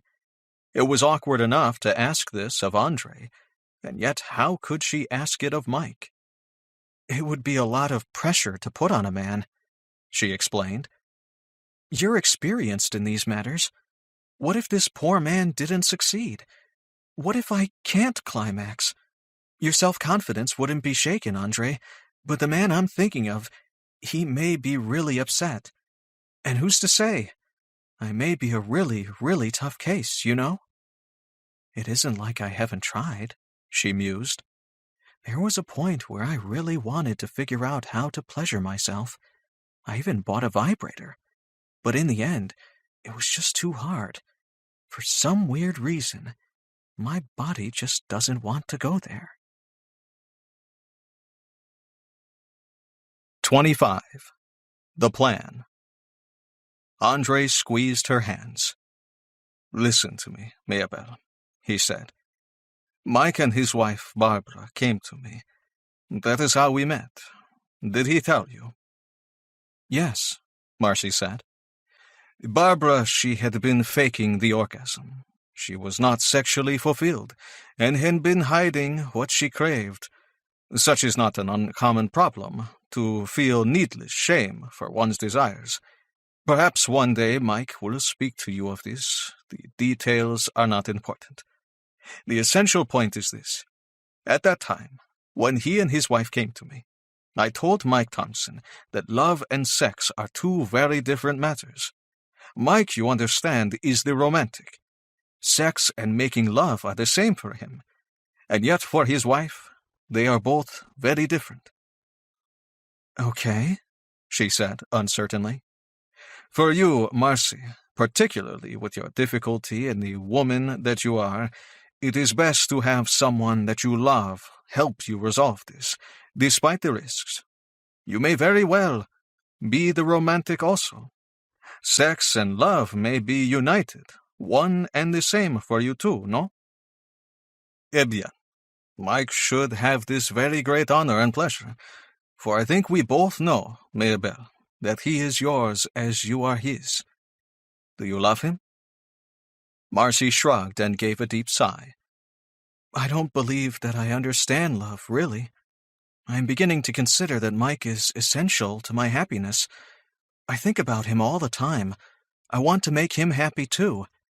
If I listed who is most vital to me, I would put my daughter, Katie, at the top of my list. I would give my life for her." She paused, bit her lower lip, and then met his steady gaze. "Mike would be next on that list." Andre grinned, released her hands, and threw his joyously into the air. "Très bon! Did you tell him this?" "God, no. How can I? He'll want to make love to me, and I can't orgasm. I don't want to fake it with him, and I don't want to lie, but I've never gotten much out of sex. The subject is so embarrassing. Do you see the problem?" "But yes, of course," Andre said. "Yet while this is not his problem, it is most assuredly yours. Mike is not such a poor creature. He would be honored to assist you." He rubbed his hand over his clean-shaven jaw, clearly considering the matter. "Wait," Marcy said. "I just remembered. Tell me why you were surprised at my reaction to the recording of you and Jennifer." Andre's eyes were bright as his lips curled up into a slow and easy smile. "It was a most unusual reaction. You said of the scene, I thought it was one of the most beautiful things I have ever seen in my life." She nodded. "Out of 1,000 women, 999 would have asked me questions about domination, submission, and sex. You did not observe sex, and partly that is understandable. You have avoided the subject for many years. It was what you did see that interested me. This was the surprise." "Oh?" "Most certainly. Do you know why I so enjoy the BDSM environment? No games, no pretense, no acting. It is because of intimacy and honesty that I am drawn to this lifestyle. A dom or master can know his sub or slave more completely in one day, body, mind, heart, and soul, than a husband might know his wife of 20 years. Bondage and submission I can understand, I think, Marcy said. Each to his own, of course, but it's the sadism and masochism part that I don't get. You are speaking of accepting and giving pain? Yeah, that just seems wrong when we're talking about an act of love. Andre smiled. Ah, but just like Mike, you are confusing making love with sexual pleasures, do you see? May I suggest that you experience pain during sex before you disregard it? He arched a seductive eyebrow. With a frown between her eyes, she said nothing. All sensations are available to a dom, and pain is simply one of them. I myself am very attracted to it. Why? Because there is no more honest reaction from a sub than when you cause them pain. Marcy considered this and decided it made sense. Creepy, weird sense, of course, but what did she know? She couldn't even climax. The sincere response to pain cannot be concealed, he went on. Some people lie in all things they hide, conceal, and pretend. Such are long-term habits, you understand, often routine behaviors that even they are unaware of. No one really knows these people, for they let no one in. Yet when they submit to pain, these pretenses disappear. All that is false burns away from the cleansing fire of overwhelming sensation. He patted her soothingly on the knee. Pain is not the most important tool in dominance and submission, yet it is a most worthy tool. Pain breaks down barriers and defenses, Andre said. Bemused, Marcy shook her head. And for intensifying the orgasm? He kissed his fingers and flung them outward in a gesture of perfection. There are few superior devices a dom has to achieve such, other than varying degrees of pain. Marcy laughed. Yeah, right. Well, I'm not too worried about an intense orgasm. I just want to have a normal little one first. His laugh was low, amused, and polite. To her surprise, he suddenly shot out of his seat and slapped himself on the forehead, speaking a long string of French. Imbecile, I know how to solve your problem. I tell you, Mabel, you shall teach yourself how to achieve a release. Oui, it is most obvious. You are a smart, independent woman. The matter of the inability of orgasm has been your problem for many years, yes? She sighed. Yes. Then you should have the satisfaction of solving this puzzle. Such will not defeat you, no. For with the knowledge I shall provide, you shall learn how simple a matter it is to reach orgasm. Okay. There is another truth, my friend, he added. If a woman cannot make herself reach a climax, then why should she expect a man to be able to do so? How can a man teach a woman to orgasm better than a woman can teach herself? A woman must know and learn her own body. Andre began to explain what he would give her to help her to discover her sexual self. He would provide her a package of information and videos and answer any of her questions. In his opinion, the matter would be easily solved, of course. And when you have made yourself come, Mabel, then you will only need to learn how to climax with a man. Mike will teach you this. He is not inexperienced. Me? I have taught him myself how to please a woman. Do not fear, for all will be as it should be. He stood up and confidently held out his hand. Come, he said, and looked at his watch. There is time. While you enjoy watching the recording of the indomitable Jennifer, I will prepare something for you to study at home, and perhaps a toy or two, yes? He added with a naughty wink. Marcy blushed, and Andre laughed merrily at her response. She took his hand and stood up. It was exciting, it was frightening, It was nerve-wracking and super scary. But the die was cast. I'm going to learn how to have an orgasm, she thought. I'm going to figure it out myself. To her delight, with his help, the challenge didn't seem too daunting. 26. Finishing the book. Do you wish me to stay? Andre asked when Marcy had sat down in the security room, ready to watch the show. Marcy grinned.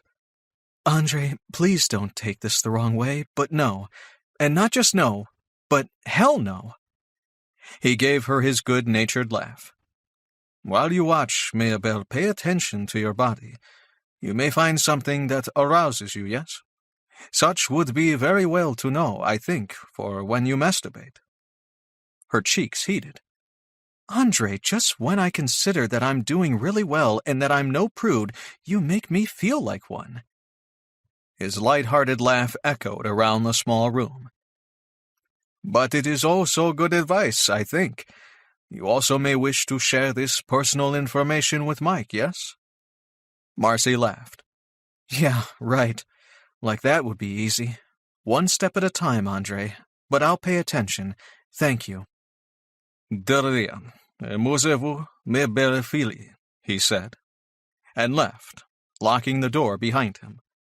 Once he was gone, she hit play, and the screen between Andre and Jennifer began once more, exactly where she left off. Marcy couldn't believe the contrast between the two people.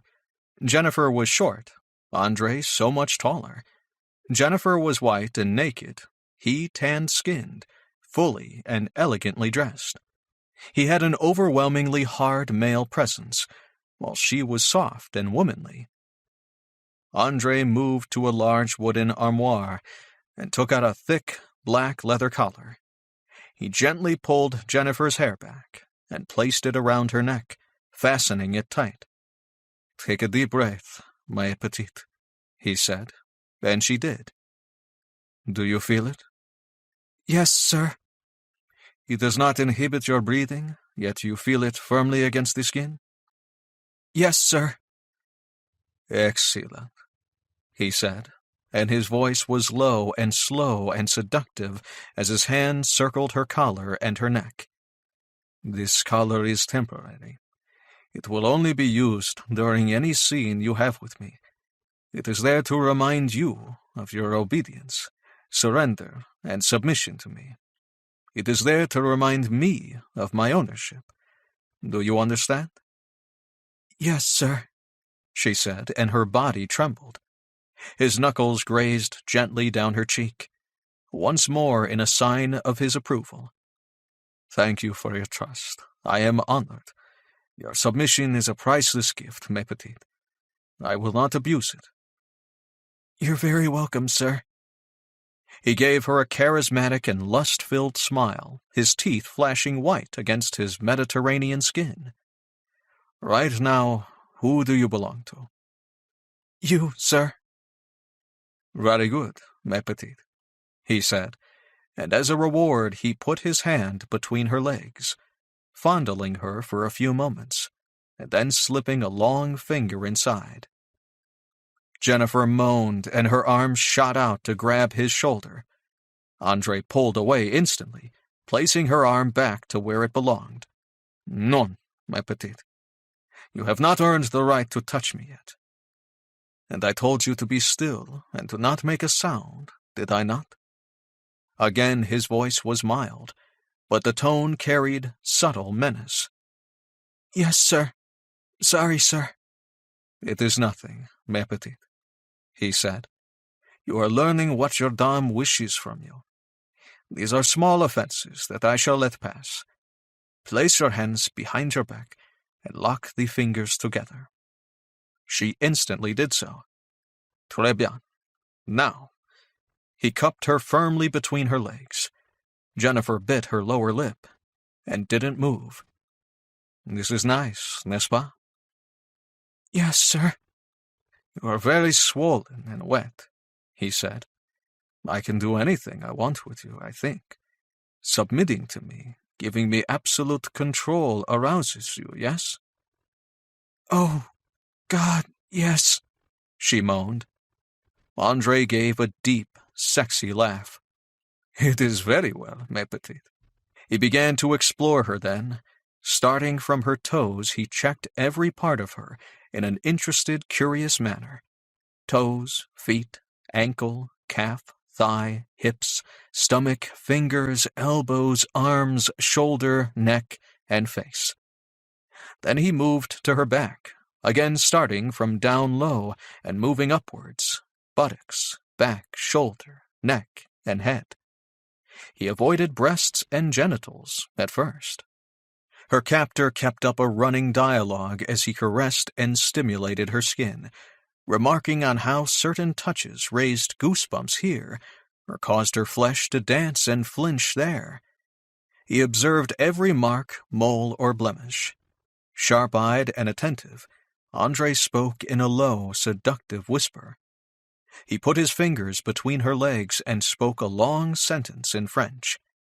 He explained then that her sex had clenched upon his finger, sucking him in. Her body's hunger for him pleased him. Andre muttered the odd curse as he saw evidence of her arousal glistening between her legs. He let her understand in explicit detail how much he wanted to fuck her, and told her the many ways he intended to have her. He was utterly aware of her reactions.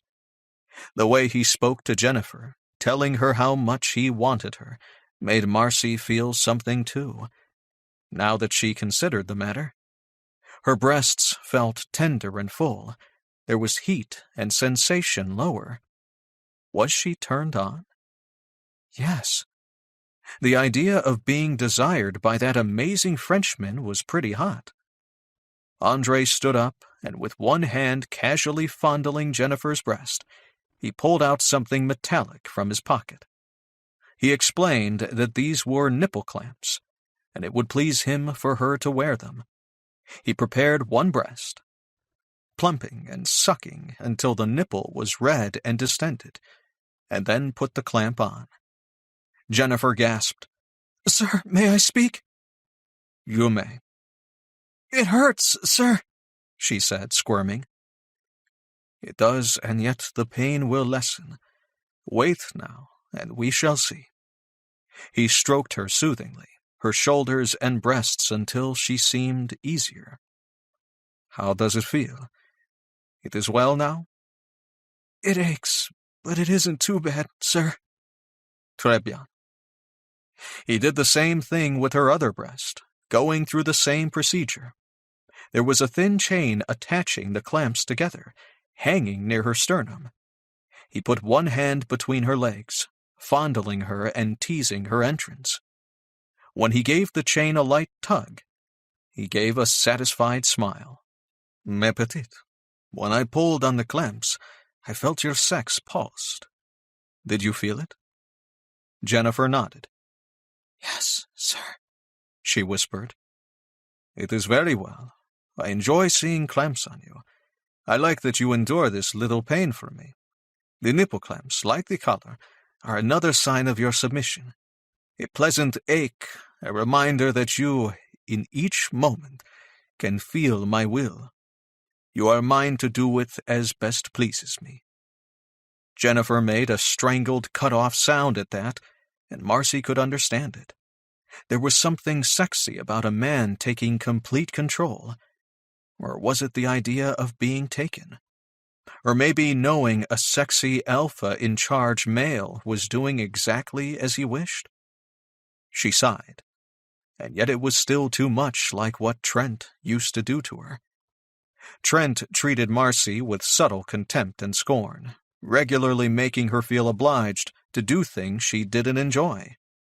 He never openly said it until he asked for a divorce, but whenever she was around him she felt like she was ugly, fat, and unworthy. That was the ongoing vibe, anyway. Prick. Andre was only doing things that Jennifer would enjoy. He knew how to arouse her. He also made her feel beautiful and desirable. He was nothing like Trent. Marcy decided that if she couldn't make herself climax, she still might get up the nerve to ask Andre to teach her how. The sexy Frenchman looked steadily into his submissive's eyes. Now, Jennifer, you will tell me when you last masturbated.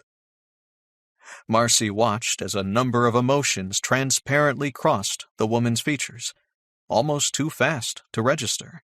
Surprise, disbelief, mortification. It was unfortunate for her that she went red when she was embarrassed. The heat of her flush must have warmed her. Yesterday, sir. You are with your husband? No, sir. I was in the shower. Did you climax? Yes, sir. Eh bien, tell me exactly. What were you thinking of when you came? Jennifer cleared her throat and looked away for a moment. Aware that she shouldn't look away, she quickly met his gaze once more. I thought of sex with a man. Oh? He said encouragingly. What kind of sex? Just sex. Normal sex, sir. Andre's implacable Dom eyes flashed and narrowed with displeasure. Unnerved, the poor woman flinched underneath that intense, heated gaze. You are a terrible liar, he informed her in a low, stern voice. In the security room, Marcy recoiled back in her chair, pulling away from the screen in shock and surprise. Andre's lips pressed together in disapproval. His eyes glittered and his jaw was implacably set. He was a very angry Dom. Andre Chevalier, Marcy's lovable, affable boss, looked scary as hell. 27. Pain. Andre stepped back to the armoire. When he returned, he held leather, fur-lined handcuffs. He ordered his sub to hold her hands out while he cuffed her, checking the fit, then attaching them to a large chain and some equipment that was out of the camera's reach. What I do now will frighten you, I fear, ma petite, he said. Take deep, slow breaths. All will be well. He pulled out a remote from his pocket and touched something. Instantly there was the sound of a mechanism switching on. The chain rose, and Jennifer's arms rose with it. Andre patted her back, comfortingly. Keep your feet flat on the floor. Bon. When her arms were high over her head, the machinery stopped. It is well, ma petite? He asked kindly. Wide-eyed, her entire body shaking, Jennifer displayed every sign of nerves strung to breaking point. She moistened her lips and cleared her throat. Her chest heaved with every sigh, her skin flushed pink, and her pulse was elevated. What are you going to do? She asked in a panicked gasp, forgetting to use the appellation sir. The look in her expression was exposed and vulnerable, like a wild animal with its foot caught in a trap. Andre's arms folded around her. He wrapped a hand in her hair and pulled her head back so that he could press his lips confidently against hers. He positioned her as he liked, did with her as he liked. Just then, Andre Chevalier owned Jennifer Whittington. Jennifer fell into that kiss, kissing him back like he was her only salvation, or perhaps her only contact to reality. Andre kissed and stroked her for some time, until her breathing slowed, until her color eased. When she had calmed, he pulled back from her, keeping one possessive hand upon her nape. Better now? He asked, giving her collar a little tug and a slow, sexy smile. Yes, thank you, she whispered. You forget to call me sir, but I excuse this small breach, he told her in his calm voice. Oh, sorry, sir. He put a hand between her legs and lightly stroked her there. Your sex is dripping for me, ma petite. You are frightened and powerless, bound and spread before me. I can do anything I wish to you, n'est-ce pas? You are here for my pleasure. Yet the submissive within enjoys this, yes? Jennifer's body shook in small, uncontrollable tremors, as if she was suffering from intense cold. "Yes, sir. I—" "Tell me," he coaxed in a soothing French murmur. "This position of bondage and helplessness, it is unnerving, yes?" "I'm scared to death, yet I'm also excited and completely turned on. I don't understand it, sir. I've never felt anything like this before in my life." "Thank you, ma petite. You have pleased your dame with your honesty. You are a novice. I do not disregard this fact." He gave the chain attached to her nipple clamps a little tug, while caressing between her legs. Jennifer moaned and her eyes closed for a moment. Andre nodded with satisfaction. "The sensations I create, they are a little distraction," he said, and then took a step back from her, commanding all her attention. "Listen to me now, Jennifer." Her eyes flew to his. "I am going to punish you, for you lied to me, and you have broken a most important rule. For me, the greatest value of the BDSM lifestyle is the lack of deceit. Honesty is beyond price, and I will have it from you. To speak falsely is a violation of our contract. I refuse to dominate a submissive that lies to me." This merciless threat hit its mark. Jennifer whitened as the blood left her face. There was no question just how much she prized whatever knowledge and training Andre had agreed to give her. He returned to the armoire and brought back a spreader bar and a riding crop. He dropped the crop on the dark wooden floor. He then began to fasten the bar between her legs, explaining all the while what it was. Andre had clearly done this many times before, because she had been drawn up to the perfect height. Her feet were steady on the ground, her arms raised over her head. He clipped the spreader bar to 2 bolts, holding it to the floor so that she couldn't swing. Jennifer, Marcy decided, wasn't going anywhere. Andre picked up the riding crop, and she looked at him nervously with wide and anxious eyes. He trailed it from her collarbone, between her breasts, down to her stomach. "Do you admit that you lied to your dame?" he said with soft menace. "Yes, sir. I'm sorry, sir." "And you lie to your husband often, too, I suppose?" "I don't always lie. Sometimes I avoid telling him the truth, sir." "Then it is a diversion, a lie of omission?" Yes, sir." "You love your husband, yet you come to me as you are not sexually satisfied, yes?" "Yes, sir. That's why Charles and I came to you." "Jennifer," he said in a tone of reprimand, "never be afraid to talk of what you crave. You should speak honestly to the man you married, a man that cares for you." He stepped closer and put a hand around her throat, pulling just slightly at her collar. It was a subtle message, proof that for now she was his possession, that Andre owned her. "Shall I tell you why you do not enjoy sex, Jennifer? Deceit is a barrier to intimacy. Do you know your husband? Does he know you? The intentionally spoken lie and deliberately omitting to speak the truth, these are equal failings for success of the relationship. This lack of intimacy prohibits pleasure, comprenez-vous? How can 2 people be close enough to honestly enjoy one another if all is pretense?" Marcy paused the video, rewound, and heard those words once more. Oh my God. The realization was shattering. Trent was a chronic liar, and he also avoided telling her so many things. She understood that now. But what about her?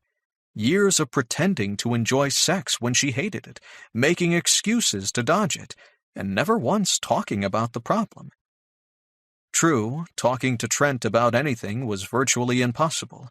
Yet Marcy saw now that some of their marriage failures could be placed on her head.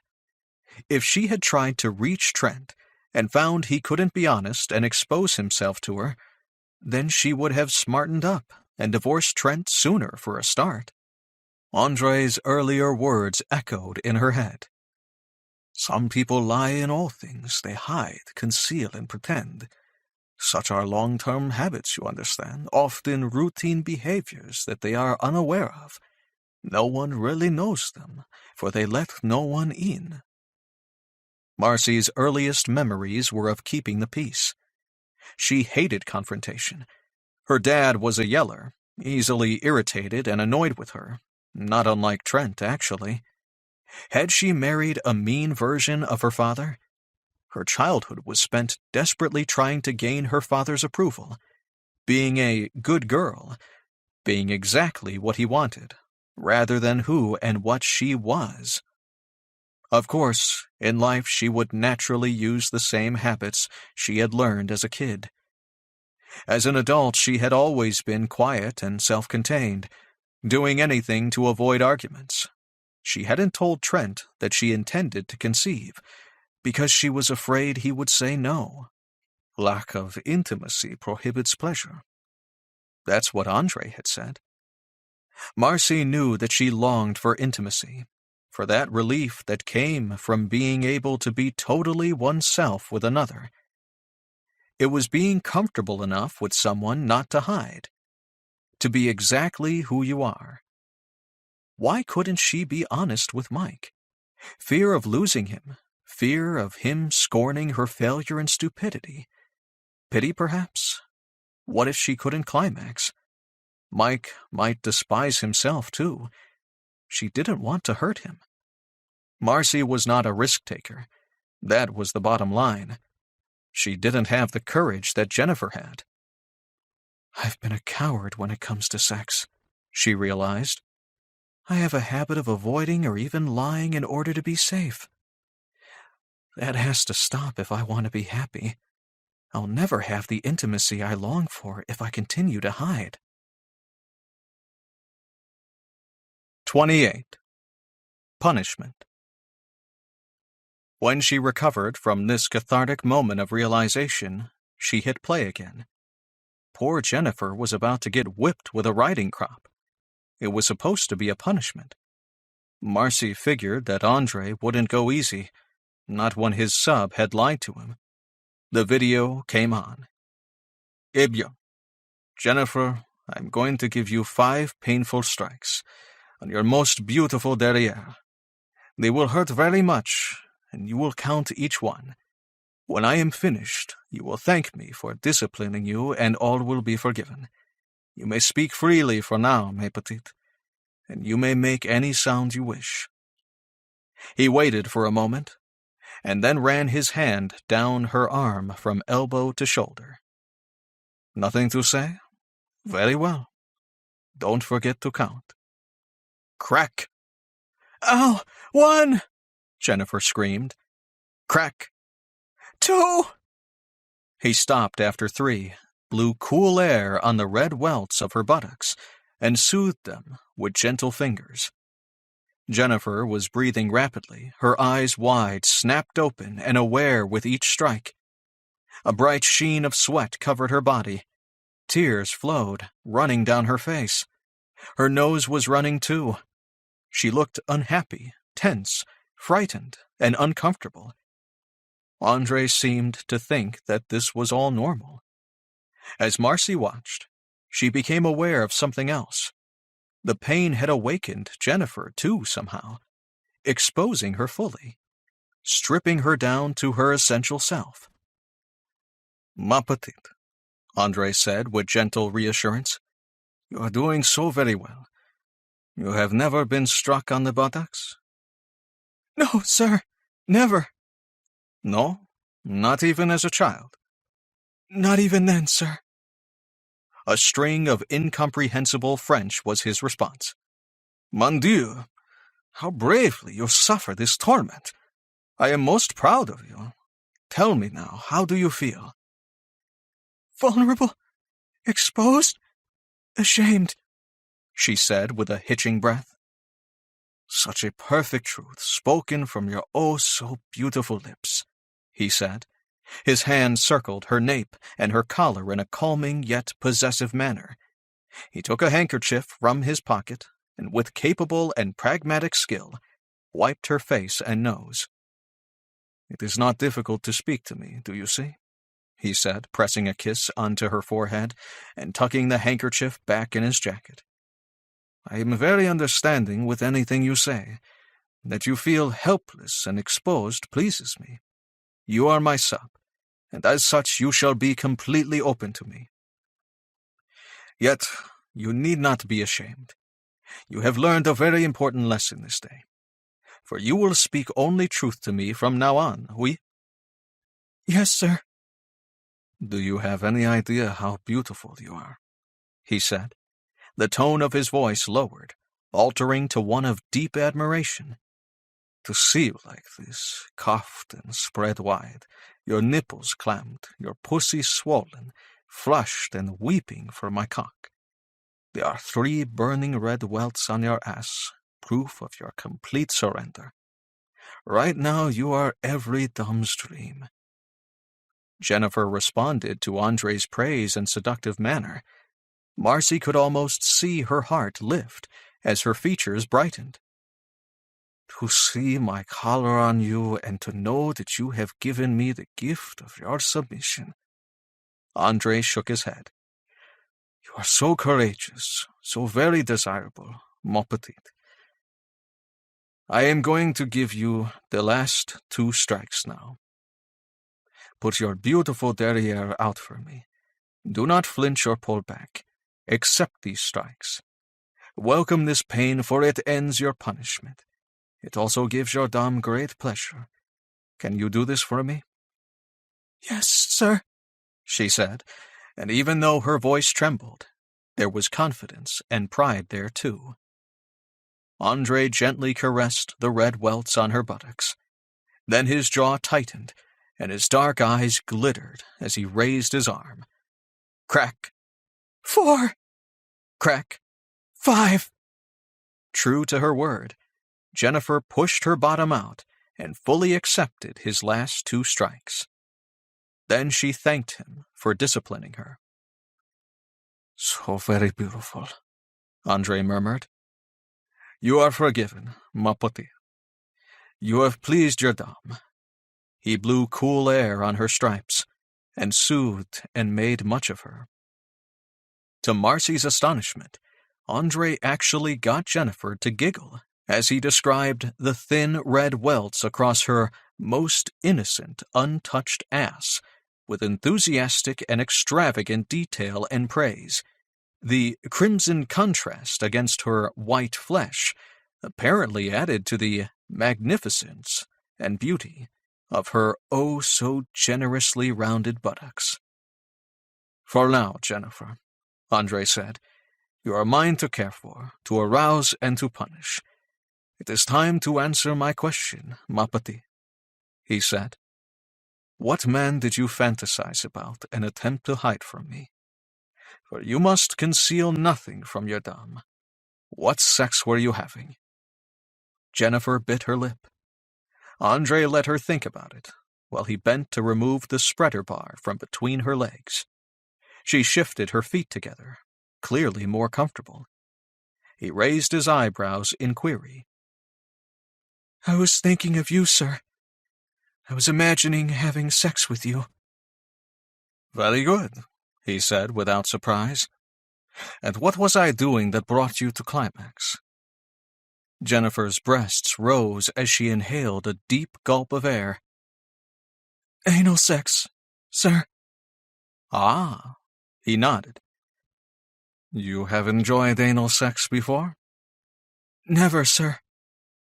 Andre's smile grew wider. "The thought of violating your virgin-ness, ma petite," he said in a low, rough, lust-filled voice. "Such a gift would bring me quickly to climax as well. I would very much like to introduce you to that pleasure. Tell me why you were ashamed of this fantasy." "I was reluctant to admit that I was attracted to you, but I think that mainly I was humiliated about the anal thing. It's so embarrassing. And so stupid. I'd probably hate it, but it's something my mind just keeps coming back to. I can't get the idea out of my head. You're right that I was afraid. I've never told Charles that it interests me, sir. Why not? I felt ashamed, she said, with a worried look on her face. I thought he might be disgusted, sir. Do you think he'll think I'm a pervert?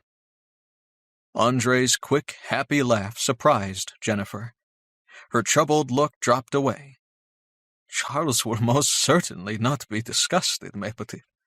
He has fantasies that he has hidden from you too. Andre was absently fondling Jennifer's breasts and nipples while talking. What was that about? It seemed a strange activity to her, perhaps like stroking the ears of a dog or a pet. Consensual adult sex, Andre said. Sex that causes no harm should never be considered perverse. Human beings are curious creatures. Their curiosity is one of the most admirable things about them. These issues will all be addressed, ma petite. With honest communication, all will be resolved. Marcy's gaze was drawn to Andre's hand once more. That mechanical, careless touch of his fingers to Jennifer's breasts was extraordinarily erotic. Her stomach tightened. Heat pooled between her legs. Andre treated Jennifer's body as though it was his possession, something there solely for his own pleasure. Marcy felt an odd and unexpected longing to have Mike fondle her that way. "And now, Jennifer," he said, "I will reward you for 3 things. First, your submission. As a novice, you are proving to be most courageous. Second, for your truthfulness in speaking of these secrets for which you felt such unnecessary shame. And finally, for your bravery in accepting the crop. You could have called your safe word and refused it, Jennifer. There would have been no dishonor in this. Why didn't you?" "I deserved it, sir. It was stupid to lie." He gave her a triumphant smile. "Just so." "You knew that I wouldn't call my safe word, didn't you, sir?" Jennifer gave a tentative smile back at him. "That I felt like I needed to be chastened?"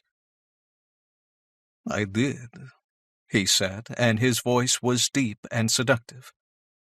"And I knew also that I would very much enjoy punishing you." He made no attempt to hide how aroused he had become. "Tell me, did accepting the crop excite you?" "Yes, sir. It did."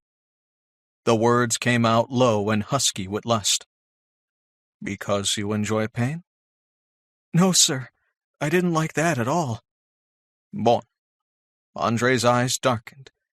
"Do you know why you were aroused, ma petite?" "I think so, sir," she whispered. "Tell me." "Because, sir, disciplining me pleased you." She paused and licked her lips. "And pleasing you turned me on like nothing ever has before." Andre gave her an intense expression that contained equal amounts of both lust and exaltation. "Vous êtes une belle femme magnifique. Such a very clever sort, ma petite. Most clever." He leaned over, and with one strong hand he gripped her cheek and jaw. The other hand fisted her hair. He held her in place then, taking a kiss from her, deep and commanding, in exactly the manner he wished. There was strong male arousal and excitement in the way he held her. Jennifer moaned and pushed toward him, pulling against her chains in a passionate response. Holy shit! Marcy swallowed and found herself wondering. Would Mike kiss her in a similar manner? And what would it feel like to be on the receiving end of such an overwhelming kiss? That surprised her, but there was no doubt about it. She was becoming interested and sexually aroused. This unadulterated lust was a trigger for sure, but so was that connection and honesty between people. That drew her attention like nothing else. In her heart of hearts, she knew if she was brave enough, she could have that with Mike. It would be risky and an act of trust to jump off that cliff. Could she allow herself to fall in love again? Yet things were different now. Marcy was a grown woman, and Mike was no Trent. "And now I am going to reward you, ma petite," Andre said gruffly. "For if you continue to please me and perhaps beg, just a little, then I will allow you to climax." Her body grew warmer and warmer the more she watched. 29. Climax. "Prepare yourself, for this will hurt, ma petite," he said as he unclipped one of the biting metal clamps. Jennifer cried out, her eyes flying wide with shock and surprise as the blood rushed back into her nipples. Andre laved and sucked, massaging with his hands. He did the same to the other nipple. Andre took his time, gently licking, stroking, and soothing. Squeezing and caressing her breasts with his hands, his skilled fingers gently rolled and tugged her sensitive flesh. Jennifer's breasts and nipples were swollen and red, evidence of the effect the clamps had made on her tender flesh. One of Andre's hands trailed down, and two of his fingers penetrated into her depths with slow, erotic control. Watching, Marcy began to feel overheated in this small room. Those 8 screens were amazing. They each took in a different angle of the scene. Jennifer's lust-filled expression, Andre's heavy-lidded eyes, firm lips, and his no-nonsense control, and the sexy detail of what Andre was doing. Holy shit, she thought as a long-forgotten aching sensation began between her legs. Something there was throbbing. Her body felt hot and her skin tingled. Without thinking, she put her hand down between her legs and began to touch herself. Shutting her eyes, for a moment she imagined Mike doing to her exactly what Andre was doing to Jennifer. Jennifer gave a deep sigh and her hips arched. He moved then, fingering her and rubbing her clit, faster now, yet still in a highly controlled way. He brought her close to the edge, and then let her arousal recede, close to climax, rest, close to climax, rest. This torment went on for some time. The woman's chest rose and fell in ragged, rapid breaths. Sweating and moaning for release, Jennifer began to shamelessly beg and plead. Andre was rock hard, yet he seemed to have no thought for himself or his own sexual relief. "Your arms are cuffed over your head," he said in a dark, sexy voice. "You are bound by my will, Jennifer, no?" Jennifer gazed at him through heavy-lidded eyes. "Oh, God, yes," she gasped. "Yes, sir." "Do you wish to come for me, ma petite?" he asked, looking into her eyes. "Please, oh, please, yes, sir." Andre smiled. "This is my body," he said, grasping her mound firmly. "I want to reach as it reaches orgasm. Do not take your eyes from me, ma petite." The intent, commanding expression combined with those firm lips on Andre's implacable face was probably enough to make the woman climax on their own. "Yes, sir," she panted. "Good girl," he said. Andre's thumb was circling and stroking her clit. He had 3 fingers deep inside her. The astute Frenchman was studying her, utterly attuned to his sob. Was he aware of her arousal and the sexual tension that was building inside her? Could he feel it with his fingers, that exact point where she was just on the peak of orgasm? "Come, Jennifer," he demanded abruptly, with an authoritative voice. "Come for me now." Andre thrust his fingers deeper, his hand slamming hard against her sensitive entrance. His thumb pressed and flicked against her clit. With the other hand he pinched one swollen, aching nipple hard. These added sensations clearly pushed Jennifer right over the precipice. The woman arched up and cried out with a deep, moaning, incomprehensible cry. Her face screwed up in a harsh grimace that looked something like anguished suffering. But clearly, whatever she was feeling, it was far removed from excruciating pain. Jennifer's hips jerked uncontrollably, racked with violent spasms. Marcy stopped breathing for a moment when she saw the woman's eyes roll back in her head.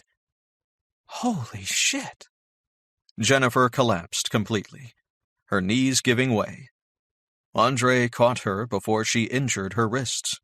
The muscles in her diaphragm rose and lowered with every breath. Her intense orgasmic reaction went on for some time. Andre held tight through her aftershocks. He soothed and stroked Jennifer's skin in a lazy yet caring manner. Oui, oui, bonne fille, belle fille, he murmured. But most of what he said was in French, and Marcy couldn't understand. The tone of his voice was gentle, praising, soft, and appreciative. Whew! If that was an orgasm, she really wanted one. She recalled Andre's words, "Never be afraid to speak of what you crave." That really hit home. I've been a big chicken all my life, she decided. Maybe not a chicken. When it comes to men and sex, I've been more like a mouse. Well, not anymore. Marcy recalled Jennifer's astonishing orgasm, the pink flush of her skin, the light sheen of sweat all over the woman's body, not to mention her dazed and dreamy gaze. Suddenly thinking of that romantic comedy, When Harry Met Sally, Marcy giggled. While arguing in a Manhattan deli, the actress Meg Ryan asserts that a man can't recognize when a woman is faking orgasm. To prove her point, she fakes a climax as other diners watch. Then one patron says, "I'll have what she's having." Well, Jennifer's orgasm hadn't been faked, but the sentiment was the same. I'll have what she's having, indeed. Man, oh man, the woman's eyes had actually rolled back in her head. Marcy really wanted to experience a climax just like that. Could she give one to herself? That seemed incredibly doubtful. But could Mike give it to her? With an abrupt whirring, the mechanism lowered Jennifer's arms. Andre unhooked the cuffs from the chain, but left the cuffs on her wrists. He held her by the waist as she stood on shaky legs. For some time he let her recover, holding and stroking her, murmuring incomprehensible yet soothing words in her ear. He didn't seem to be in a hurry. "Can you stand, ma petite?" he asked kindly. Jennifer said with an obvious internal glow. Her eyes were glazed and dilated from intense pleasure, her brain attempting to get into gear. "I asked if you can stand," he repeated. "Oh, yes, sir." On trembling legs, she did so. "Hands behind your back, ma chérie," he said. Jennifer complied instantly. "Oui, very good." Andre moved behind her and linked her cuffs together, trapping her arms behind her. He moved back around to the front of her. Then he wrapped his hand in her hair and pushed her lower. Jennifer went to her knees, her face averted. "Eyes on me." She immediately raised her head. "Bon. Now spread those most enticing thighs further apart," he ordered. "I wish to see everything." "Yes, sir," she said, and she did so, keeping her eyes on his. "So beautiful," he murmured, holding her gaze and standing close, looming dominant and dangerous above her. "The petals of your sex are pink and swollen. The perfume and sight entices a man to taste and to lick such slick female essence. You are stunning like this, flushed from an orgasm, open and available to your dame." He looked down at her with a fond yet intent expression. "Ma petite, You are on your knees before me, he said softly. His knuckles grazed down her face approvingly. Tell me how it feels to be kneeling before your dame. Remarkable, she said. I feel sexy, feminine, and desirable. I just had an amazing orgasm, yet I'm so turned on right now. I could come again, simply with the thought of pleasing you, sir. You do please me. He rubbed her lips with his thumb. Jennifer opened her mouth and took his thumb inside her, licking and sucking desperately, as if it was something else. Andre's soft chuckle was deep with lust. Your nipples are red and swollen, aching to be touched. Your beautiful buttocks are red from my crop. You are bound and helpless on your knees, waiting to serve me in any manner I wish. Nothing could be more attractive.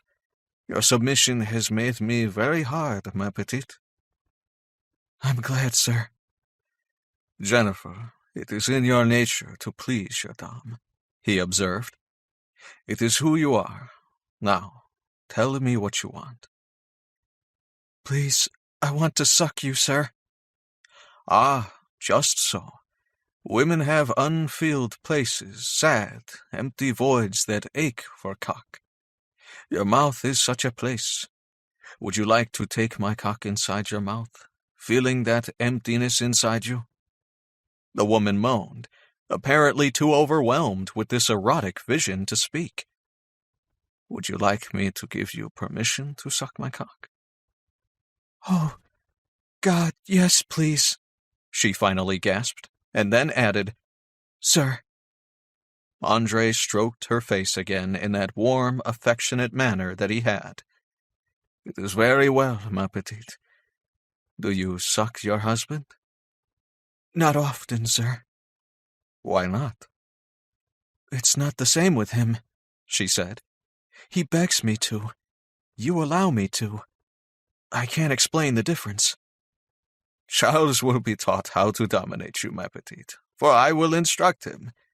He laughed then, a sexy, light-hearted sound.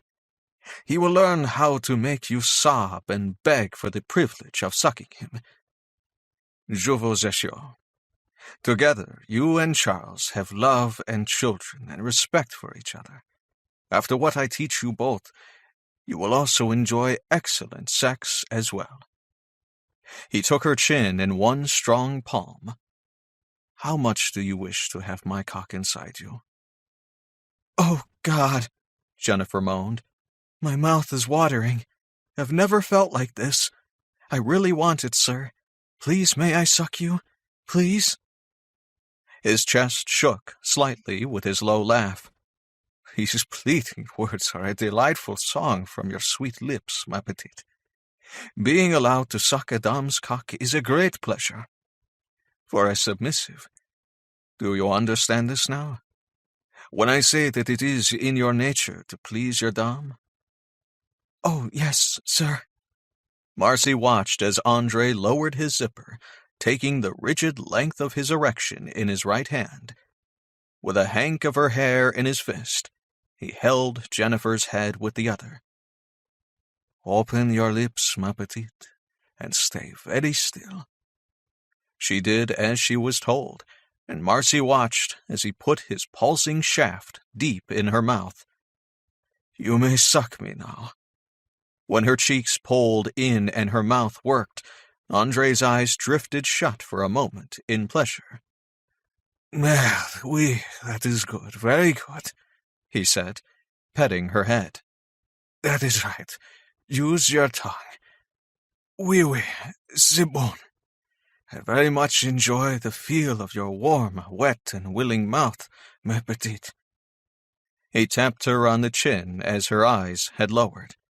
When she looked up, his lips curved in that enchanting, gorgeous smile of his. Would you like me to allow you to swallow my seed? The urgent affirmative nod and sounds indicated yes. Andre chuckled and removed his cock, and Jennifer made a deep sound of protest. He put it back inside his trousers and zipped himself back up. You have pleased your dame, ma petite. he said, his voice husky and low. "You are a most willing submissive. Your husband, Charles, is a lucky man." He took her by the elbow and raised her to her feet. Then he uncuffed her wrists. He walked her to the bed. "Lay on your back, face up, for you have been very good." Andre gave the woman a sensuous kiss that looked as if it made her toes curl. "For your reward, I am going to fuck you." Marcy paused the video. She had seen more than enough. In 3 short weeks, everything in her life had changed, and she was changing too. The array of emotions and sensations that had been swirling around her suddenly fell into acute and painful focus. Her skin was tingling, her pulse pounding, and she was short of breath. Her sex throbbed, wanting relief. Marcy had been here before. This was the place where her body demanded that something happen, but it never did. I need to fucking come. God damn it. 30. The Pool Guy. When Marcy found herself heated to melting point from watching the video, across town, Trent Berger was completely unaware of the scorching turmoil he had unintentionally started with his wife. Deborah Berger had managed to keep an expressionless demeanor, holding back her tears until she made her way out to the pool and cabana. It was important to keep up appearances, to hide how upset she was from her household staff. Now, she couldn't stop crying. While she loved her servants, they would still report back to her father. Daddy always kept a close eye on her, even after she had been married for 3 years. Deborah couldn't face her servants or her father right now. Deborah had been talking to Trent on the phone, simply asking him when he expected to be home. But Trent had gotten angry with her and had called her a stupid cunt. A stupid cunt. The shock of him saying such a terrible profanity to her made her head swim. Deborah could hardly even bring herself to think that horrid word. An only child, Deborah Berger had experienced a sheltered upbringing. 5'8", blonde and blue-eyed, she had the stunning features and figure of a model. Deborah had been the most popular girl at her expensive private Christian school. She had also been one of the first students to sign a virginity pledge, and had worn a purity ring promising chastity until marriage. That pledge unfortunately slipped during her college years, when she foolishly gave herself to a young man that she thought she was in love with. He had been really mean not long after he had gotten what he wanted. He had called her a gorgeous, gullible airhead. That had been bad enough. But for her husband to call her a stupid C, she flinched with the memory of it. When Deborah had met Trent, she thought she had found love. Trent was a much older man, a man of the world. He didn't seem to think she was stupid then. He'd been thrilled with her views on morality and had been devoted and charming. Trent told her that they should wait to make love. Wait until they were married under the eyes of God. Obviously, he wasn't just after sex. Not like the other, younger men who sought her attention. Trent also had a broken heart. He had turned to Deborah with his sorrows. His story had been so sad. Trent's wife had been terribly faithless, constantly off having sex with a number of other men. Marcy, his ex-wife, had not been a good Christian woman. That was where Trent realized he had gone wrong. A good man himself, he had naively expected that same purity in others. Regrettably, he never had a virtuous wife who would be loyal and true. While as a Christian, Deborah could never expect to be perfect, she would at least try her hardest to follow the path of Jesus. Trent had a daughter from his first marriage.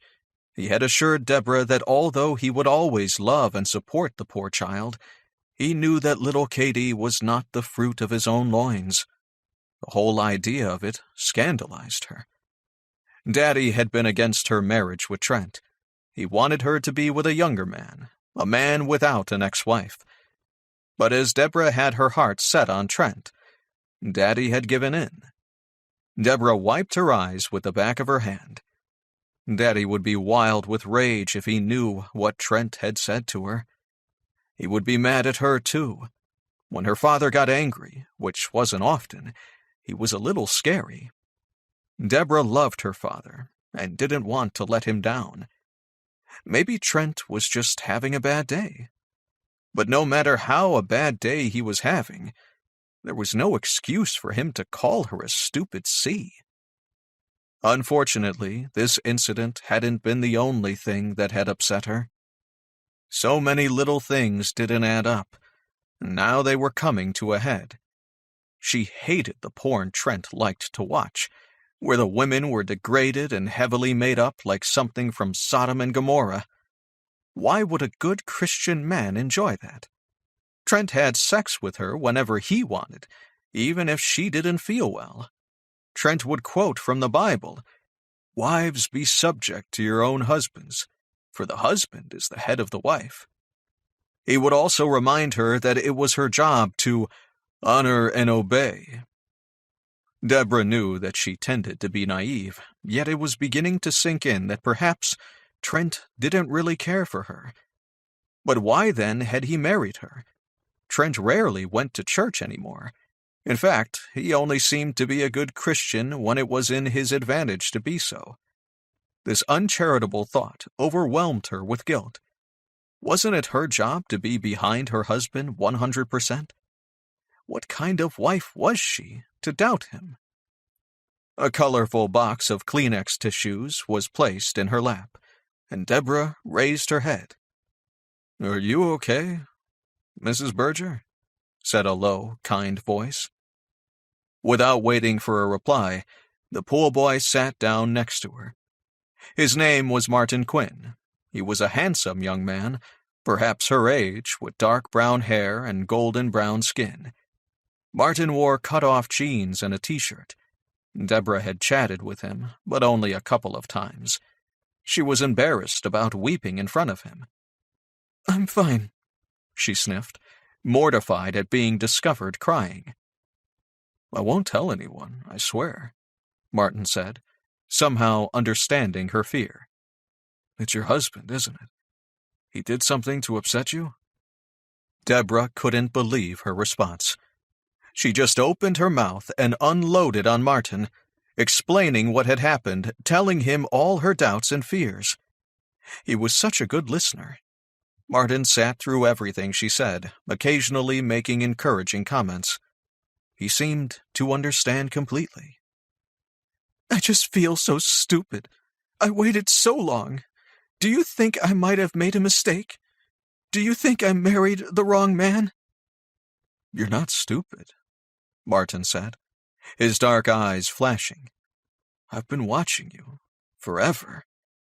I think you're the most beautiful person in the world. You are kind and caring and upbeat. I don't think Mr. Berger deserves you. You're such a wonderful person. I don't think anyone is good enough for you." His voice was vehement. "Really?"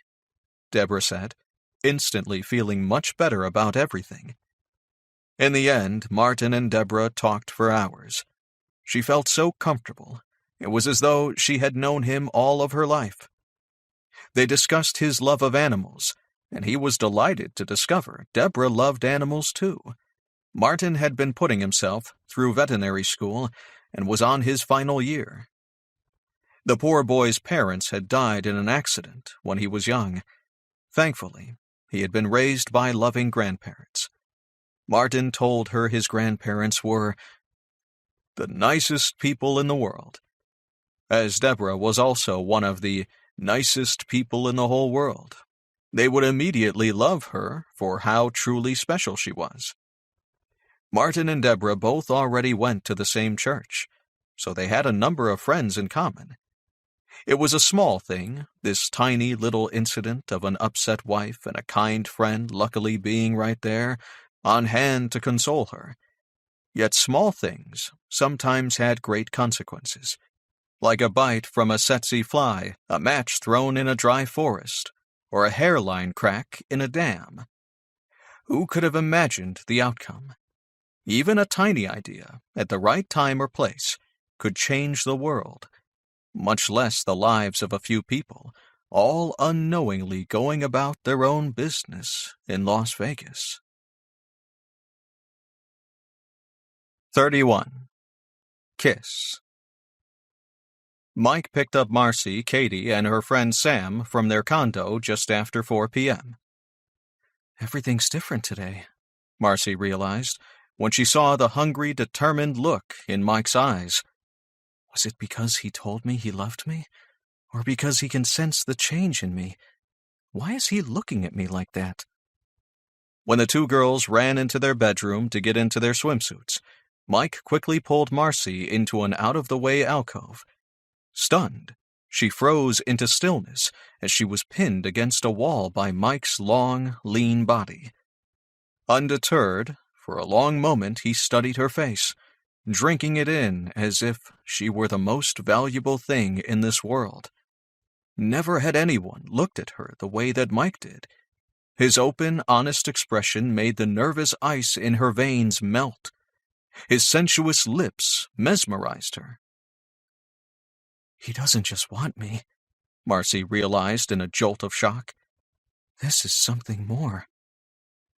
With his hands firm upon her shoulders, and without a single word, his lips met hers. Other than morning stubble, she'd never kissed a man with facial hair. The sensation was unique and enticing. Mike shifted one hand, putting it around her jaw and throat. Using his tongue, he teased her lips apart. Desire rushed through her, flooding her body in a wave of heat. The heady male taste, scent, and feel of him besieged her senses. Marcy breathed in a shaky breath and heard a small sound from deep in her throat. Mike didn't pull her against him, nor did he deepen the kiss. He only touched her mouth with slow, maddeningly cool control. Somehow that made his kiss even more overwhelming. Marcy's heart pounded loudly in her chest. Thud, thud, thud. Her eyes drifted shut, all the better to feel. Her breath caught as sensation coursed through her. Tingling, throbbing, need. When he pulled back, it took a moment for her eyes to open. When they did, she simply stared at him. Mike's face was composed. There was nothing to show that he had been affected at all, except for the fire and triumph in his eyes. "Oh, wow," she whispered. "Tell me about it," he growled. Kissing Mike Thompson had been far more erotic than the times that she had actually had sex. Marcy's whole body throbbed. She felt buzzed, invigorated, and alive. She was also lightheaded. Was she going to faint? Maybe she should sit down. "Mom! What towel should I bring?" a small voice yelled out from upstairs. "I have plenty of towels, Katie," Mike yelled back while still gazing into her eyes. "Don't bother bringing any." Mike took a step back, away from her. Marcy, on unsteady legs, went to her room to pack a few of her own things, and to sit down and catch her breath. The plan was for them to come for a swim at his house and have dinner there.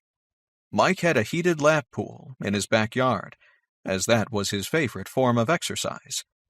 It was deep enough on one end for diving, too. The other end had a slide for his nieces and nephew to play on. Mike was an extremely doting uncle. The two girls chatted happily in the car to each other and to Mike. The November sky was deep blue, set off with a few puffy white clouds, little breeze, and with virtually no chance of rain. It had been a warm day, hitting 70, but had cooled off considerably. With Mike's heated pool, it was never too cold to swim. Because of the evening traffic, it was a 35-minute drive to get to northern Las Vegas, where Mike lived. Marcy couldn't stop thinking about that look. And that kiss. Trent had told her that she was frigid, but Mike's kiss had sure defrosted her. She had to wonder, just how hot could he make her anyway? Marcy fully intended to tell Mike about why she was avoiding sex. She'd explain about the intimacy she had witnessed with Andre, and how she realized that while Trent had been living a lie in their marriage, she had been living a lie too. If Jennifer Whittington had been brave enough to take a risk, she could do the same. Why not? Mike would be easy to talk to. At 34 years old, Marcy had never had an orgasm. That was her big secret. Too bad the damn subject was so embarrassing. Why was that? Was it because she felt flawed, stupid, shy? Or was it because she had failed so completely as a woman and a wife? At least I'm a good mother, she thought. Mike was a wonderful male role model. Katie was constantly seeking him out, holding his hand, or making him play games with her. The patient man seemed to genuinely enjoy Katie's company. Her poor daughter had been starved for a bit of male attention. When Mike parked his BMW on the driveway, they all got out and the girls raced ahead. Mike put his hand low on her back, courteously guiding her inside. That man and his touching. He intentionally made a point to touch her as often as possible. The heat from his fingers seared her, creating a heavy warmth low in her belly. Mike certainly got her going all right, yet she doubted that she could climax. Somehow she always tensed up, became inexplicably shy, or felt stupid in bed. "Go on through and I'll get us some wine," he said as they walked past the family room to the glass sliding doors. "White okay with you?" "Sure," Marcy said. She and the children went straight through to the backyard, where Ziggy joyously ran in circles around the girls, barking and bringing them his frisbee. The sound of girlish giggles could be heard as they threw the frisbee as far as they could. Ziggy obediently ran to get it, and then ran back, dropping it at their feet. Back and forth, throw, retrieve, throw, retrieve. Happy and well-trained, Ziggy was a well-loved member of the family. The dog and the girls adored the game. Mike came out with a couple of glasses of Yellowtail Chardonnay from Australia and handed her one.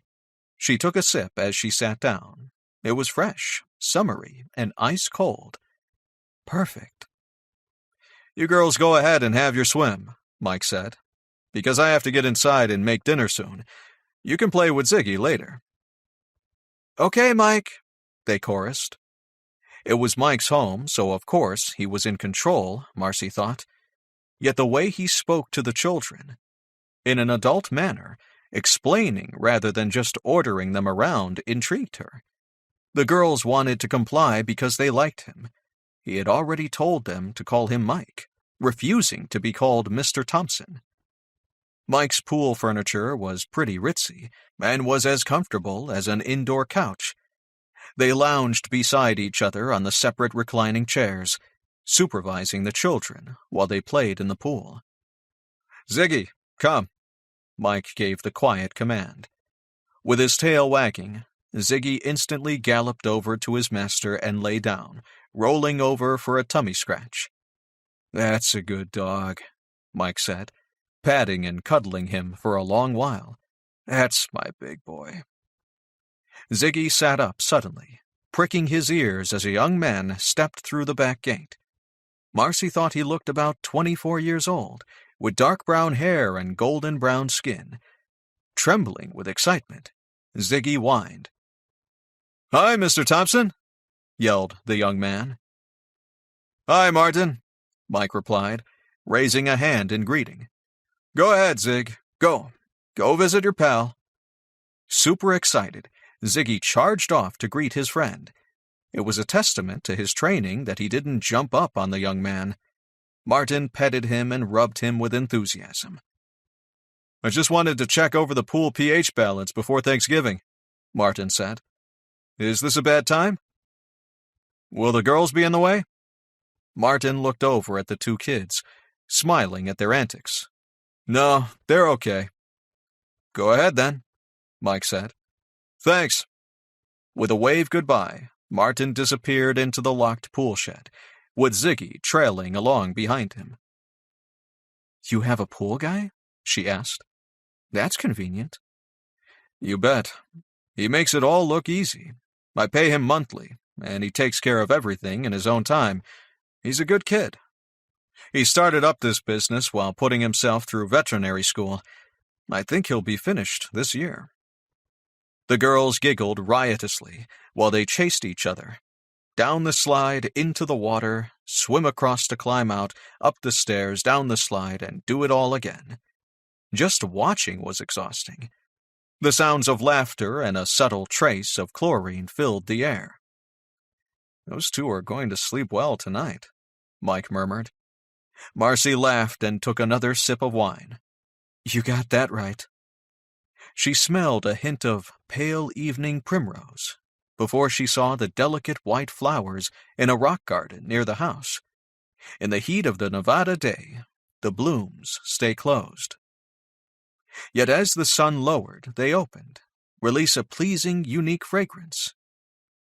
With the girls far away and diverted, Marcy thought that it was time to get up the courage to talk to Mike about some things. Swallowing the last of the wine, she put her glass down on the side table. She had even rehearsed exactly how to start the conversation. So, I watched Andre work with a woman on the screens of the security room today, she began. Clearly stunned, Mike sat up straight and turned toward her. You did? Yeah, I did, she said. He gave her a considering look. You don't seem disturbed or upset. That's probably a good sign. Did you want to tell me about it?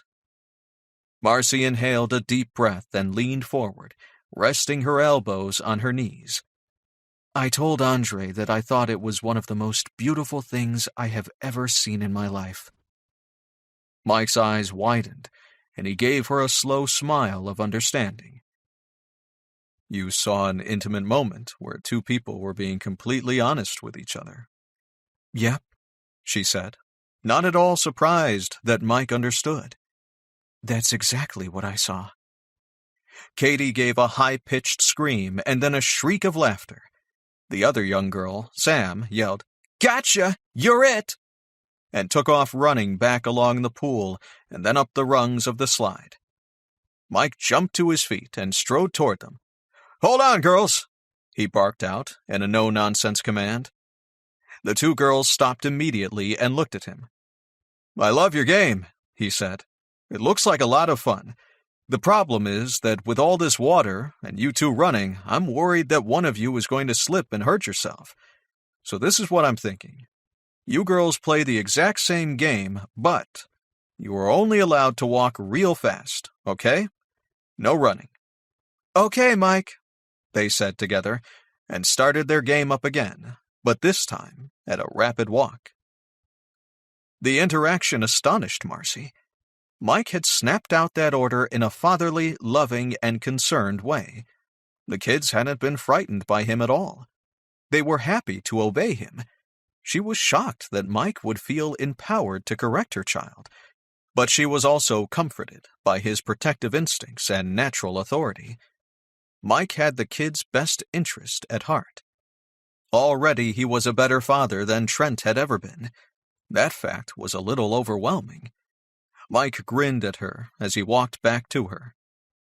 "To you," he said, raising his glass toward her in a toast. "A rare and amazing woman, able to see past the details and understand exactly what it is that Andre does." A flush of pleasure raced through her at his praise. Mike drank the last of it down in a gulp. He put the glass next to hers on the table. Marcy supposed that she should be getting used to it by now. Unlike Trent, who only seemed to notice what she did wrong, Mike constantly pointed out all the things she did right. She explained how she had first seen Andre kissing Jennifer's scars and admiring the evidence of childbirth. She detailed the riding crop, which freaked her out, and the woman's amazing orgasm. as well as Jennifer and Andre's candid discussions. Marcy took a deep breath. Andre said to me that some people hide, conceal, and pretend. No one really knows them because they let no one in. Mike smiled, leaned forward, and took her hand. He held it gently, reverently. The heat of his touch spread, his energy sending thrilling warmth throughout her body. His touch was strangely comforting, yet also arousing. What was that about? She wondered. How could it be both? I know you, sweetheart, he said, squeezing her fingers. Yes, but you don't really, do you? Mike cocked an eyebrow and grinned. I've seen you with Ziggy, and I trust his judgment. He loves you. She smiled at that. Besides, you like him too. A woman that loves animals has lots going for her. That doesn't mean much. Ziggy, I suspect, pretty much adores everyone he meets. Mike shrugged. I've seen you with Katie. You're a wonderful, loving mom. That kid didn't luck out in the dad department, but man, you've more than made up for that. Oh, do you think so? I do worry about that, about her non-relationship with her father. Don't worry, he said. You know what I've noticed about children? If they have one loving, sane parent, then they turn out okay. They only need one. Katie is a fantastic kid. She is so appreciative and mature for her age. She's had a hard time. Losing her grandma, that must have been difficult. Oh, yes. My mom looked after Katie a lot when I worked full-time. Then I nursed Mom for months while she was dying. I hated that Katie had to go through that. It was a tough time for both of us. It sounds like it. The divorce, a death, and moving out of her childhood home. Even your cat died recently. That kid has been through a lot. Plus, she must know her dad is an ass. Yes. Marcy pressed her lips together. Her stomach knotted when she considered the ongoing issues Katie had with her father. She took her hand back from him, clasping her fingers together on her lap. I don't know, Mike said evenly. Katie has an unusual depth of character for her age, probably because of the stuff that has happened in her short life. Raised by a hard-working, honest single mom hasn't been bad for her either, in my opinion. I guess all I'm saying is that your daughter is a terrific kid. Some of that is certainly on her, but I think she is a happy, grateful child, because she has an amazing, fantastic mom. Thank you. Once again, she was seriously affected by his words of praise. Mike patted her knee and gave her a heart-stopping grin. It's just the honest truth.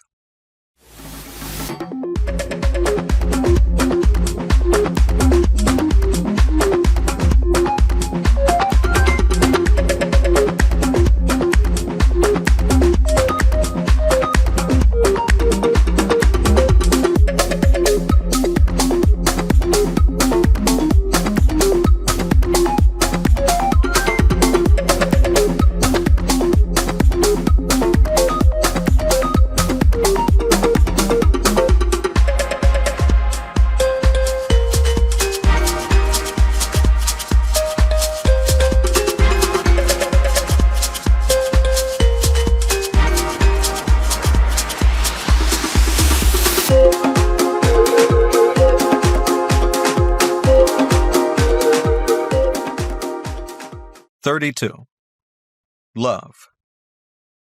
Martin, the pool guy, paused at the back gate. Marcy couldn't help but notice how young and earnest he seemed. A nice boy, doing good, honest work. He would go far. I'll be back in 4 days. Will you be here? He asked. Probably, Mike said. Why?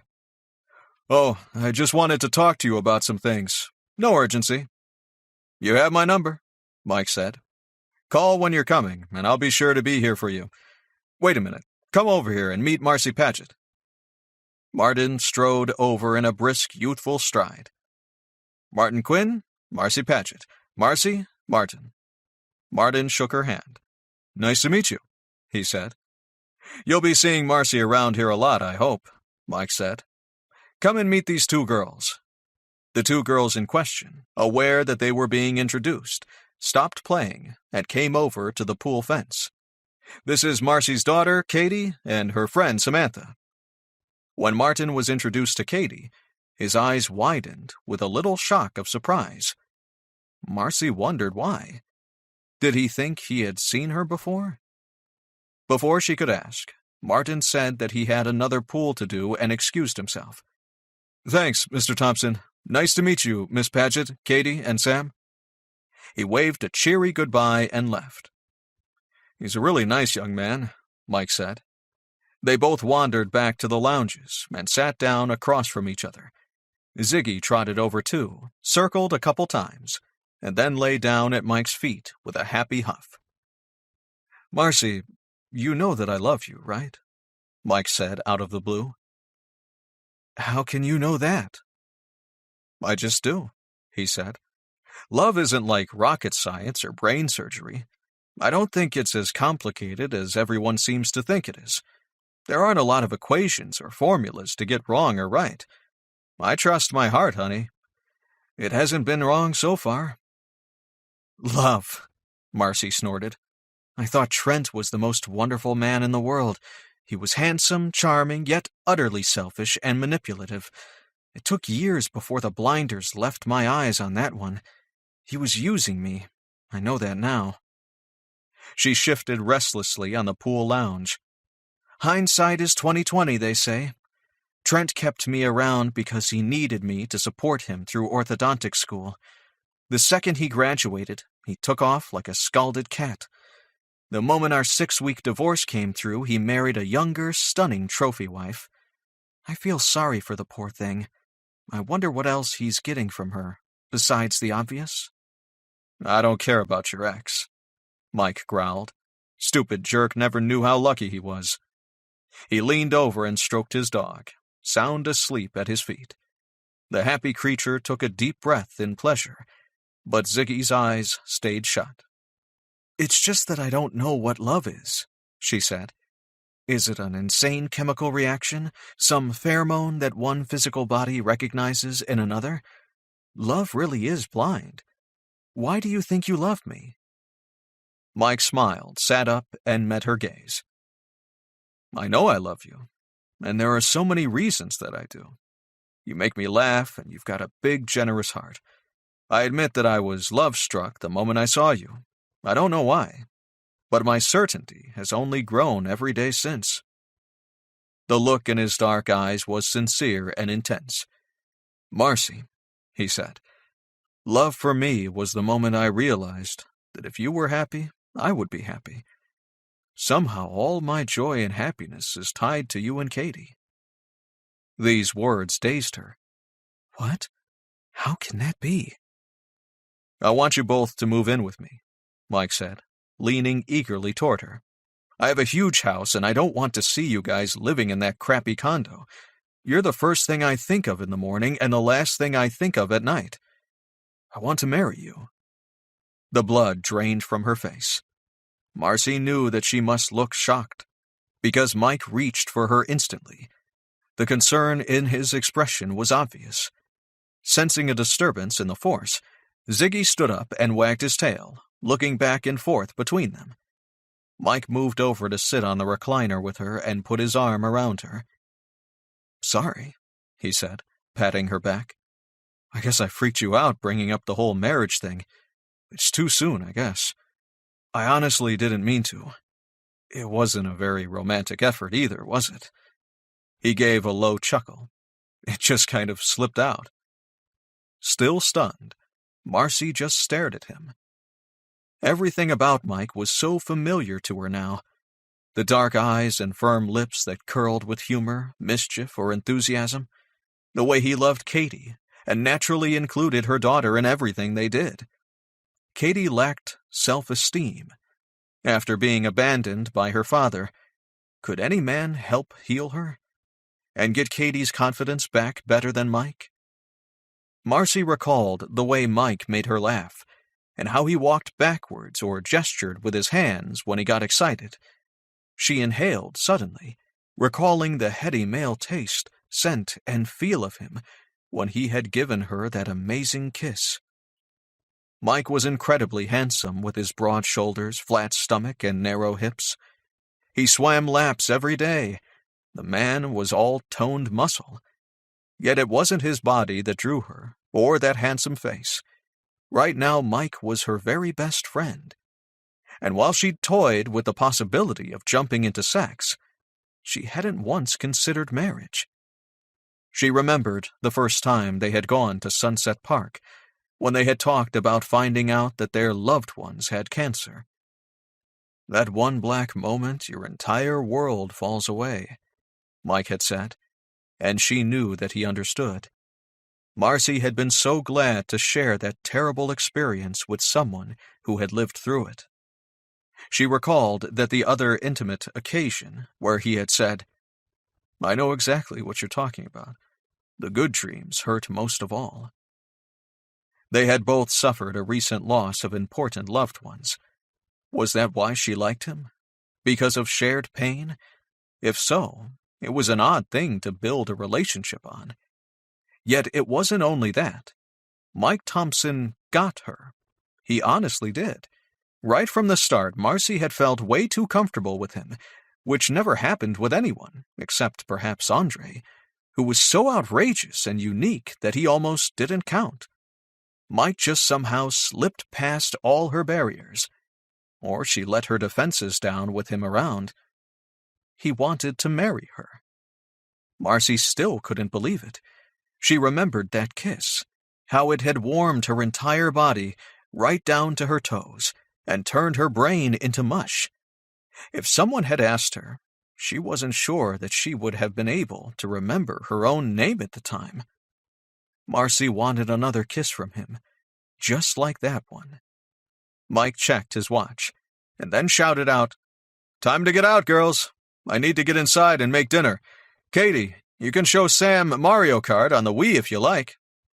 The girls screeched a happy assent and got out of the pool. Grabbing their towels, they took off inside the house. "Are you okay?" he asked in a seductive low tone that raised goosebumps on her arms. Marcy had never really noticed how sexy his voice was. Mike ran his hand down her back and rested it on the curve of her hip. He hadn't touched her naked skin, but her body heated just as if he had. His palm was big and warm against her. She froze, uncertain if she wanted to move further into him or to pull away. Mike was an open, talkative, touchy-feely person, while she was the exact opposite. Whatever did he see in her? The backyard was quiet now, with the girls inside. Mike stood up, captured both of her hands in his, and pulled her to her feet. Their bodies were so close. Marcy didn't try to avoid him or escape this intimacy. The heat from his fingers seeped into her palms. She smelled primrose and chlorine mixed with Mike's unique male scent. Looking up at him, she noticed that Mike's dark eyes were close, focused, and intent. She knew that he intended to kiss her again. She was dazed and faint with the thought of it. The thud of her pulse hammered in her throat. Mike pressed his lips against her knuckles, and then put her hands up on top of her shoulders. They curled instinctively around his neck, stroking through his silky short hair. His arms wrapped around her body, pulling her hard against him.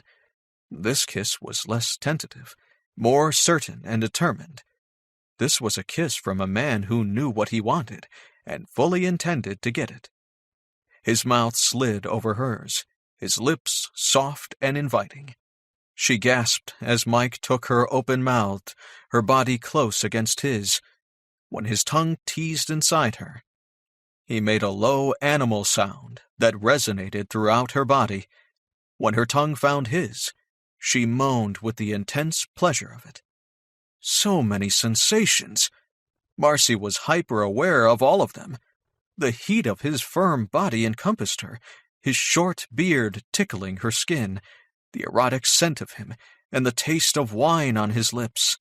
The pound of her heart, her short breaths, tender breasts, and moist arousal.